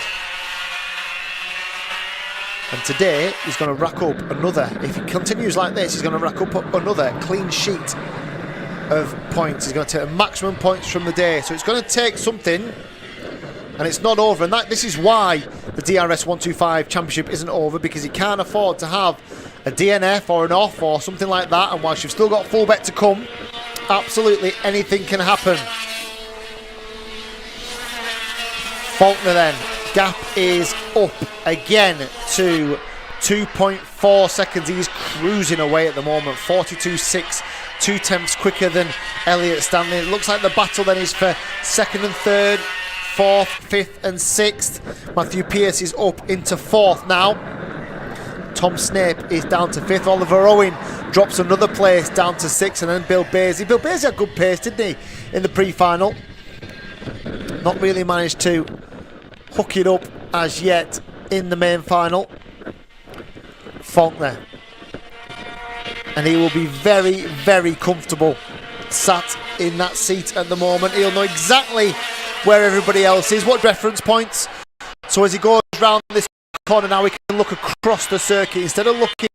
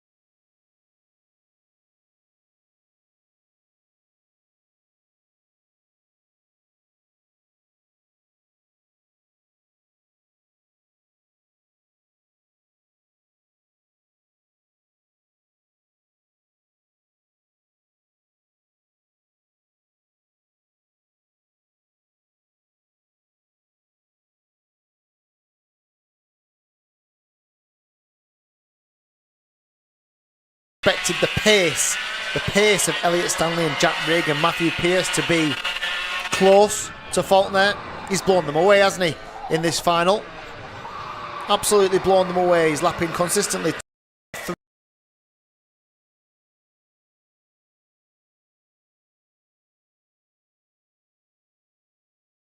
Between Oliver Owen and Tom Snape. Owen looking for a way through and into that 5th place. He wanted a podium. Still some work to do to get one. Through the left-hander then of the loop and up this short little hill towards Top Bend. It drifts away from them, opens up, and they head down the back straight into the dogleg. And if anything, Snape's just come back a little bit at Matthew Pearce in the last lap or so. Just trying to avoid the attack from Oliver Owen with an attack of his own on the number 2, last year's vice champion and second in the championship at the moment.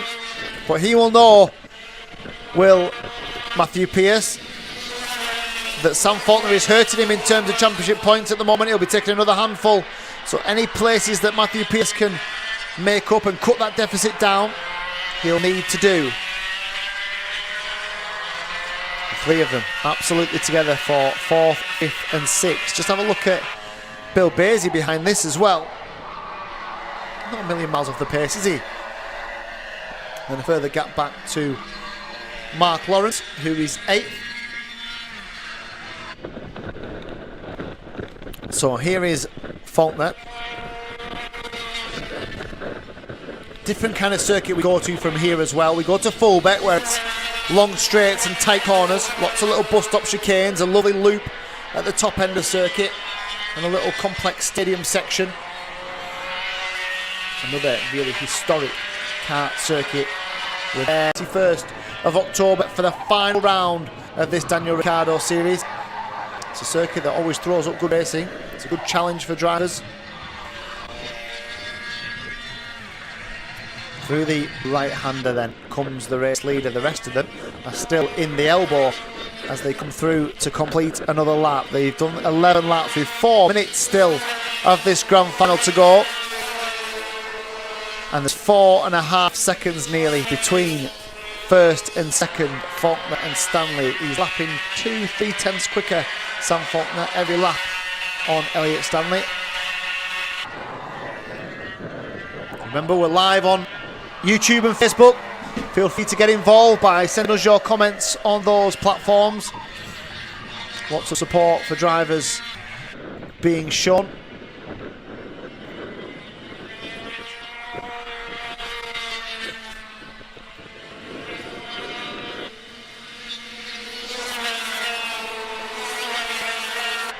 And 12 laps now complete. So consistent, Faulkner as well. 42.657 last time round. That's against a 42.612, which is his fastest lap of the race. So he's lapping within a couple of hundredths of his own fastest time every single lap. Now, interestingly, just now Elliot Stanley's done his fastest lap, 42.6. So he has got the pace that Sam Faulkner's got, but as we said on the grid, they haven't got it consistently. They haven't got it quickly enough out of the blocks in the same way that Sam Faulkner has. And Faulkner has 2.5 minutes to keep driving around this Rissington circuit. On his way to the checker flag, the third time he's seen it. He was fastest in qualifying. He won the first heat. He won the pre-final. He is heading towards another win in the final, the grand final of the DRS 125s here at round 5 of the Daniel Ricciardo Series. Through the left-hander now comes the number 5 of Tom Snape. This battle still raging, isn't it, for 5th and 6th. Oliver Owen is behind him. Bill Basie just closing onto the back of these two as well. Still in the mix for a top 5 finish himself. So Tom Snape and Oliver Owen over start finish they go. Through the right-hander, swing down towards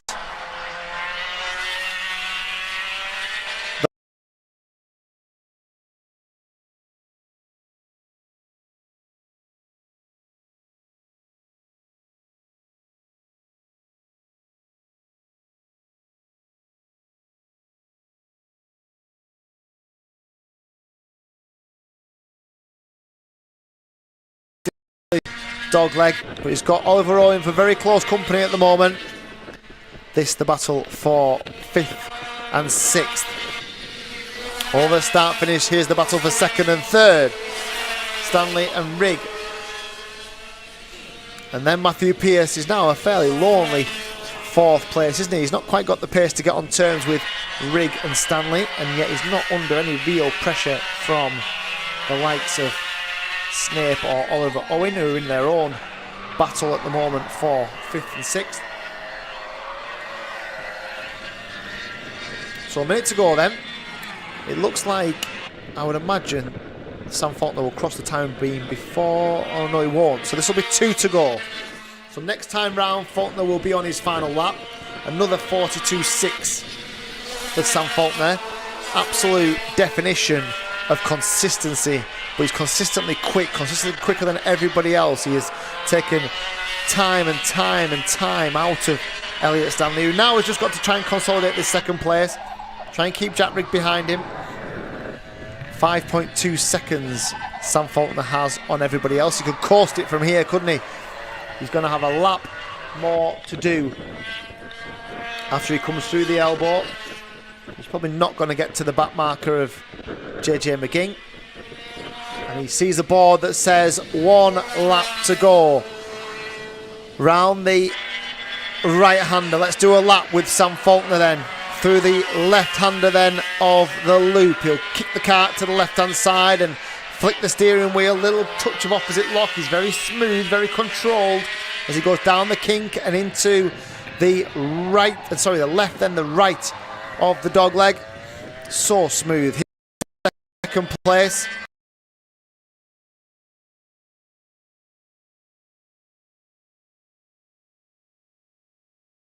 The race leader, who's about to be the race winner. He's through the elbow for the final time. He comes to the line and Sam Faulkner wins the 5th round of the Daniel Ricciardo Series. 2nd place is Elliot Stanley. 3rd is Jack Rigg.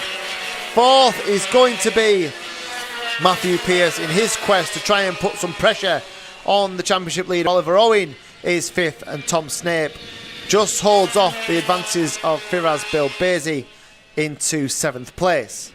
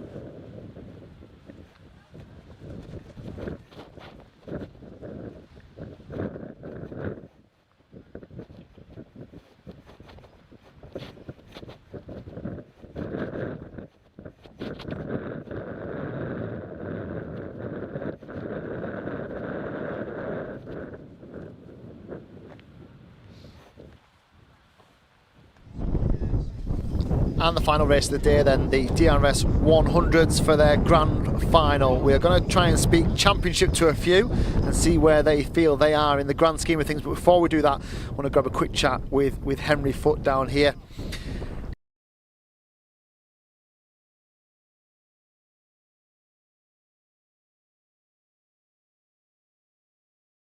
Dog's leg. I locked up the rears, and I think I just overheated them a bit, meaning that I just lost all my rear grip in the end. And at Rissington here, it's a momentum circuit, isn't it? And once you lose that momentum, it can take you a little while to get it back. Yeah, I couldn't get it.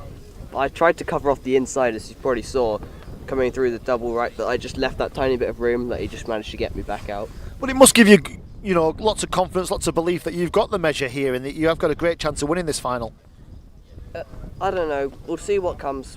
I might win, might not. It's just about however the race goes and whether luck's on my side. All the best. A very philosophical approach there. We're going to try and grab some more drivers as we go. I wanted to speak to Dylan Briley, but he's not here. And we'll see if we can catch when he comes back round. I want to grab a quick chat. We'll grab a quick chat with Daniel Weir here as well. Daniel, outside of row 3, what can you do from here? Hopefully push forward and get in the top 4. Yeah.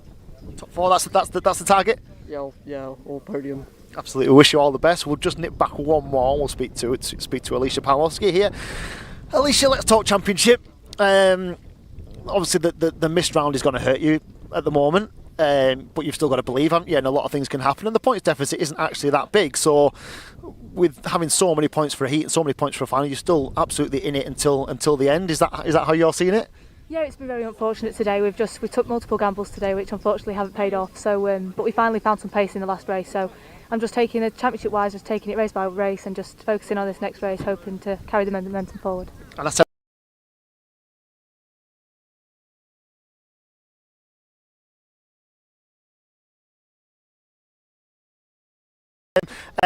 outside of row 4 here, what can we do from here? Just work our way up and just as many positions as possible. So it's a longer race, 4 minutes longer, so just see what happens. Absolutely. All the best, Alicia, in that. Let's see who we go. We can find Dylan Briley. He's here. Dylan, just very quickly, I'll come round this side of you. Let's talk championship first. So 4th in the championship, you're probably going to take, well, you are going to take some points off Max Solarski because he's way back down there at the moment. So you're probably going to be in the top 3. You've still got a chance at this, haven't you?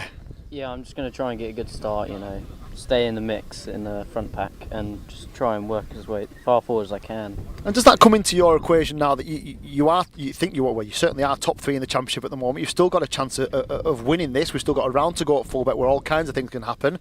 Are you thinking about that now, or are you just thinking about this race and getting the best possible outcome? Yeah, I'm just thinking about this race, getting as many points as I can from a good starting position. Great stuff. We wish you all the best. The one final thing I want to just show is I'm going to grab Rowan Campbell-Pilling. I'm just going to ask him about this because this is a brand new outside left rear tyre. Rowan, tell me about that. So after the pre-final, we checked the pressures and the left rear was down by quite a lot. So yeah, we got a bucket of water, we dunked it in it, and turned out we had a puncture. So, 1, really lucky, I suppose, that you found it after the pre-final. 2, how difficult is this going to be? Because that's done 40 laps, that's done none. So how do you balance that off? Not really sure. We're going to have to find out. and that is the beauty of it, I suppose. I mean, you are in the best place to do that, of course, from the inside of the front row, from a championship perspective, and we've been talking to the other drivers as well about that.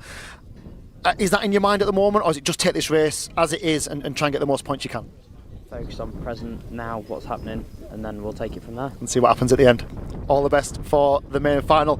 So, interesting stuff then. We've got a brand new rear tyre which could give all kinds of different dynamic to this race. He will have to scrub that in very quickly. It'll have to come up. It will give a different balance to the kart than he's had before during today. So wait and see what happens with that. We've got drivers with championship ambitions and aspirations all the way through this field. The DRS 100s generally give us the best type of racing anyway. Could be a crack of this. The DRS 100 final is coming up next.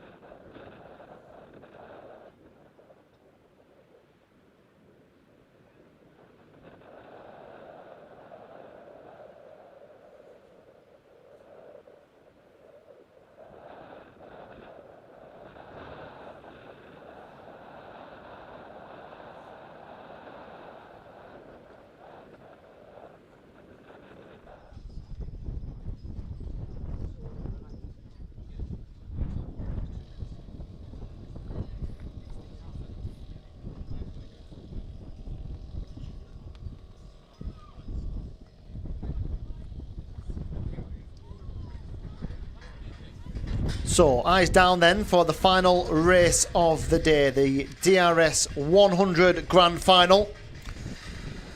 So many subplots, so many little interesting pieces of information that bring us to this point. Yes, the championship is the main focus. I'm so interested to see the impact of that brand new left rear tyre on Ron Campbell-Pilling's Daniel Ricciardo kart. It will give a different balance, there's no doubt about that. It's a clockwise circuit here, so there is a good amount of load that will go through that left rear. It's a left rear, isn't it? Not a right rear. The formation lap's really important to him as well. He needs to get as much energy into that tyre as he possibly can.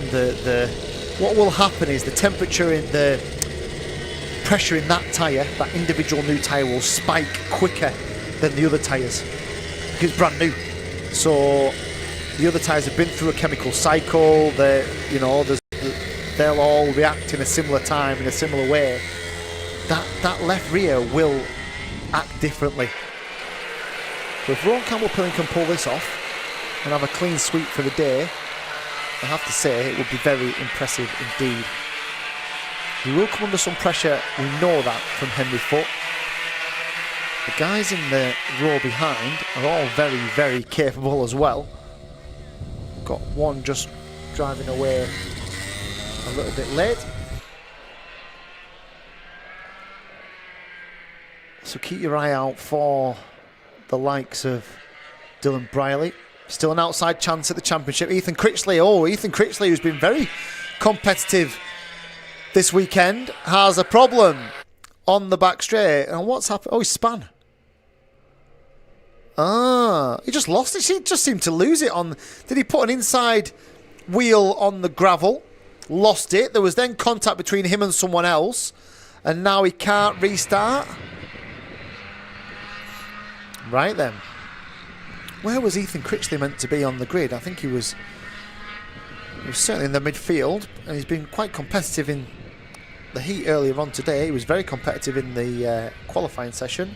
That looks terminal though, doesn't it? It looks like they're pulling that away to retire that kart. I wonder if that's... It looked to me, I only saw it very briefly, but it looked to me like a driver error. It looked like he just caught a couple of cold wheels on the inside of the track, spun it round and then collected another one. Here we go, let's have a look. Oh no, I thought we were getting a replay then. We're not. That's okay. Oh, there. Yeah. He's just braked. He's just braked. The ones in front have braked as well. But he's just got a wheel on the rumble strip and he's just spun it round. But then the contact with whoever the contact has been with has obviously caused some damage that is not repairable. So Ethan Critchley's afternoon is cut short. Let's look back to the front here. Henry Foote on the outside of Rowan Campbell-Pilling. Briley and Freddie Cox. Daniel Weir, Alicia Palmovsky. Bryn Calder, Sam Halley-Hicksman.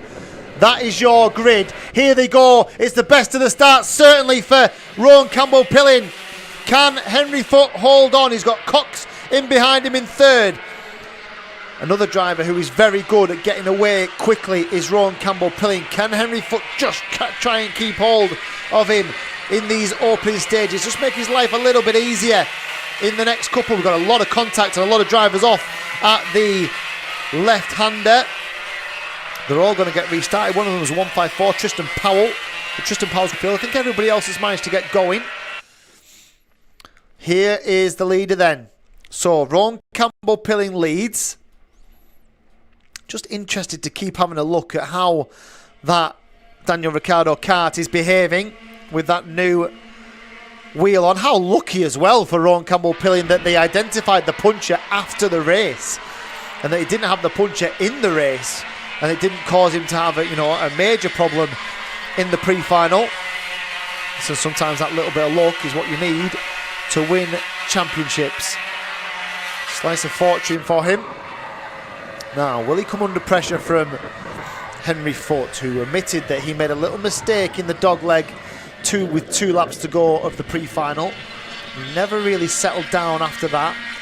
It just allowed for Campbell-Pilling to come back at him and win that pre-final. Over the line they go. There's very little between them. Henry Foote is slightly quicker, a tenth or so, and Cox a 43.4 for him, 43.4 for Campbell-Pilling, 43.3 for Henry Foote. Where is Palmovsky? She's not the best of starts, has she?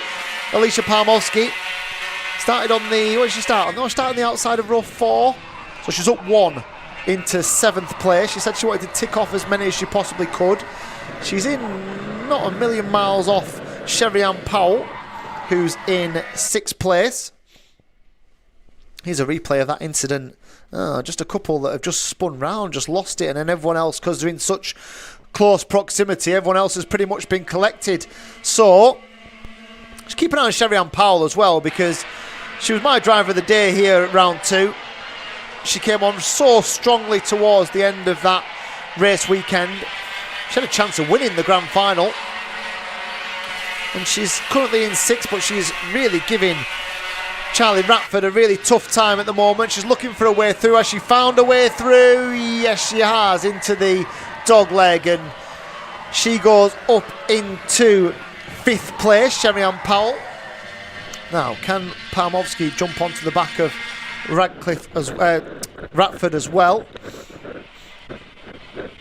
and find another way through? So really untidy from Alicia there. Clouted the curb through the elbow, threw her out onto the exit of the rumble strip on the exit.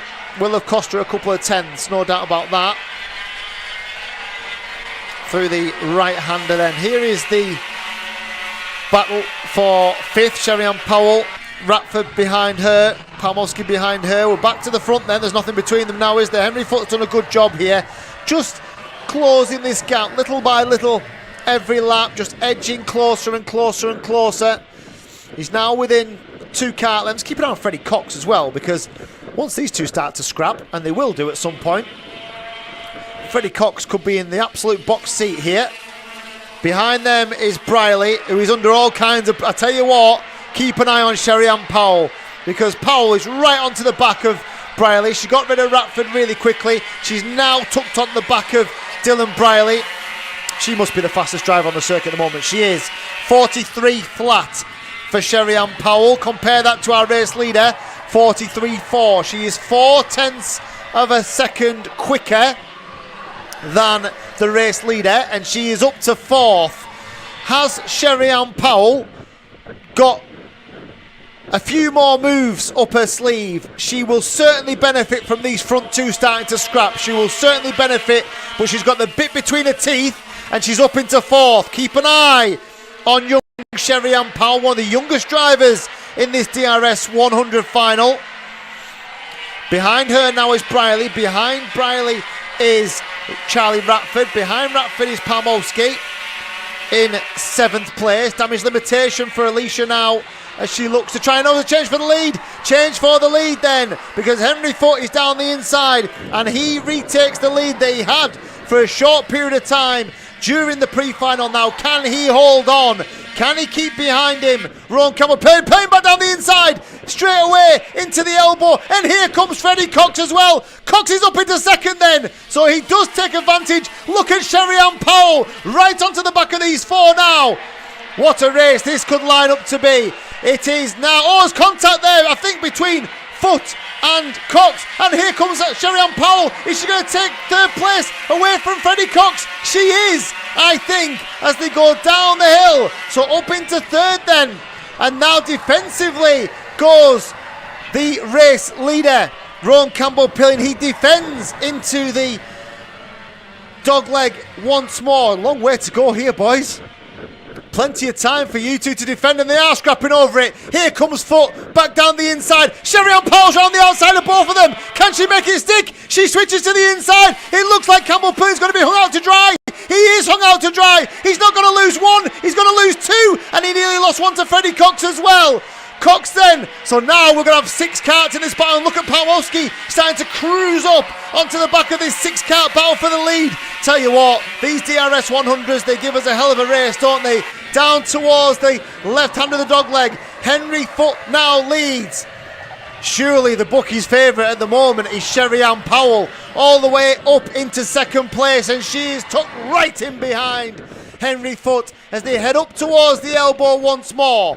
Foote, Powell, and then the championship leader, Rowan Campbell-Pilling. Here comes Sherry-Ann Powell down the inside. Foote tries to go around the outside and hold her off. Has he held her off? I think he has. And here comes Campbell-Pilling down the inside. Oh, there's contact! Contact between Sherry-Ann Powell. She manages to keep it on the island just about. There was definitely contact between herself and Rowan Campbell-Pilling. It slowed Campbell-Pilling up as well. He's now fallen into the clutches of Freddie Cox, and the rest of them all stream through. Wow. So then, take a breather for a moment. We have still 5 minutes of this DRS 100 race still to go here. This could be anybody's. Absolutely anybody's. There are 7 drivers in contention here. Don't rule out all the way down to Palmowski in 7th place at the moment. Foote is who leads. What are we seeing here? A replay of the left-hander. So here are the leaders then. They're through the right-hander, down the hill towards the dogleg once more. Sherry-Ann Powell just starting to re-establish herself here. She just maybe had to... She got a little bit of a knock from Campbell-Pilling a couple laps ago. It just settled down a little bit. Now she's back on the front foot and back looking at Henry Foote, who gives her a wave as if to say, please don't overtake me. I can tell you for nothing that Sherry-Ann Powell will ignore that completely. If anything, I used to always smell blood when drivers did that in front of me. It told me that they were worried. It told me that they panicked. It told me they didn't want me to find a way past. That gave me the impetus to find a way past. Sherry-Ann Powell in 2nd place then, tucked in behind Henry Foote. There's a contact warning for Campbell-Pilling. That will be from the move a lap ago on Sherry-Ann Powell.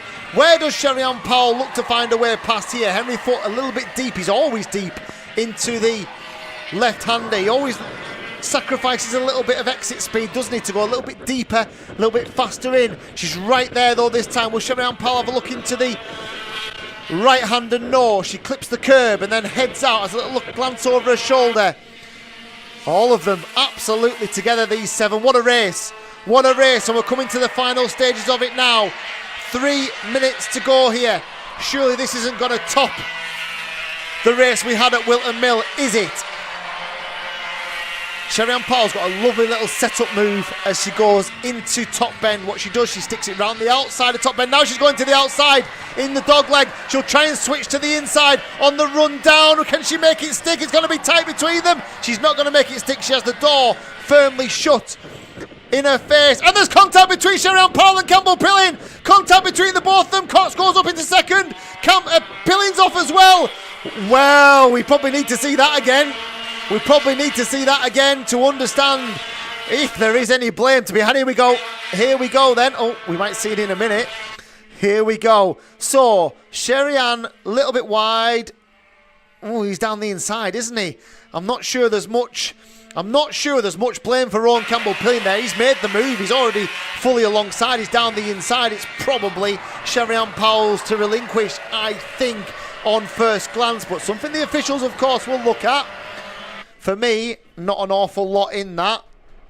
Unfortunately, it has the two of them coming to blows. It's probably ruined the race for both of them. In fact, Campbell-Pilling is now back in... Oh, where are you? He's back in 6th place. Where does Sherry-Ann rejoin? In 10th place, right back in 10th. What a shame for young Sherry-Ann Powell. Certainly looked like she was going to be on the ball, didn't she? Certainly looks like she had a great chance. Now the great chance belongs to Henry Foote, Freddie Cox, Charlie Ratford, Dylan Briley, Alicia Palmovsky up into 5th place. So there is a little bit of a gap between them. Here comes Palmovsky down the inside of Briley, and Palmovsky is up into 4th. What a result this could be. This could keep a championship alive for Alicia Palmovsky. How many places can she put between herself and Rowan Campbell-Pilling then? How many points can she take away from Campbell-Pilling today in this grand final? Here are your front 3 then. How many laps to go? We've got a minute. Plus, warnings then. Under investigation, 108 and 147. Not surprisingly, Rowan Campbell-Pilling and Sherry-Ann Powell. Campbell-Pilling has recovered into 6th. He's got a big gap between himself and the top 5. But if they do start to squabble, these 5... Right then, what's Freddie Cox got up his sleeve now? He's looking at the back of Henry Foote. He's got Charlie Ratford very close to him. He's got Palmovsky a couple of kart lengths further back. But it's got to be worth a dive, hasn't it? It's got to be worth a go. Go down fighting. Young Freddie, if you're going to have a go, he's great off the left-hander, isn't he? He's so quick off the left-hander of the elbow. And now he tucks right up the back of Henry Foote. Will he have a look into 2? No. He sits in, they go down towards 3, the loop. He's a little bit more narrow. He's got a good run, did Freddie. Now he'll try the undercut and try to get down the inside, down the hill. Don't think there's much happening there. So this is going to be the last lap next time round. So I think if you're going to put a move on, put it on now. If I was Alicia Palmovsky, I'd be thinking if I can get one of these now, and the front 2 fall over each other, I'm having this. Who will be the benefactor of a last lap battle with these DRS 100 drivers? Here they go then. 1 to go. Cox is very close. Doesn't manage to get a move on over start finish. Foote, Cox, Ratford, then Palmovsky, and then Briley a little bit further back. It's going to have to be something into the... Surely it's going to have to be something... Oh, he's a little bit wide. Freddie Cox makes a little mistake in the right hand at top bend. It's got to be down into here, surely. He goes narrow, does Foote.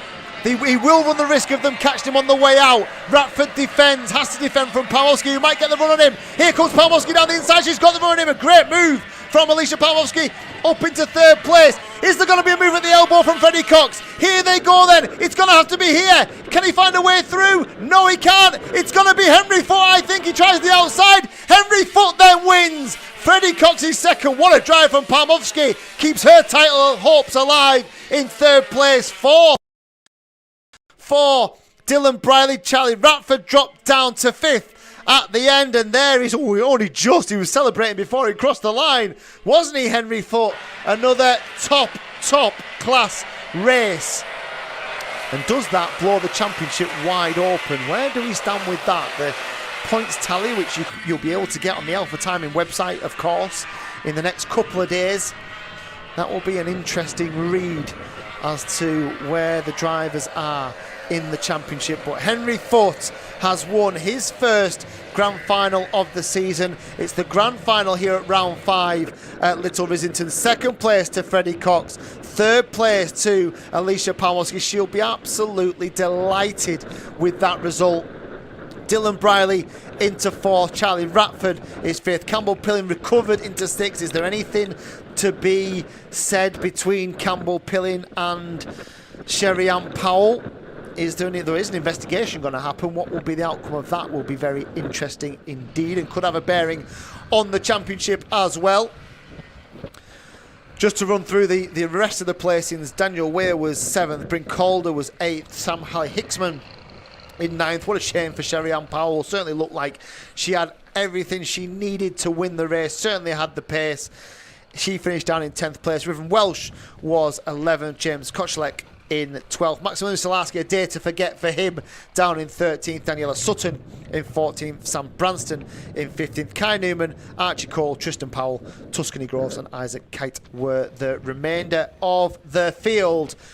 Wow, another great DRS 100 final here at the Daniel Ricciardo Series. Round 5 at Little Rissington. We'll be back with you in a short while, around half an hour's time. There'll be a countdown on the DRS live stream where we will have the presentation in a little while's time. And we'll see you then here at round 5 of the Daniel Ricciardo Series at Little Rissington.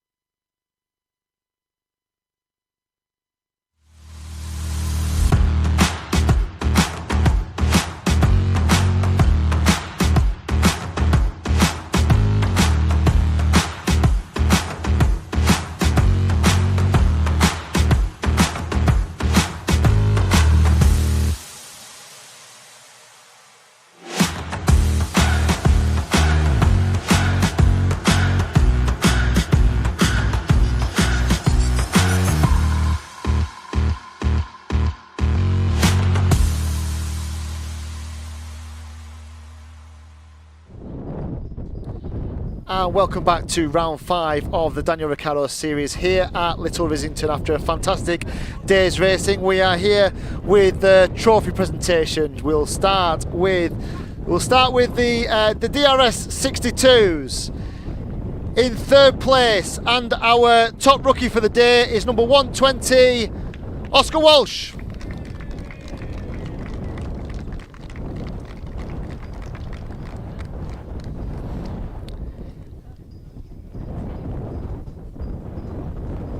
In second place, number 4, Jack Robinson.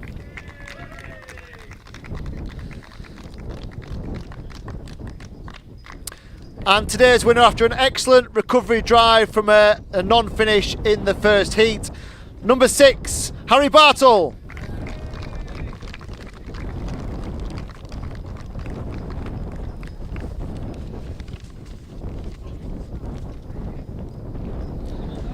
Ladies and gents, your DRS 62 top 3.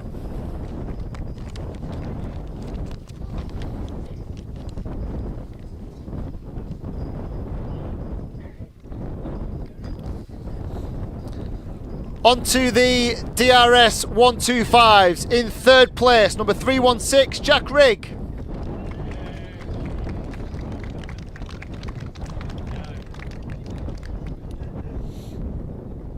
In second place, number 8, Elliot Stanley.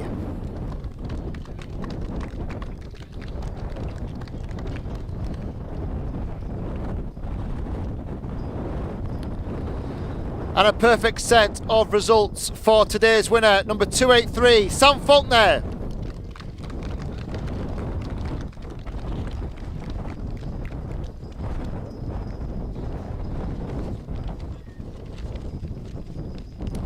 The DRS 125 top 3, ladies and gents.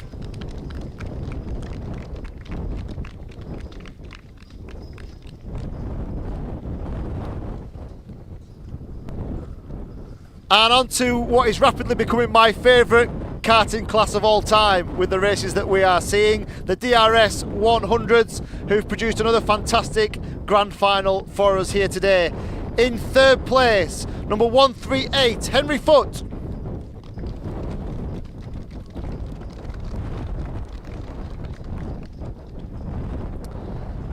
Another great recovery drive. In second place, number 2, Alicia Palmowski.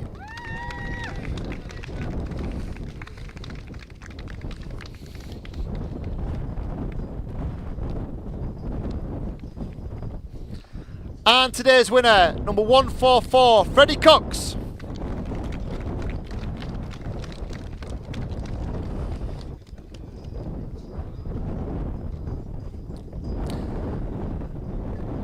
And your best rookie for the DRS 100s, number 121 in 5th place for Charlie Ratford.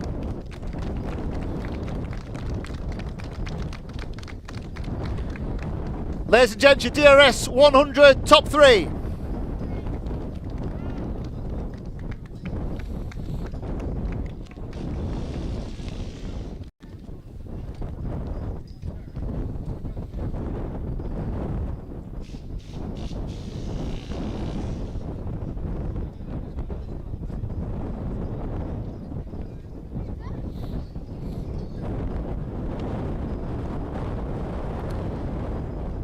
And that's all from us at a windswept round 5 here at Little Rissington. We'll be back in 3 weeks' time when we head to the grand finale, round 6 of the Daniel Ricciardo Series at Fulbeck in Lincolnshire, where we will be crowning 3 brand new Daniel Ricciardo Series champions.